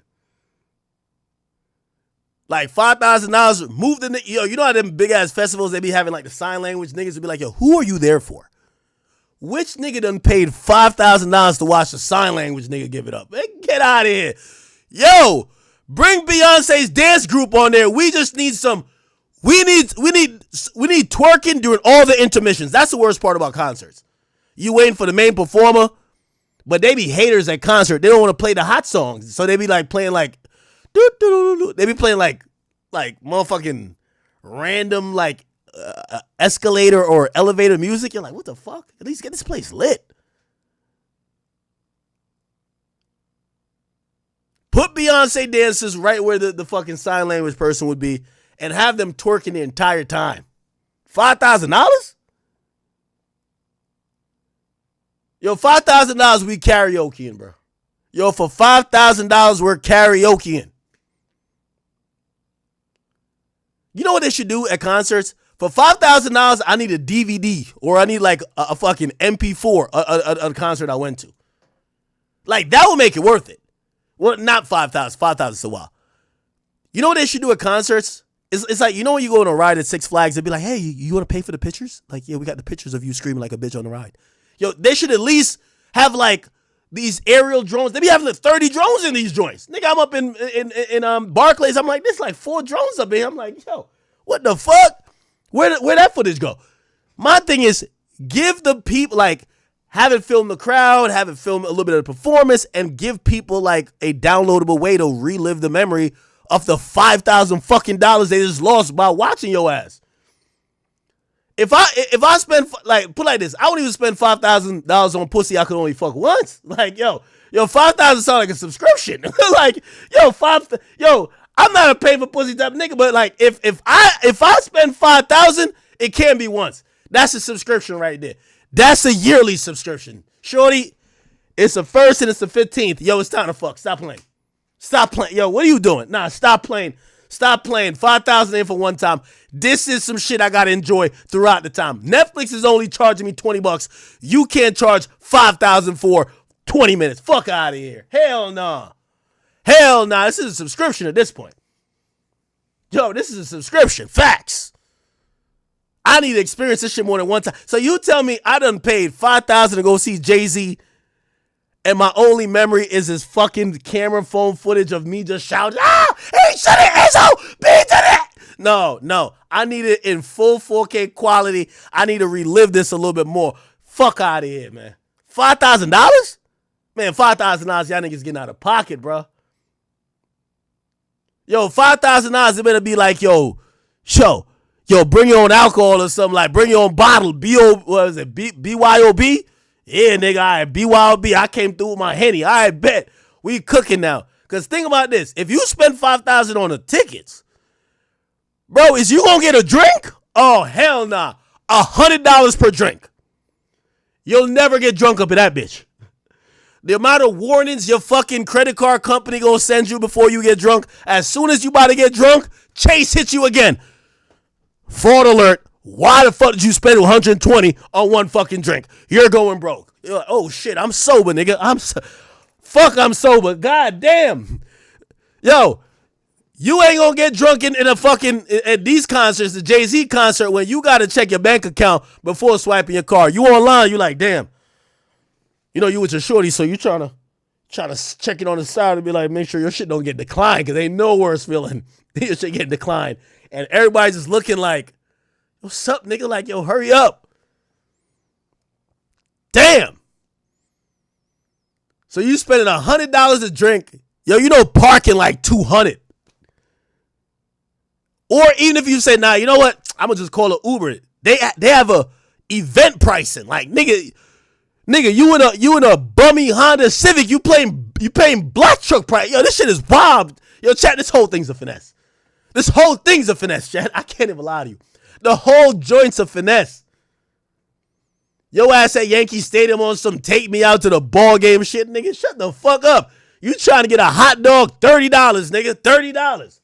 Yo, I went to the Barclays. Hey, all my Barclays staff, you know I ain't gonna roast y'all. I love y'all because y'all treat me good when I come through. They be like, oh, Ack is here. Come on, let's roll out. Thank you, guys. But, yo, let me tell you, chat. I knew the Barclays was burnt out. I went there to go see Vybz Kartel. I don't know if they have this all the time. Bruv, they got jerk chicken and oxtail up in there. I said, Joe. Nigga, it was like 100 a plate, bro. This shit was wild, bro. Nigga, by the time you bit into the chicken, nigga, you already at the bone. Nigga, you licking your fingers. It's over. Essentially, they sold you this amount of Jamaican food for $100. This shit's crazy, child. I don't know if you've ever seen it. Go to the Barclays. It smelled good when you walking by. You know when you had all the food at home. Your mama cooked. Your girl cooked. You passed 20 restaurants on the way going, but once you there, the food smells better. I don't know what it is. You get there, you say, oh shit, they got Jamaican. Nigga, I ordered the food, nigga. By the time I could get the food, you know me, I'm a nigga, I'm gonna eat on the way. I gotta eat on the way until I'm good. Bruv, before I pass the first trash can, nigga, the food's already done. Like one bite out of the chicken, disintegrated is nowhere. What the fuck? Chat, essentially, $100 per plate, one bite of food. I've never seen, it's the biggest finesse ever. They got me. They got me though. Yo, they're making a killing. Yo, you spend $5,000 for a ticket. Their goal is this. All right, spend $5 for the ticket. We gonna get you for 2 bands elsewhere. Facts. $300 for the parking. Oh, you want to expedite it? All right, we got you with another fee. Oh, you want a drink? $100 per drink. Oh, you want some food? All right, bet. We got you. Don't even go over to the merch table. The merch table is like crazy. The merch table is crazy. Yo, you buying the legit merch, it make you realize, yo, while I was coming up here, there was mad niggas that was selling the same shirt outside the venue for $10. Like, I should have bought that. Should have bought the fake shit. Yo, y'all seen this video recently? It's a video. It's a video of like this guy selling he was selling YoungBoy merch outside. He ain't on one song. The dude kept it real though. He was just like, yo, bro.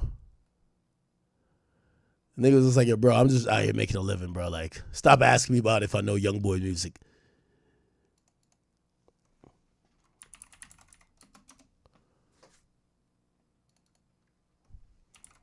I can't find it. Fuck it.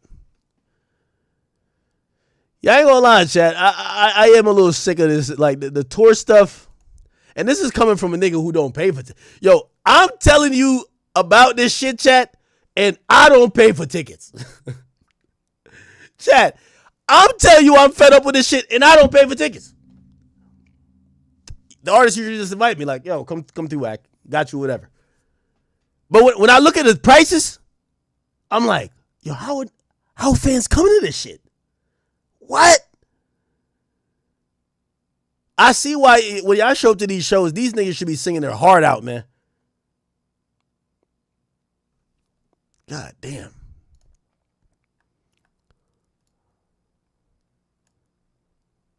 Yeah, Jay-Z gonna have this shit jumping.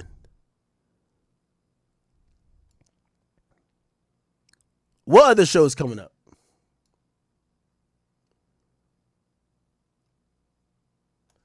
Nah, chat. I'm telling y'all, man. I feel bad for y'all. Well, anyway, I'll give a slight plug.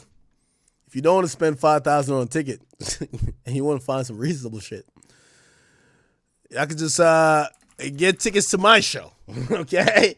And my show, there is a reasonable, okay? There's a reasonable ticket, all right? That's the aim of the game. Reasonable. There's $35 tickets. Where the hell is 35? Is it back here? Okay. You can get some $35 tickets. If you're trying to be up in the front, you know what I mean? These are meet and greets. We still got meet and greets. But yeah. But let's get to it. All right? If you got 35, that's all we need. 35. And if you're really broke, we'll throw you in the extra bag, bro. Just holler at me, my nigga. Like, just get up in the building, bro. Like, we got you, bro. We got you. All right, man. Yes, my birthday party's coming up. But yeah, all right. Enough ticket talk. Enough ticket talk. What are we doing? Yo, they're saying Kendrick Lamar went to Disneyland.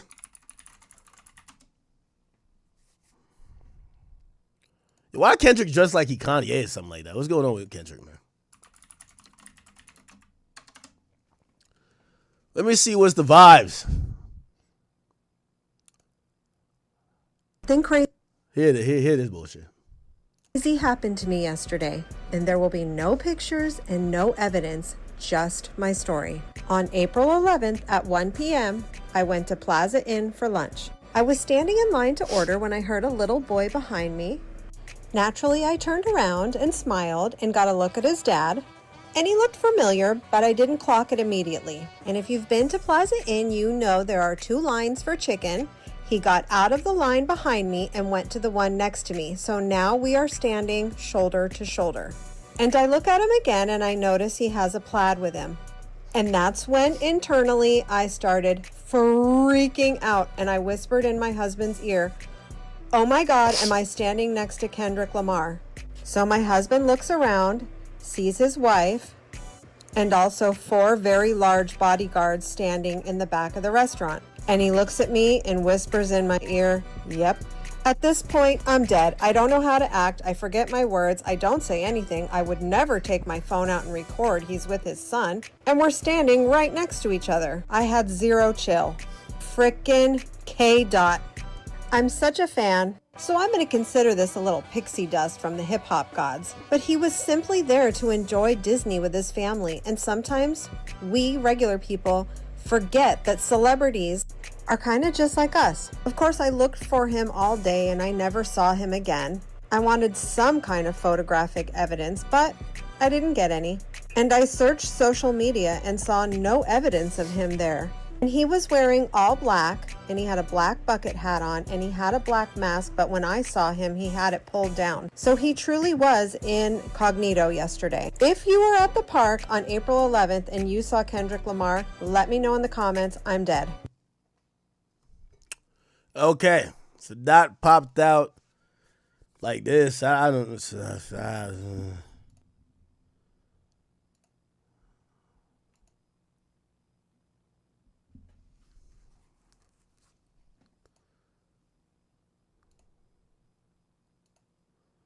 At least he has some security with him.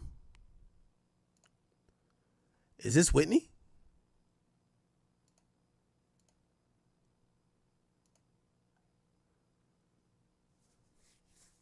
Am I tripping, or sometimes I feel like niggas not even looking for Kendrick? Like, yo, Kendrick just be hiding to like Kendrick the type of nigga, like, he wear all black, face mask, everything, and be like, yo, who's this nigga hiding from? Maybe he is somebody. I think if he just blended in with a normal fit, nobody would care. Am I tripping? Again, by the way, W him protecting his privacy, protecting his wife's privacy, or is that wife his girlfriend's privacy, and his kid's privacy. W him. But I'm going to keep it a beam with you. I feel like, yeah, if you have 5 bodyguards, look big and buff, flanking you, and you have all black and you're covering every part of your face, maybe I'm tripping, but I think Kendrick Lamar could just walk around Disney and nobody give a fuck, bro. Like, people say, what up, Kendrick? Take a pic real quick. But I don't think it's that serious. Like, I'm pretty sure, because here's the thing. If Kendrick's, like, quote unquote fame, or, like, you know what I mean, like, recognizability was that crazy, let me tell you this. Taylor Swift can't walk nowhere, nigga. Like, she could be in a full fucking, what's that Islamic suit they be having? You can't see these chicks but their eyes. Like, whatever the hell that is, bro. They gonna know Taylor Swift by her scent. Fuck that. Shit, Drake try to do, I wonder if this disguise by Drake ever worked. Drake disguise for court. I always thought this is not even a bad disguise. It was just like, hey, bro, that's Drake. Right? Like, that's Drake, right? Anyway. Yeah, you know what I mean? I don't really have criticisms of Kendrick trying to, like, you know, protect his, you know, he's with this child. I get it. He want to do something normal. I can't knock him. Only thing I'm saying is, like, yo, I think sometimes he's trying to act like so low key. He's like, yo, bro, it's fine. Regular people do what you're doing. I don't think that the whole park is going to shut down. And maybe I'm wrong.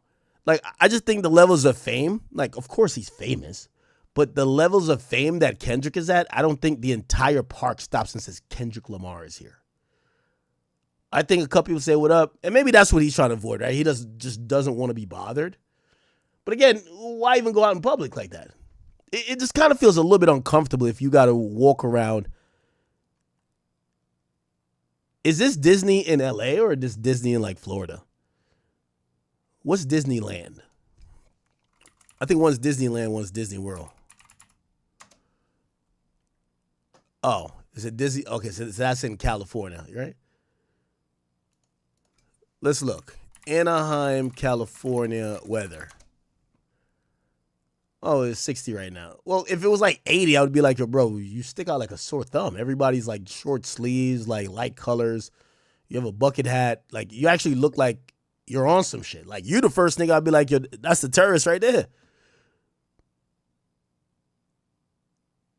So, not really knocking it, but I'm wondering if, like, I know he likes to keep a low profile, but is it really that necessary to, like, he doesn't even look like he's comfortable.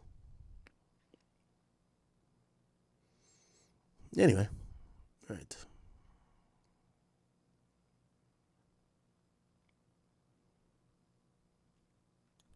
One thing I got to give it to his bodyguards. I don't know who they are. You actually don't see his bodyguards at all. Now, the lady did say his bodyguards were, like, in the back, but I guess to some extent he's trying to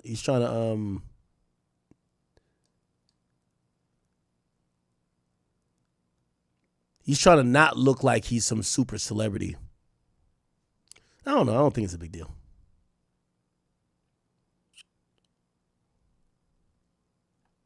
Maybe this was a big deal. I'm trying to think about it now. I feel like in hip hop, we of course Kendrick would get swarmed, and I want to like kind of like touch back up at that statement. Of course, if hip hop people would swarm him. The thing what I'm saying is that a bunch of like Caucasians in the mixed group here, I don't think the entire park is gonna go crazy.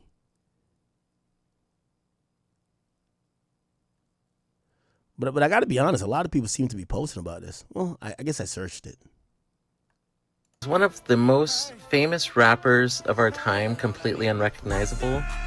This is Kendrick Lamar. He was at Disneyland this weekend during Coachella weekend, which is probably a smart move. And he went about his day completely unnoticed. I saw him, and it took me a really long time to figure out who it was because he had his face mask on. But I knew it was someone important when I saw his security detail. He had about 4 massive dudes, and he had a VIP tour guide. It took me a while to realize who he was. But then when I realized it, I'm like, holy cow, that's one of the biggest rappers of our time. And he's just going about passing thousands of people on a sold-out day at Disneyland, completely unnoticed. Yeah, he had the bucket hat on, and yeah, he had the sunglasses on, but it's Kendrick Lamar at Disneyland, completely unnoticed. To me, that's insane. What do you guys think? Would you recognize him? Follow for more. Interesting. All right, Dot. I'm glad you're doing your thing. Drop some music or something, I guess. Since your fans won't tell you, they're waiting on your time. I think you need to drop this here, nigga. I heard you got some shit cooking up. Do some features, man. Bless the game. Okay. Did y'all see recently Playboi Carti's girlfriend crashed out on him? So Playboi Carti's girlfriend, Gio, crashed out on him.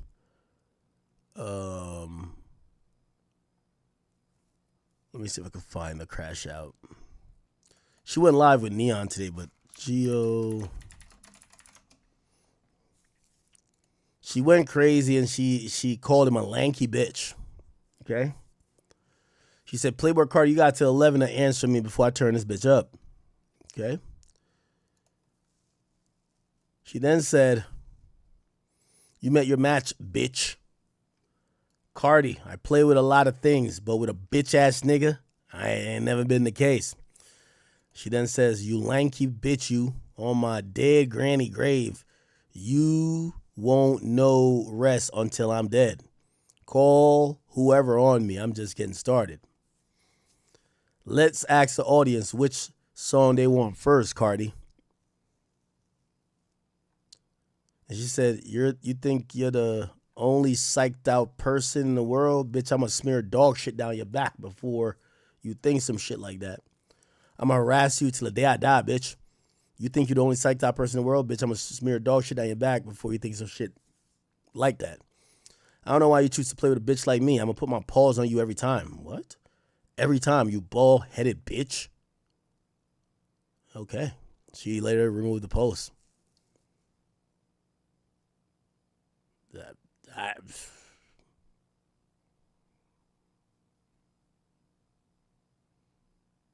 We actually don't know what caused this.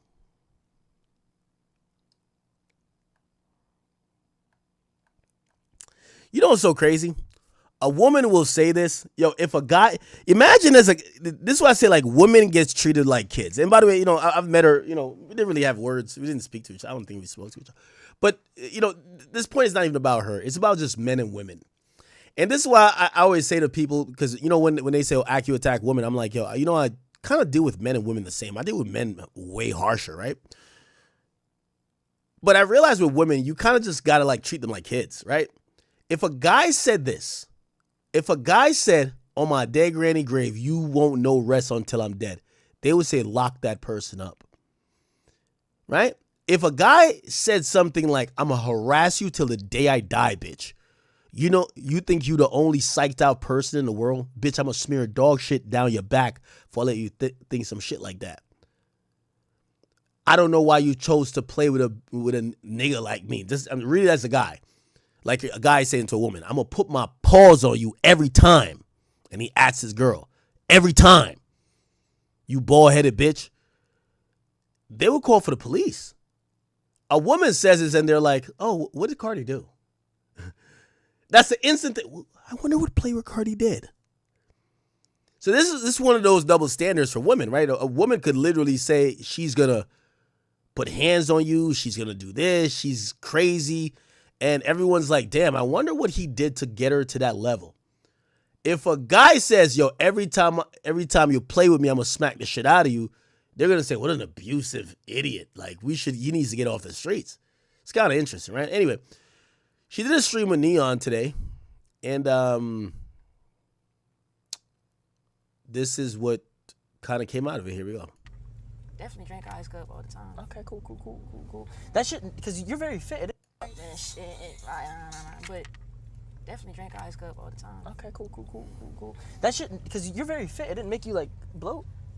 He's skinny, so I don't think it has to do with, like, making you he fat. He is pretty skinny. Yeah, I don't think it had nothing to do with like making you big or making, you know what I'm saying? I feel like certain people just get big because he sips every day. He's skinny as hell. Damn. Well, do artists do that a lot? A lot of them Hell sip yeah. Hell yeah. What is it like? What does it do though? Like it makes you like. It's a downer. They just be. It's like consistently feeling high off of one blunt all day. Oh shit. Oh, that's interesting. I wonder why she did this. Only reason why I'm asking why, I got the idea, even being around Cardi, like, yo, he really protects like his like image and portray, and like that's kind of even reason why some of the stuff I filmed with him I didn't even put out. You know what I mean? Like I want to make sure that. You know, I'm not no nigga who goes to snake an artist, and I always want to make sure that however they want to be portrayed, at least, you know, it was that type of vibe anyway. Want to make sure, like, you know, he's good with it, even though he is, but I'm, like, really careful with those type of content because, you know, without saying too much, trust me, like, being back there, being with Cardi, trust me, like, priority number one is like protecting his image. You feel what I'm saying? Matter of fact, I think even when Cardi was going in, I think this was on camera though. When I was going with Aiden, nigga, they told him this, when Cardi's walking, everybody put their cameras down. That was like a rule. Like you couldn't film Cardi like just doing nothing. Like if he's walking, no cameras. Like, which I thought was dope. That's a great aura mystique builder. So there's no like fucking random video of like Cardi just doing some random shit. But that was the thing. Like Cardi's moving. Nobody video this. Like, you know what I mean? Which kind of makes sense. Like, you know, he's giving off the fucking perception like this nigga walking on clouds. Like you don't even have a video of the nigga walking. You know? You gotta savor the aura. So that's why I'm a little bit shocked that she's doing this. Because I do think part of the allure with Cardi is not knowing what the fuck he does. And she's kind of giving it up here. Like, oh, no, he does this. He does that. I don't know. Somebody said, show them the outfit he hooked you up with. My mannequin I got to set my mannequin up. I've been like really dragging my feet on it. Remind me, by next week, it's going to be up. They were asking me to ask you if Cardi fucks me. I don't know why they're asking that. That's what I was trying to say. But yeah, you know, I got no beef with anyone. You know, I'm a very, very wholesome guy, and I'm just a streamer. So You do watch streams, so you probably do. he watches streams? Yeah, sometimes. For real? Yeah, you know what's so crazy? And this I was telling you about like this mystique thing. Yo, niggas is surprised Cardi watches streams. Like the nigga sounds like such a fucking alien. We don't know what he does. But that's part of the allure, right? Wait, he watches streams? Yeah. Oh, shit. People see clips all the time. He's probably seen my shit then. Probably. Cool. She's like debunking all of these things in real time, it's like, oh yeah, no, he's kind of regular. By the way, not the best for his image, I think. I think you want him to be seen as like this extraterrestrial person. Is that Geo?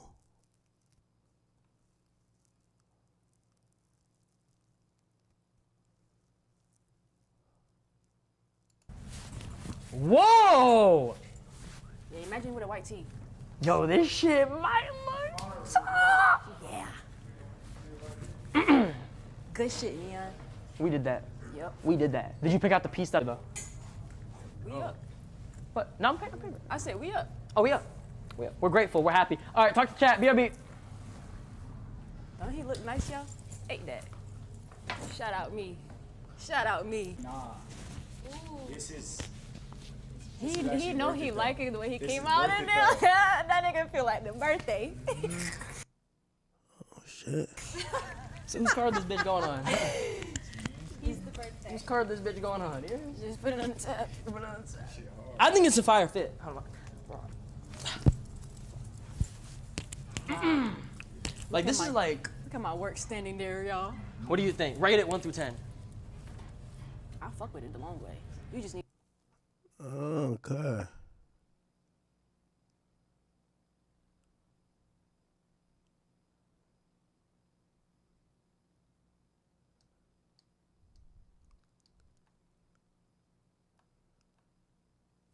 So Cardi watches streamers. Well, I mean, And it's under. Dude. Oh, they're just making shit up.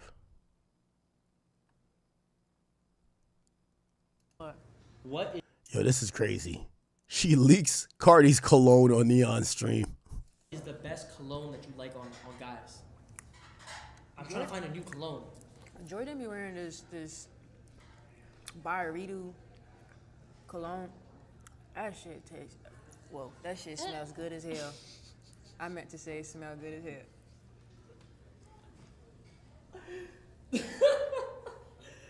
This is such a cool fork. Fuck.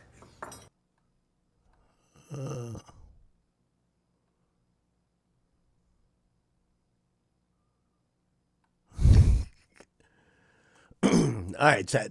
I don't know why this is even like kind of like interesting, but I guess people don't know a lot about Cardi, so like any details, people are like clamoring to. You used to stream back in the day? Yeah. What were you streaming? Shit, me, every day doing nothing. Like IRL shit? You live a pretty interesting life. You're busy. Yeah, but I couldn't show anything, so I really was just smoking on live, just talking about anything. Why couldn't you show me? Well, because of the people around me. So, Oh, yeah. I get what you're saying. Okay, chat, everyone say hi. Chat, everyone, is this your first stream? No, I used to be a streamer back in the day. All right. Bro, what the fuck are y'all talking about? Oh, God. They think you're like the answer to everything. It's because I said I was going to, but he answered me, so I'm not doing nothing. You said you were gonna leak what? Oh, a song? Yeah. Man, leak that bitch. I would never. I'm kidding. Thank you, sir. Oh, I guess they were beefing. I thought something happened, like I thought you was in danger or some shit.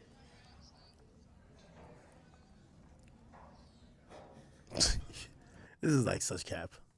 Yo, these captions be all cap on here. All right, I'm finna call you. I'll call you back in like an hour or two.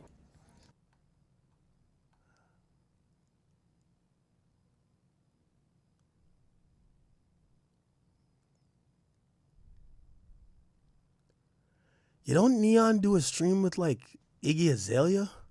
Already talked to my baby. Playboi Carti just tipped $1. You think this funny, Gio? Ha, after Neon already talked to my baby mama. No. And putting you in the food chain, you curry boy, it's over for you, say you. Alright, let's not do TTS. That's funny. What are y'all talking about? I crashed out one time, now everybody just gonna take that to the heart, ain't it? Raise your hand if you ain't ever get mad at your folks. What the hell? People have arguments. I don't give a fuck about what y'all talking about. Hell. People got arguments, man. You know, it's, This blunt finna hit, though. All right, anyway. Let's get on to greener pastures, chat. Let's figure out what's going on with Boosie and Vlad. Apparently, Boosie hasn't done an interview on Vlad TV in a long time. Apparently about like 8 months now, and Boosie has came out with a new announcement to say he's recording his own interview, okay? And he'll be publishing his own interview. Let me see. It started, well, first of all, it started like a while ago when people were saying, damn, Boosie, we need you to react to the Gucci thing. We need you to react to this or react to that. And Boosie came out and he said, you know what? I'm going to do my own interview. Recently, he says, y'all know what time it is. Real talk. Let's go. He said, this is not a Vlad TV interview. Here we go. I don't know what time it is. Let's talk about it. Uh-oh. Yeah, I get ready. Been 7 months. Let's go. I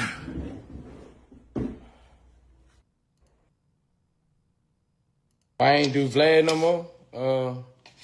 We couldn't come up with a agreement. He ain't want to pay me. I wanted $5,000 more than he wanted to pay me. He didn't want to pay me, so I think I'm gonna make more money doing it this way. And I'm editing my interview now. I ain't do Vlad no more. Okay. Interesting. I've kind of known about this a little bit, so I got a little bit inside knowledge, but that's neither here nor there for me to speak about. I'm only commenting on this because Boosie has decided to speak about this publicly, so I could react to what he's saying rather than, I've talked to Vlad. Vlad has kind of talked to me and given me some version of what's going on. It seems like this is just a contractual dispute between them. And I think what we could extrapolate from this whole situation is some good old business talk. So everybody put your hats on, your thinking hats, but also let's get into the school of business with the academy, okay? Professor Ack is here. So what essentially is happening here is that Vlad created this market where interviewees are getting compensated, and some very lucratively. And what's happening is that the raw facts is this, okay? Let me break down everybody's platform. When it comes to Big Act's platform, I'm a triple doubles, no assist type of nigga. I don't need somebody on my left. I don't need somebody on my right. I'm going to get it done. If it's breaking down an indictment, whether it's, reporting on some news, giving some business insider info, whatever, like I'm going to be able to do whatever. It's been my style on YouTube for years. I have collaborated. I've done stuff with other people. I generally like that too, but a lot of times it becomes complicated when you got to wait on other people or their business now becomes your business, i.e. Everyday Struggle. Y'all both got to align on business before you could even get to the content. It's a lot of hoops. I like doing content by myself, honestly. So I'm a guy, I don't mind doing the heavy lifting. Some other people, they need to be prompted. Why do I say that? Because in reality, this idea that I don't think people are understanding is that Vlad created this environment of paying people for interviews, but people also are overestimating their worth, right? Now, we're not going to get into a Marlon Wayans thing where everyone has these made up net worths, or not net worths, but like, this is what my time or my interview is worth. I want to give some straight up facts. And these facts are going to hurt a lot of people, but it's facts. Boosie, Charleston White, other people who I genuinely love, adore, and I love their conversations, love their content. Most of them are too late to the party. While, let me talk about on just what Boosie said. He said, this guy wouldn't give me a $5,000 raise. Now, we don't know, well, I know, but you don't know what he's getting paid already. But when people think about $5,000, like, damn, damn, you want to get that nigga a little extra $5,000 and he's whatever. Let me break it down. For all of these people who like doing these interviews or whatever, your value to said company has already evaporated after you've repeated going on that platform probably more than 4 times. Why?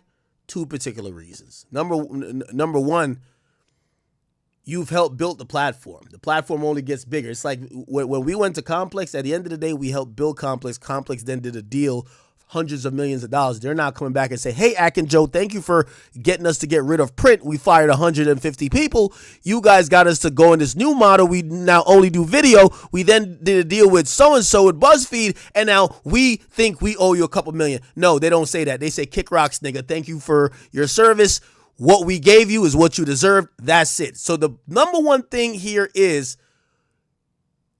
you can't be the person that comes back much later not realizing that you already gave up your leverage in your worth already. I'll tell you what Boosie's leverage is. Boosie helped make Vlad TV cool. When everybody was saying it's the feds, it's that, is whatever, Boosie was the street nigga who never switched.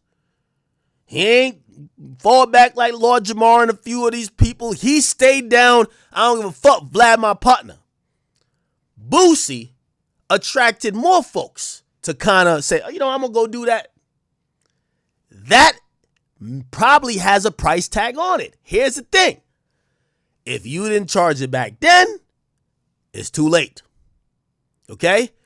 You don't get signed to an NBA team when you're 23, and for you dropping 30 a game, you expect to get paid when you're 34 for, yo, remember when I was 23 dropping? No. You're in a business of what are you doing for me lately? So here's the point. Boosie, who was one of, I remember every 4 or 5 interviews, we'd see a Boosie clip. These days, Vlad has about 20 repeating guests. Back when Boosie was really, he was the workhorse. Now, I'm not saying that to, whatever, but he was, when you thought about Vlad's channel, you were like, oh, Boosie. Back then, by the way, this is the same thing with Drake and streaming, except Drake is still Drake. Drake is still Drake. Boosie was pretty much the Kobe of the platform, and now the platform got mad at other options. They're not going to compensate you with back pay for like what you've done. You should have negotiated back then. They're going to compensate you for how you fit into this market, which usually a lot of people don't like. They're like, bro, I helped build this shit. Those arguments always exist.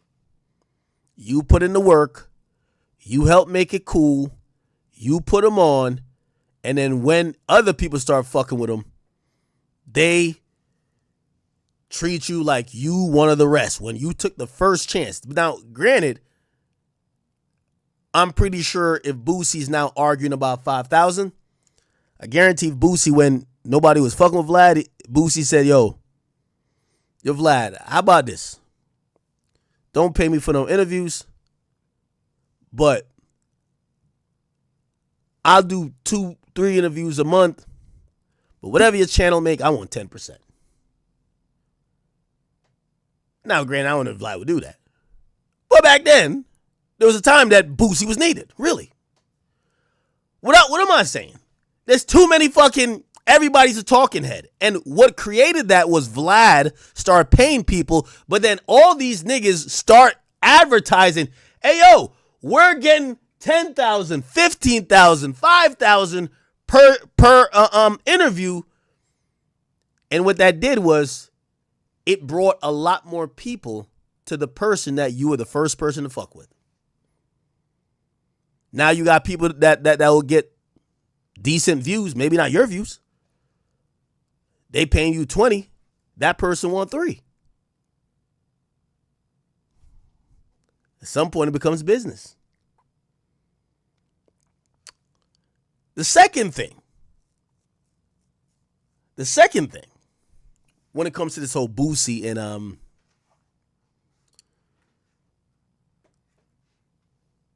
when it comes to Boosie and Vlad,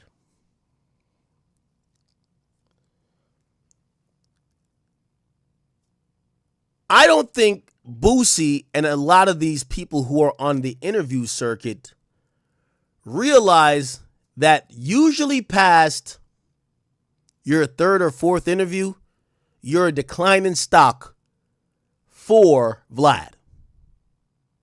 I'm going to explain in a second. You're a declining stock for Vlad. By the way, I like to use my friends more than people I don't know that well. 6ix9ine. Biggest interview is his first. Second biggest is second. After that, he's going to decline to a level where he could possibly, level out at. Why do I say that? When Vlad does his first interview with you, Vlad gets your life story. He's really good at that. The best at doing that in the game. Best. He gets it from A to Z, 0 to 100. Maybe on the second interview, you need to I found this out or whatever. Oh, let's see how your story matches with this other story. Let's kind of combine it. But about after your third or fourth interview, you're no longer telling Vlad about your life. Maybe if something come out in the news, but that's not really worth that much anymore.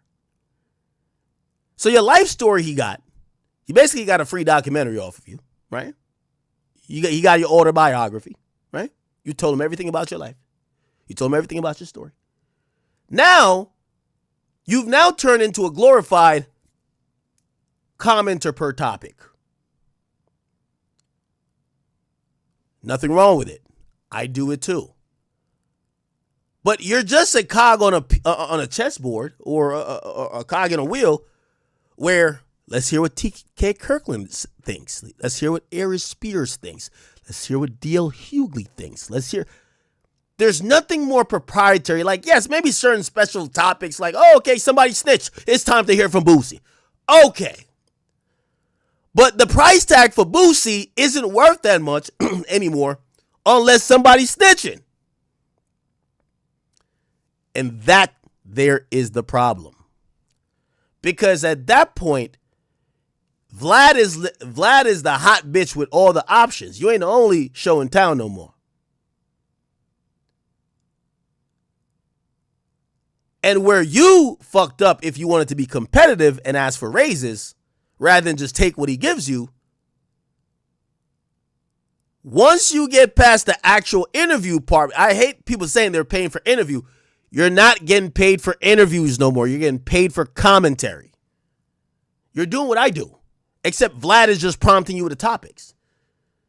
You could have did it on your own, except you don't know how to make content. Vlad got a bunch of niggas that don't know how to fish, served them up some salmon, all cooked up, seasoned up, or whatever, and after made the portions smaller and smaller till the person said, nah, yo, I want more fish, and he says, yo, take it or leave it.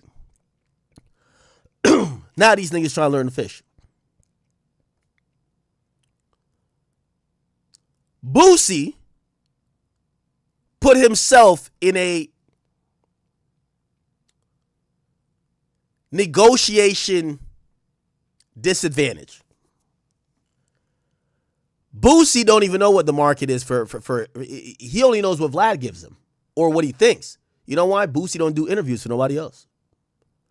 Boosie pretty much has been an exclusive Vlad interview. Niggas don't even ask Boosie for interviews because they think he's only going to fuck with Vlad. It's not like Charleston White would say cheese. Charleston White used to go out and get more than people would pay more than say cheese would pay, but they would have lesser audiences. So Charleston started popping this shit because he started figuring out the market. Oh shit. Oh, I could go get this here. I could get Boosie. The way he operated, he was kind of loyal to the soil. That's why I think I guarantee he didn't talk bad about Vlad, but he probably felt away like, what the fuck? You want to give me $5,000 raise? I helped build this shit. I kept the lights on. There's no back pay for building a company, man. You got to get it there in equity. initially. We're not getting it at all. So you go on Vlad page right now. Again, we're all in the comment on current events. Let's look at the people who you got commented on current events. You got TK Kirkland. You got, shit, now they got Crip Mac on this bitch. Oh shit, let me just. He's getting new people. D-Baby's a current artist that's popping, just came off YoungBoy's tour. Papoose just telling new stories. Right? He got Hassan Campbell talking about getting thighed by Africa Bambaataa. Of course, Boosie being on here would be amazing. But I think Vlad probably started thinking, do I need to give this guy so much money that my profit margin isn't really strong? This shit a well-oiled machine already. This shit's a well-oiled machine. Shit, Vlad called me 30 times. I'm about to go do it. Vlad was like, yo, I called your stream. What's up, man? You're not gonna like hold me down? All right, Vlad, man. Give me until this date, bro. I got you, bro. Vlad gonna get his thing. He got Tony Ayo. Tony Ayo got stories for days. The thing is, we ran out of Boosie stories. So Boosie is just reacting. Like, the worth of Boosie now is reacting. And that's the thing about commentary. This is why I encourage everybody who go on Vlad TV. If you don't got once you get past your initial interview, you're not being interviewed no more. You're commenting on topics. If you don't have a YouTube channel, you're an idiot. You're an idiot. Because you're saving your takes for Vlad. And he's gonna be the market that dictates how many people even want to see you. And by the way, in terms of, again, even defending Vlad a little bit, Boosie saying, oh, I'm recording my own interview. Well, Boosie, the way how YouTube work is creating fan habit. There's fans that already have a habit going to Vlad TV, not Boosie TV.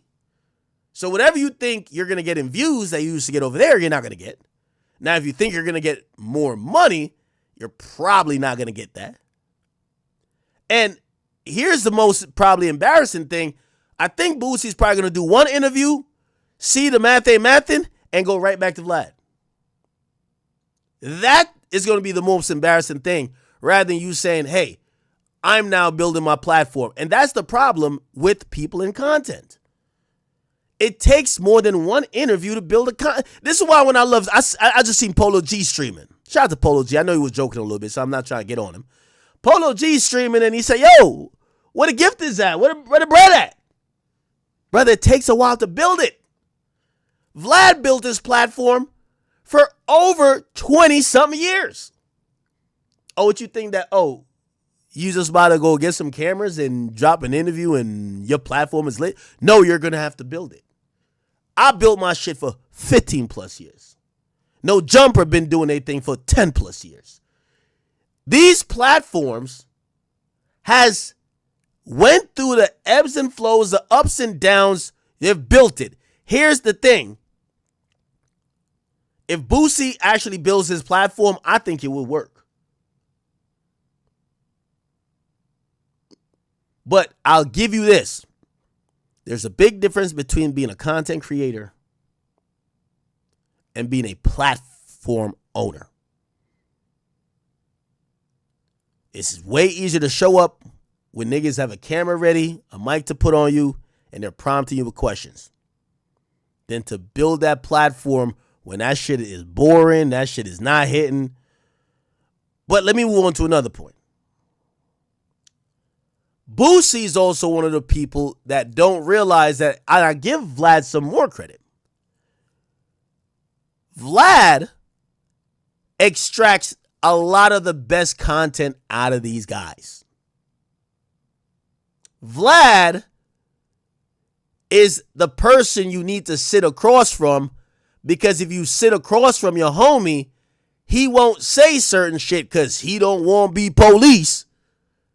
but Vlad gonna get the answer out of you, or Vlad gonna get you to react to something, or you're gonna react to Vlad, and that's the content. That's the good part. The idea that you could just substitute Vlad out of there, I don't believe that. So I predict that Boosie gonna be back on that couch for the end of the year. I know Boosie might be a hard-headed nigga, but I think 2 or 3 times of him doing this and realizing, shit, even without the raise, I was getting 2 to 3 times more. He'll be back. My point is, and I'll say it to all of these guys. You see, again, maybe I'm saying this because I do my thing solo. But if you on No Jumper every week and you're not creating twice the amount of content for yourself as you creating for No Jumper, if they're paying you $150, that's exactly what you fucking deserve. Okay? If you think you're the draw of any platform and you ain't building your own or trying to leverage what you got going there to build your own, you're an idiot. You deserve whatever they give you. Not calling Boosie an idiot, but I think Boosie's a little bit too late. We've heard all the stories. We've got all the classic memes, the classic reactions. We know Boosie like the back of our hands. The only thing new is, what does he think about Gucci? What would he done if he was Pooh Shiesty? But that was about it. Now, the last part of my thoughts on this comes from what I think a lot of people are thinking. I think Boosie was probably, very comfortable when he thought he was the highest paid on the network. Then 6ix9ine came in. And I told Vlad to do that deal. 6ix9ine asked for an exorbitant amount. Actually, more than what Vlad paid him, to be honest. Vlad talked him down, and they figured out a deal, and they did it. It was one of Vlad's biggest interviews of all time. Vlad talks about it a lot. Like, I paid 6ix9ine some wild amount of money, the most I've ever paid someone, but it was worth it. I think Boosie, not that he's jealous, I don't think he cares about 6ix9ine, but I think he does kind of look at like, wait, okay. That guy came in and did one interview. Man, I've done 30 interviews with you. Man, before a 6ix9ine would even think about coming on this platform or anybody else, I put the work in. Man, I deserve a raise then. Now, I imagine that's where his mindset is going to come from.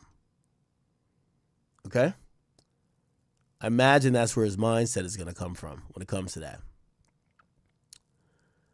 I had a conversation. I'll let this part of the conversation go with me and Vlad. Vlad's, he's constantly thinking about different monetization structures.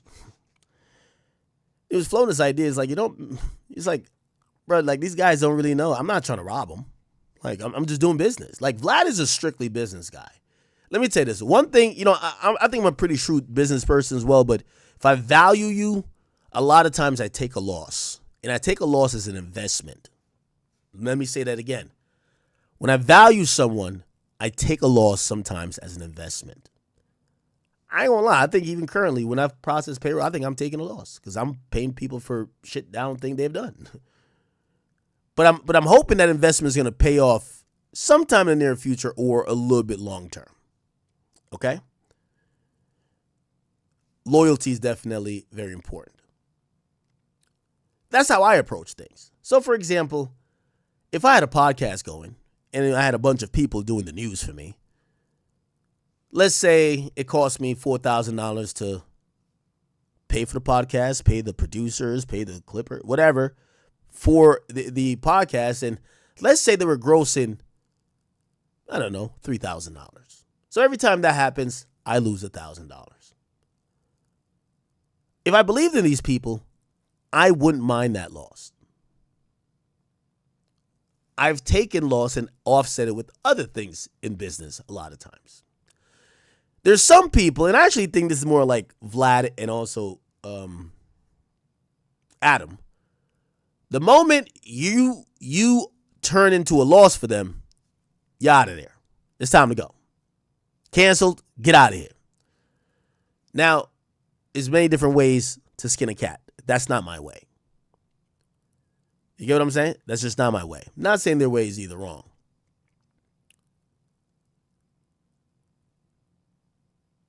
I think my way gets people loyal longer term, and also it will give you the flexibility of being able to grow with people who you feel have been significant in your journey.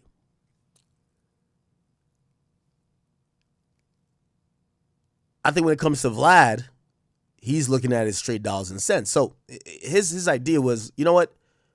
For the guys who think that I'm like robbing them, or not robbing them, because nobody thinks he's robbing. They might think, oh, you're being cheap. And also, I didn't blame Vlad for that. I said, Vlad, you know why partially this is happening? You kicked off the game by offering all these guys money, and now these guys think that the money that you offered is kind of infinite. So Vlad floated this idea like, yo, you know what? If it was possible, I would want to get to a place where rather than give them money, let's if we could do this per video, you get a percentage of the video. So after my production costs, after these costs, we split the profits by the percentage. And I told Vlad quickly, I said, Vlad, that shit will never work. Just being honest with you. I said, if someone was going to get $10,000, right? Say you were paying someone $10,000, and then you said, nah, hey, listen, you're going to get 40% of the profits, right? The video in the first month doesn't profit because you spent $5,000. So now we got to make you got to make at least $5,000 to go into positive, right? So the first month, or let's say the first 2 weeks, doesn't profit yet. It starts to pick up a little bit. Now it's profiting, but it's profiting $500. This is a month in. Okay, some other shit happened. It's a great flashback clip. It goes up. It's now profitable $3,000. The point of what I'm trying to say is, as you hear me stagger it out here, is that the reason why I told Vlad it won't work, I said, Vlad, you're working in a hip hop industry. Niggas don't want their money over 3 years. They want their money now. Like, niggas ain't gonna be like, yeah, Vlad sent me a check of $500 every month. Nope. They want their money motherfucking now. You know, which that's where I think most of what Vlad trying to make sure his business dealings with people are, on the up and up, but also they understand his business. Because I'm pretty sure Boosie don't give a fuck what it takes for Vlad to make an interview. He probably don't care about the cost. He probably don't care about none of that. He just probably cares about what he's getting. And that's what the majority of hip hop is. So I told him that wouldn't work. Did I ever tell you the story of it's when I was at Complex. And after Joe Budden left, they looked at me and they said, bro, we don't want to go through the same beef with you. My lawyers were fighting them for some shit, and they said, check this out. We're going to give you two options. We're going to increase the bump in case we ever get an ad. So if we get one ad, it could have been like even, I don't know, a Tootsie Roll ad. You're going to get this set amount of money, no matter what. Or what Joe was fighting for, which was like a percentage-based thing. So, yo, you could get a percentage-based compensation. However, a percentage based on the entire show revenue. And I said, oh, shit. Yeah, that's what I want. I want to be full-on partners. Yeah, give me that. Lo and behold, chat, you get to realize I would have made more just by taking the money up front. Why? Because the show became ridiculously expensive to produce. Then they were using money for promotion and shit like that. There wasn't a lot that was coming out on the bottom line that was gonna give me this whatever percentage. So again, it's just business, and I guess that's what I'm trying to say. It's just straight up business. Now, is Boosie greedy? I don't think Boosie's greedy, but Boosie has to also acknowledge. You and everybody else that went up to Vlad TV, Y'all have lost y'all leverage. Vlad is lit right now. Go look at, I'll show you case in point, right? I'm going to show you one thing, then I can just end this. This is pretty much easy. By the way, look, Vlad supposedly is premiering a nigga stand-up special. What in the fuck is this? What? Okay. Let's just look at Boosie.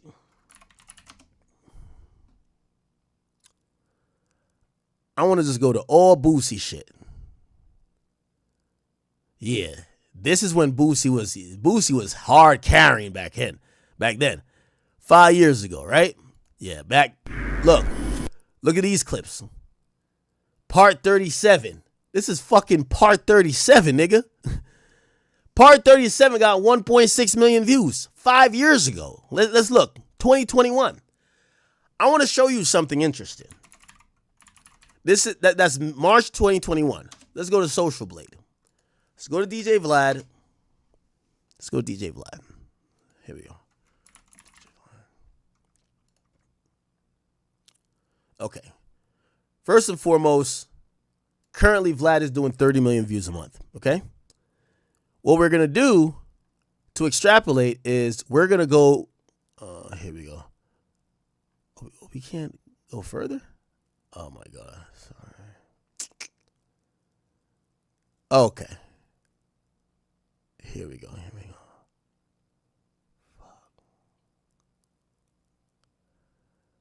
Why we can't go past that amount of time? All right. Chat, basically the point I was trying to make is that I guarantee back in 2021, if we look at the stats, that 1.6 million, like you probably were a big part of Vlad's views then.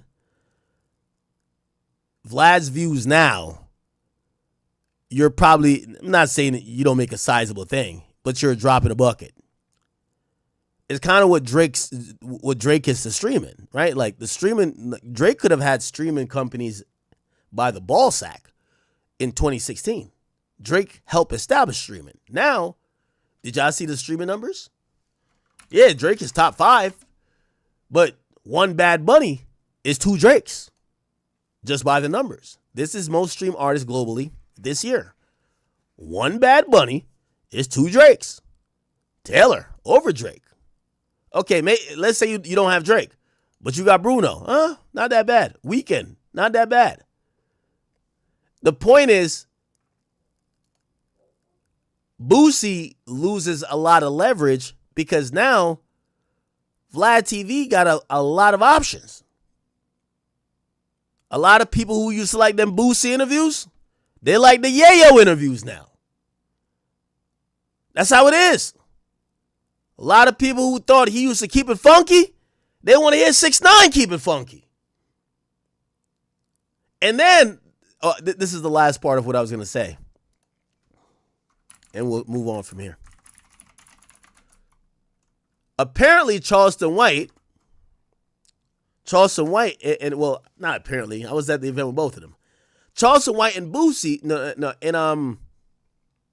Charleston White and Vlad linked up and took a picture.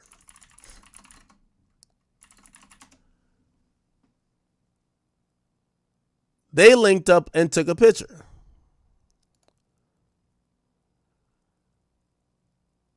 Right here. Now this was after Boosie, supposedly, according to Vlad, Boosie told Vlad, do me one favor. Never interview Charleston White because Charleston White talked about my kids. Vlad said he would never interview Charleston White. At one of the brand risk events, like you want to cross the street and go LGBT, at one of the events, this is Aiden's event. And he's down to break the rules. I think you should stay far away from him. Let him say what he's saying. As long as he's not hurting you physically. Aiden and Jordan came to me last night and asked me would I fight Boosie. So they're trying to make it happen. They came to me last night with a Boosie proposal. Literally. I'm honest to God true. I love Boosie, but I seen you. Listen. It's not happening. Wait, can we just pause a second? DJ Vlad. Oh shit! This is I think the first time they met. Last time you take it. Last time you take it. Last time you take it. What? Now, Boosie probably was sitting in the back like, "Yo, this nigga won't give me a raise. Now he's fucking with my ops." Oh man. We about the same side? No. You can't. I'm gonna bring insurance and move. Okay, let's move this back a little bit. That's all I'm gonna say. I got my money on Boosie. Why do you reckon Boosie will beat Charleston White? Why do I reckon? Mm-hmm. He gonna beat him. Boosie made Vlad about $5 million. He's not going against him, and I respect. That's a fact. He You respected. don't bite the mouth that feeds He you. respected, but You heard me. He said 10. put like this: Charleston White, Boosie, I've heard about in the streets. Legendary. He's a legendary rapper. He's been legendary. Anyway, so I think that's a couple of things that's happening. Boosie done seen Vlad. He's now maybe open to an idea of interviewing Charleston White. Vlad has given the biggest paycheck ever to 6ix9ine. Vlad has a bunch of other frequent flyers on the platform. See Yayo, see a couple other guys. And I think Boosie is probably saying, where all these new niggas come from? Before it was these niggas, it was me. I need a raise. But I think the raise is more based on I helped build this shit, nigga. Unfortunately, not a lot of people compensate like that in business. Not a lot of people compensate for I built this shit in post.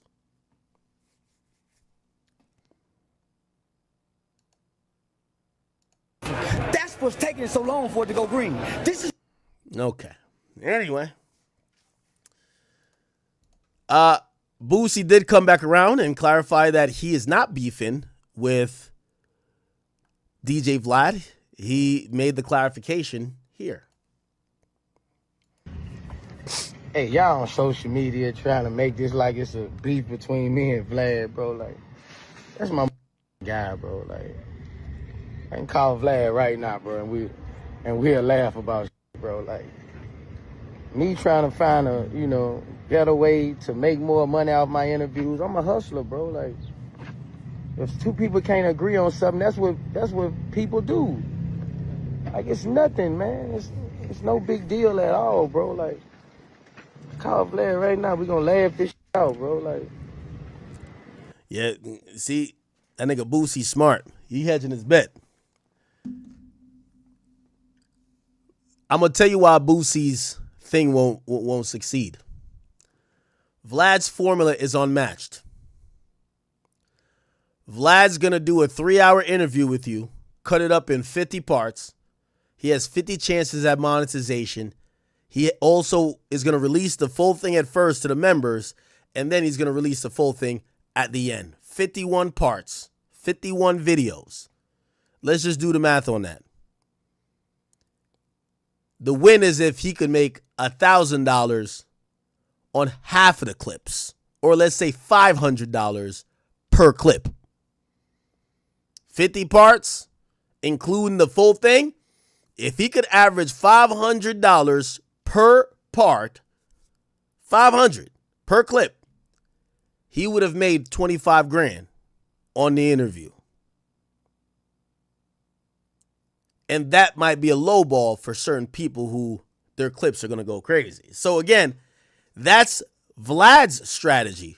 You know what Boosie ain't going to do? Chop up his interview and roll it out like that. Why won't he do it? Well, the reason why Vlad could do it now and it doesn't seem too odd, number one, he's been doing for a while. Number two is that he's rolling out everybody else's interview at the same time like that. So every day he rolls out 5 interviews with one part. So his channel isn't just, oh, you're coming here for one interview. You're coming here for 6 interviews at the same time, just one part per day. If Boosie tries to roll out one part of his interview per day, his channel is going to die. By the time he rolls out everything, it's irrelevant. So he got to put it out in full. And when you put it out in full, that shit's going out the algorithm in like 2 to 3 days. So to me, it's impossible that he's gonna beat what Vlad pays him, and I could see him back on Vlad TV after he learns that lesson in a few months. But me, you know, trying to hustle and make more money if I can, that's what hustlers do, bro. Like, I'm never satisfied, bro. Like, if I can try to find a better way, I'ma always try to find a better way, bro. It ain't got nothing to do with me and my relationship with my partner, bro. Like, it ain't got nothing to do with it, bro. Like, I don't see why y'all upset, bro. Like, y'all love our interview. I don't see why y'all upset, bro. But, you know, I got an interview coming this week. I mean, if you can support it, you know, I know all my fans gonna support it anyway. But don't try to push the narrative, my nigga. Like, me and Vlad good, bro. Like, I'm just hustling, bro. I'm trying to find a better way, bro. Some people say Boosie pocket watching. Well, I do think that's how some of these things are. I think niggas at this point is starting to realize Vlad is taking home the bag. And they're now thinking about what they contributed to Vlad getting to this point. So they're like, damn, so if Vlad TV is making this amount and I'm only getting this, I'm Boosie. When niggas said Vlad, they said Boosie. How am I not getting more?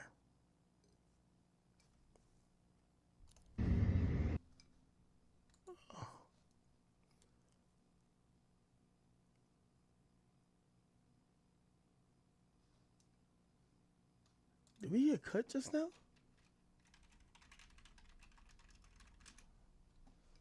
I think we just got cut. Did we?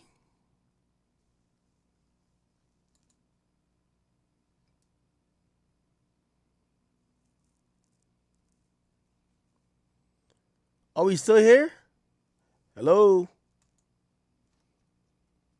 Okay, we're still here. We're still here. Oh, man, I apologize. God damn, I don't know what just happened. Interesting. We're not done yet. I know some of you guys are tired. I'm gonna get you guys off in a second that you guys can sleep. First of all, I wanted to make this announcement. I want to make this announcement. It was kind of odd that we just went out real quick while I was about to make an announcement, which is the announcements about streaming. I do want to announce we are attempting our first 30 for 30. This is going to constitute as our first stream with, you know, God's grace and hopefully some good, you know, planning by me. We are going to be streaming every day until our show. So there's about 31 days until my show. I am, you know, possibly maybe going somewhere for my birthday. So chat, we will be, you know, streaming every day to make sure your content filled until, you know, I might have to take a break for my birthday. Okay. So chat, every day until May 15th, we will be locked and loaded, and I'm excited. And hopefully this is our first of at least 2 first to 30. Okay. Or 30 to 30. Anyway, I know some of you guys are like, nah, nigga, you ain't gonna do it. But first day, it's okay. We'll get to day 2 tomorrow. All right. We should get to this really quickly. Let me see. Did y'all see the interview with Rick Ross speaking about Drake? So Rick Ross did an interview. I think it was like Grime Daily. And in the interview, he spoke to a interviewer about what he feels about Drake and what he thinks Drake has to do coming up next. Here's a clip. Check this out. And obviously, as a Rick Ross fan and many Rick Ross fans out there, one thing that we've majorly enjoyed are your collaborations with Drake. Obviously, the last couple of years haven't been the best in terms of your relationship, but it seems as though it didn't seem that deep for you, because I feel like you're a rapper's type of rapper. Like, is there any hope in the future for any future collaborations? Homie got a lot of issues he got to address. I'm going to leave it right there. No, for Is sure. it any potential of him being a real nigga? He gotta decide that. You understand? But he got shit he gotta deal with and address. And, you know, hopefully it's a lot of niggas that was watching and learn from it. It was unfortunate for him, but for the next generation of people that's of artists like myself that studied the game, watched the game, and I watch greats fall out, have differences or whatever it was. Okay, I see what come with it. I see what go with it.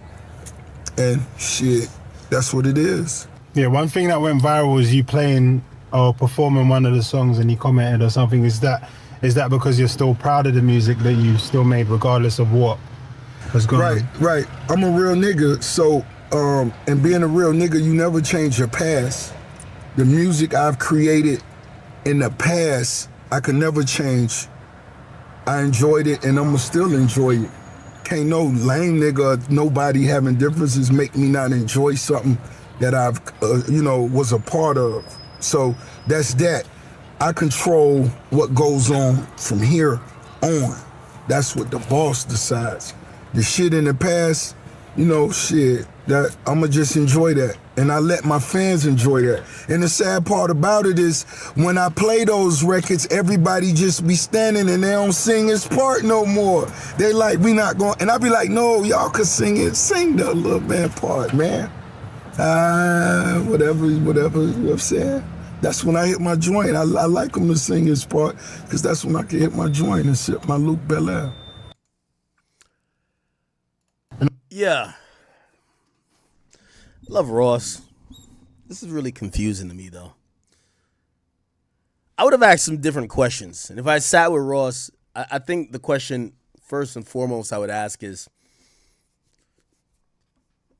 because of this beef, has it gotten too personal? I think it has gotten too personal, chat.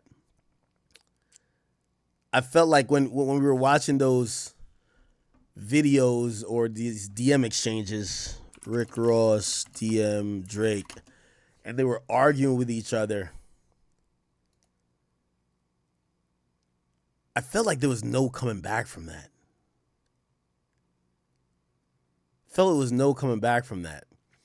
Ross saying it's time to upgrade the 78 jumbo jet, Drake. Okay. Then Drake put on his story. He says, look how I talked to this turkey. You should have just asked for another feature.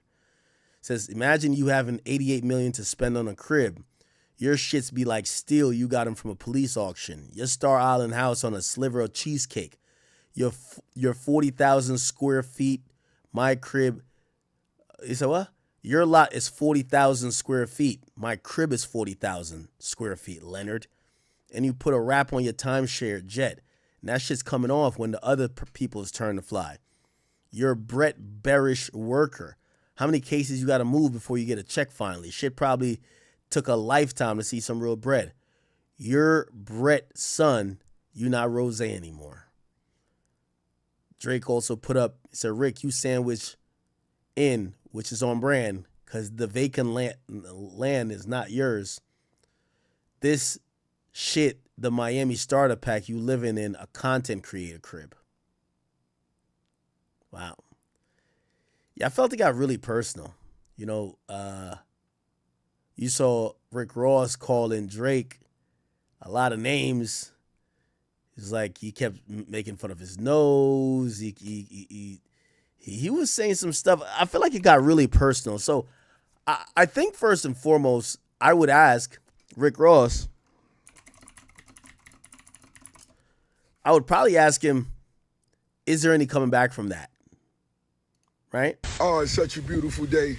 Me waking up from a nap, I just realized BBL Drizzy called his mommy on me. He shared their text messages between each other. Cupcake Drake, tell your mama you stayed out past your curfew, white boy. You wanted to hang at the park with the niggas, smoke weed with the niggas while we washed our old school Chevys. White boy, you got a Chevy, white boy? I doubt it. But anyway, big nose. Big nose. Boy, you had 25% body fat with a carved out 6-piece. Stop. We know what time it is. That shit costs 40 bands. Stop. Yo, why is Rick Ross like that?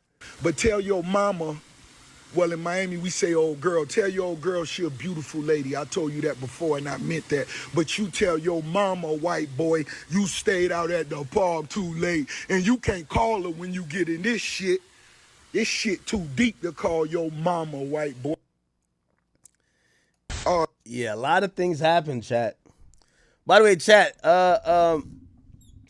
if you're still here rocking with me, come on over to Kick, man. Come on over to Kick.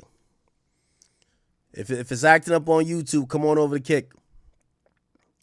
So, yeah, and then we seen what happened. No, Rick Ross is going off a lot. Look. Ain't nothing wrong with talking shit, but Drake, you got to keep it at one line. That shit you doing got to take 20 minutes. One line, or don't DM me no more. Yo, Drizzy, I got a question. I saw you posted you got more money than Ricky Rose. And let's assume you did. Well, your best friend, Birdman, his house went into foreclosure 5 years ago. You done watched that man struggle them 5 years and ain't get that man a mansion? Because if you got more money than Rose, what's another 50 million, white boy? White boy, it's one for 40 on Indian Creek. It's one for 50 on Star Island. You got 48 hours, white boy. If you got Ricky Rose money, ain't none of my niggas winning foreclosure. Come on, white boy. I'm finna bust a bottle. White boy, don't do stunner like that. Come on, man. What happened to that? 48 hours. The countdown has begun. Yeah, white boy, BBL Drizzy, I got a question. I saw you posted you got more money than Ricky Rose. And I ain't hating, but be safe, man. If something was to happen to you and I couldn't tell you this, be safe. And anybody getting on it, be safe, man. Where you Oh, this when he was clowning Drake's jet. Man, that old God. By the way, this definitely also went into territory of rich nigga flexing. Hey, no, this shit is really funny because I'm going to tell y'all, it's like battling against nerds. It's like sitting in a class and you watching all the nerds put together their best science project to present to the class. Man, y'all can have that shit. I ain't with that shit. Your nose fake, your stomach fake. You don't write raps. Your biggest homies in foreclosure. Come on, man. Yeah, I ain't gonna lie. I don't think they could come back from this. Go buy all that's living with each other a big mansion and put the BBL Drizzy logo on the gates. Man, feed, man, come on, man. Do that shit, man, and y'all need to pray for Drake and tell him, park that old-ass plane. It's a 1978. The cargo jet, people gave it to him free for promo. And I ain't hating, but be safe, man. If something was to happen to you and I couldn't tell you this, be safe. And anybody getting on it, be safe, man. Wear your seatbelts and make sure the oxygen thing's in there, because that shit was just for luggage. It wasn't for human beings. Guess what? This is a perfect opportunity for y'all to see the type of white boy he is. Soon as that pressure on white boy, he gonna go post stunner in that $20 jogging suit. No, the man needs some paper. And make him say, I got your back. He don't want to say that to that mark. He ain't got that mark back. That mark ain't fed him none. But since you done watched him struggle and gave him, show the world you go buy him, post him when you go buy him a $40 million mansion, white boy. Huh? Soon as Rose on your ass and you call your mama, then I'ma post Birdman and kiss him. That trouble. Ooh, I gotta go stand next to. Ooh, Nah, this was bad. I know y'all be doing that drip check, but today we having that crib check. We having that crib check. You know, I show your shoes, your jeans, your this, yeah, all that shit. Show us how you add 9,000 square feet to something. Show us. Hey, this is a crib check. And for the record, the lot next door still available. White boy, I know your man will love that. You got paper. It ain't nothing, you know what I'm saying? Get the lot, 37 million, spend another 30. It's only 67. Interior, spend another 5. Something like that. So it's gonna be beautiful. It's all this gonna be a Japanese court. Okay. Overcome it all by yourself. You don't even need a team. You could. Okay, so kind of getting back to this is that I think their beef got a little bit too personal. I mean, I want to say that Drake is forgiven. I don't know how he's going to be in these situations after all the back and forth. And I feel like this is probably the most Drake has seen the industry come for him. I don't know if he's going to bounce back and forgive all these guys, but you never know. You know, they're saying that, oh, maybe he would have forgive Future, but like, Future did do the album. You never know. But I do think the thing with him and Rick Ross, I thought it got mad personal. Here's my thing with Rick Ross and Drake, though. I still don't know where it emanated from. At first, we were told, oh, it's because he didn't clear, and that was the excuse. Ross says he didn't clear. Rick Ross says French Montana Drake. He said Drake didn't want to clear this song, right? Let's see.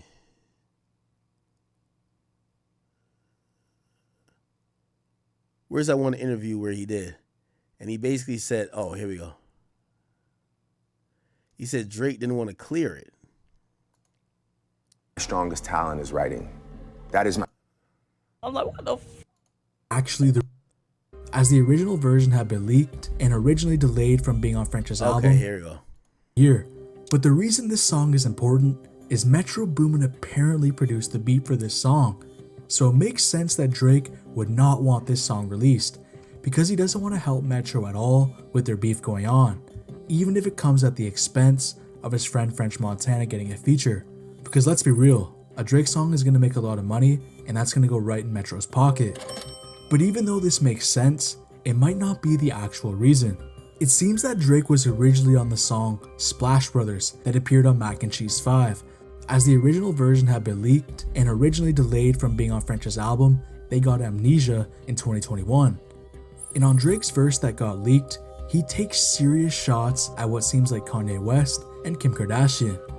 On MMG, I'll F a rapper's wife. She ain't even my type, but I'll make the sacrifice. Now looking at the first line, Drake is pretty straightforward, and yeah, that could be about anyone. But where Ye and Kim come in is when he says this. People know the real, secrets left in hidden hills. Bought the whole street up and got it for a deal. In 2018, Kanye, Kim, and Drake were all neighbors in Los Angeles, literally living down the street from each other. And if you remember, it was speculated that Drake had relations with Kim Kardashian. Drake released the song In My Feelings off his album Scorpion in 2018, and after that, everything went crazy. Kiki, do you love me? Are you riding? I just found out who Kiki was. Kiki is your... That's why you're so mad. Drake, you a cold cuz. That's who Kiki is for real? The fact that it's people making rumors or thinking that you my wife and you're not saying nothing and you carrying it like that don't sit well with my spirit. So when you're like, oh, I don't know where it come from, you too smart for that, bro. On the song Sicko Mode by Travis Scott featuring Drake that came out just a few months later, Drake may have also described directions to Kim's house. And keep in mind, Drake literally lived around the corner.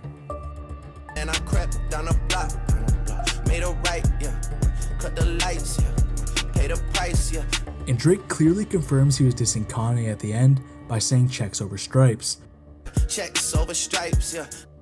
Referring to Drake being sponsored by Nike and Kanye. What does it got to do with Ross? In 2020 on DJ Callout's song Grease, Drake talks about those hidden hills and someone's wife. Rolls Royce, baby, in hidden hills. Jogging past your wife and she get chill. And Kanye, well, he had a lot to say about this. You got bars that's like hidden hills, give your wife the chills. You doing all kind of, it's like you all that's disrespectful. You know what I'm saying? So you could be sitting there like, did he not? So looking back at this alleged verse that was apparently supposed to be on Mac and Cheese 5, when Drake is talking about a rapper's wife and secrets in hidden hills, it seems very possible. Oh, on MMG, I'll fuck a rapper's wife. Niggas know the real secrets left in hidden hills. Oh, nah. Drake on bad time. Oh, word? He's referring to Kanye and Kim. So for strictly argument's sake, if French Montana was trying to put this on his album and Drake didn't want it coming out, which is very understandable for numerous reasons, Drake would have had no choice other than to send a cease and desist to prevent it from happening. But crazy enough, French Montana was asked about Drake not being on his Mac and Cheese 5 album, and his answer might surprise you. Yeah. So what happened with Drake on the album? Because I know you and Drake made a lot of music, you said. What happened on this project? Yeah, we did, but we got the documentary coming out in June. And he executive produced it, so we're just going to push the record. The documentary never came out, did it? It's back to that. Why didn't you put the Drake song on here? Because I saw people were saying, what happened to that? Because we got a documentary coming out together, and I feel like it's a better look that we dropped, you know what I'm saying? Okay. French Montana had nothing bad to say about Drake, and Drake has literally been helping him produce a documentary in which they will apparently have a collaboration on musically in 2024. So according to French, that shit never came out, nigga. They're in a great place. And this is French Montana, the person Rick Ross is allegedly defending, saying this. Could he be hiding the fact that he's mad at Drake? Possibly, but they're still supposedly working together on stuff. So even though this alleged cease and desist to French Montana is apparently the reason Rick Ross unfollowed and turned on Drake, does it actually seem like the real reason? To me, it doesn't. And I think the real reason could involve Rick Ross secretly having hate for Drake long before he turned on him. Or he's mad that Drake didn't give him and Meek Mill a feature on their album Too Good To Be True, which came out at the end of 2023 and seems like they were banking on. Greatest of all time, Drake feature. And yes, Meek Mill and Rose, we f with the boy heavily. You might hear him on some of this new shit that's coming out very soon, you heard? You better believe it. And now, Rick Ross is using this alleged cease and desist as an excuse to go at Drake when it's convenient. Drake has given Rick Ross so many of his hits, so even if he didn't like him for some period of time, it made no sense for Rick Ross to start the beef, because— Hey chat, everybody, get over the kick, cause I'm gonna watch a true crime joint right after this. We're gonna end the show on some true crime shit after this, so just please get over the kick. If you're still awake, get over the kick, all right? 1, you're gonna dry up musically pretty quickly. 2, starting beef with Drake isn't very smart because the odds of winning a beef with Drake are 50-50 at best, and you're losing the biggest artist in the world as your friend. So it made no sense for Rick Ross to start beef with Drake, and that's why even a couple months before the beef went public, Rick Ross was still talking positively about Drake. But all of this changed in March of 2024. It's possible Rick Ross saw what was happening with Metro Boomin, Future, Kendrick, and Well, the interesting part about him saying this, French did do another interview, and French pretty much, French, Montana, Drake, French basically kind of like, he's always like downplayed it though. Check this out. Wait, can you tell me the story what happened with the Splash Brothers record and how he didn't end up on it? Splash Brothers record. The Splash Brothers there's record. There's a leaked version with Drake on it. There's a leaked version, but the Splash Brothers record never came out with Drake because the version that we had with Drake, it had a verse from Rose that I think Drake was waiting for another verse from Rose for that record. You know what I'm saying? I think he wanted him to cut another verse because something happened. Either he said something on the first verse or something had happened. And he was just like, "Hey, I'm down, but yeah, I'm down. Can we switch up this verse?" But it was supposed to be a Stay Scheming Part 2. Oh shit! So that was the whole thing. When Drake sent me Splash Brothers, Drake actually sent it to me for his album. Oh. So Splash Brothers was Drake's song. I ain't gonna lie, I rock with French, but he sounded like he was lying the whole time here, man. And Drake sent it to me. He was like, "Yo, go in the studio, make like 3 different hooks, and let me pick the best one." So I went in there, I did like 3 different hooks on it. I sent it to Drake. He heard it. He was like, "All right, this is the one." So I'm like, "All right, you like that one?" He was like, "All right." So we went in there. He cut it. He changed a few words that he wanted me to say. He sent it back. So I went in, I cut the hook. I sent it to him. He did his verse first. So it was my hook and his verse. And by the time I flew out to see him in Bahamas, he already had Rose verse 2. But it was like something Rose had said something. It was something with the verse. So it's supposed to— Shout out to my man Bijan in the chat, man. Shout out to Bijan in the chat, brother. Hey, everybody come on over the kick, man. We got my true crime investigator hat. Oh shit. We didn't cover that, the influencer who died. Oh, chat. All right, everybody. That's probably gonna be the yeah, come on over the kick, honestly. Supposed to be for Drake album. I think it was, if I'm not mistaken, the album After the Views. probably fuck, I don't know. They all, dude, the last 7 years of rap is all blended together for me, especially when it comes to his discography. Yeah, it's all like one day. Yeah. Yeah, so the point is, what I'm trying to say is that Rick Ross initially said it was because of the French Montana issue. Went at Drake, it got mad personal. I don't know how it comes back from there. But then French is basically in multiple interviews saying that's not it. Like, I'm cool with Drake. Like, nah, that was some shit with Ross and, you know, Drake maybe with some verse shit, but it's not that serious. He's downplayed it all the way.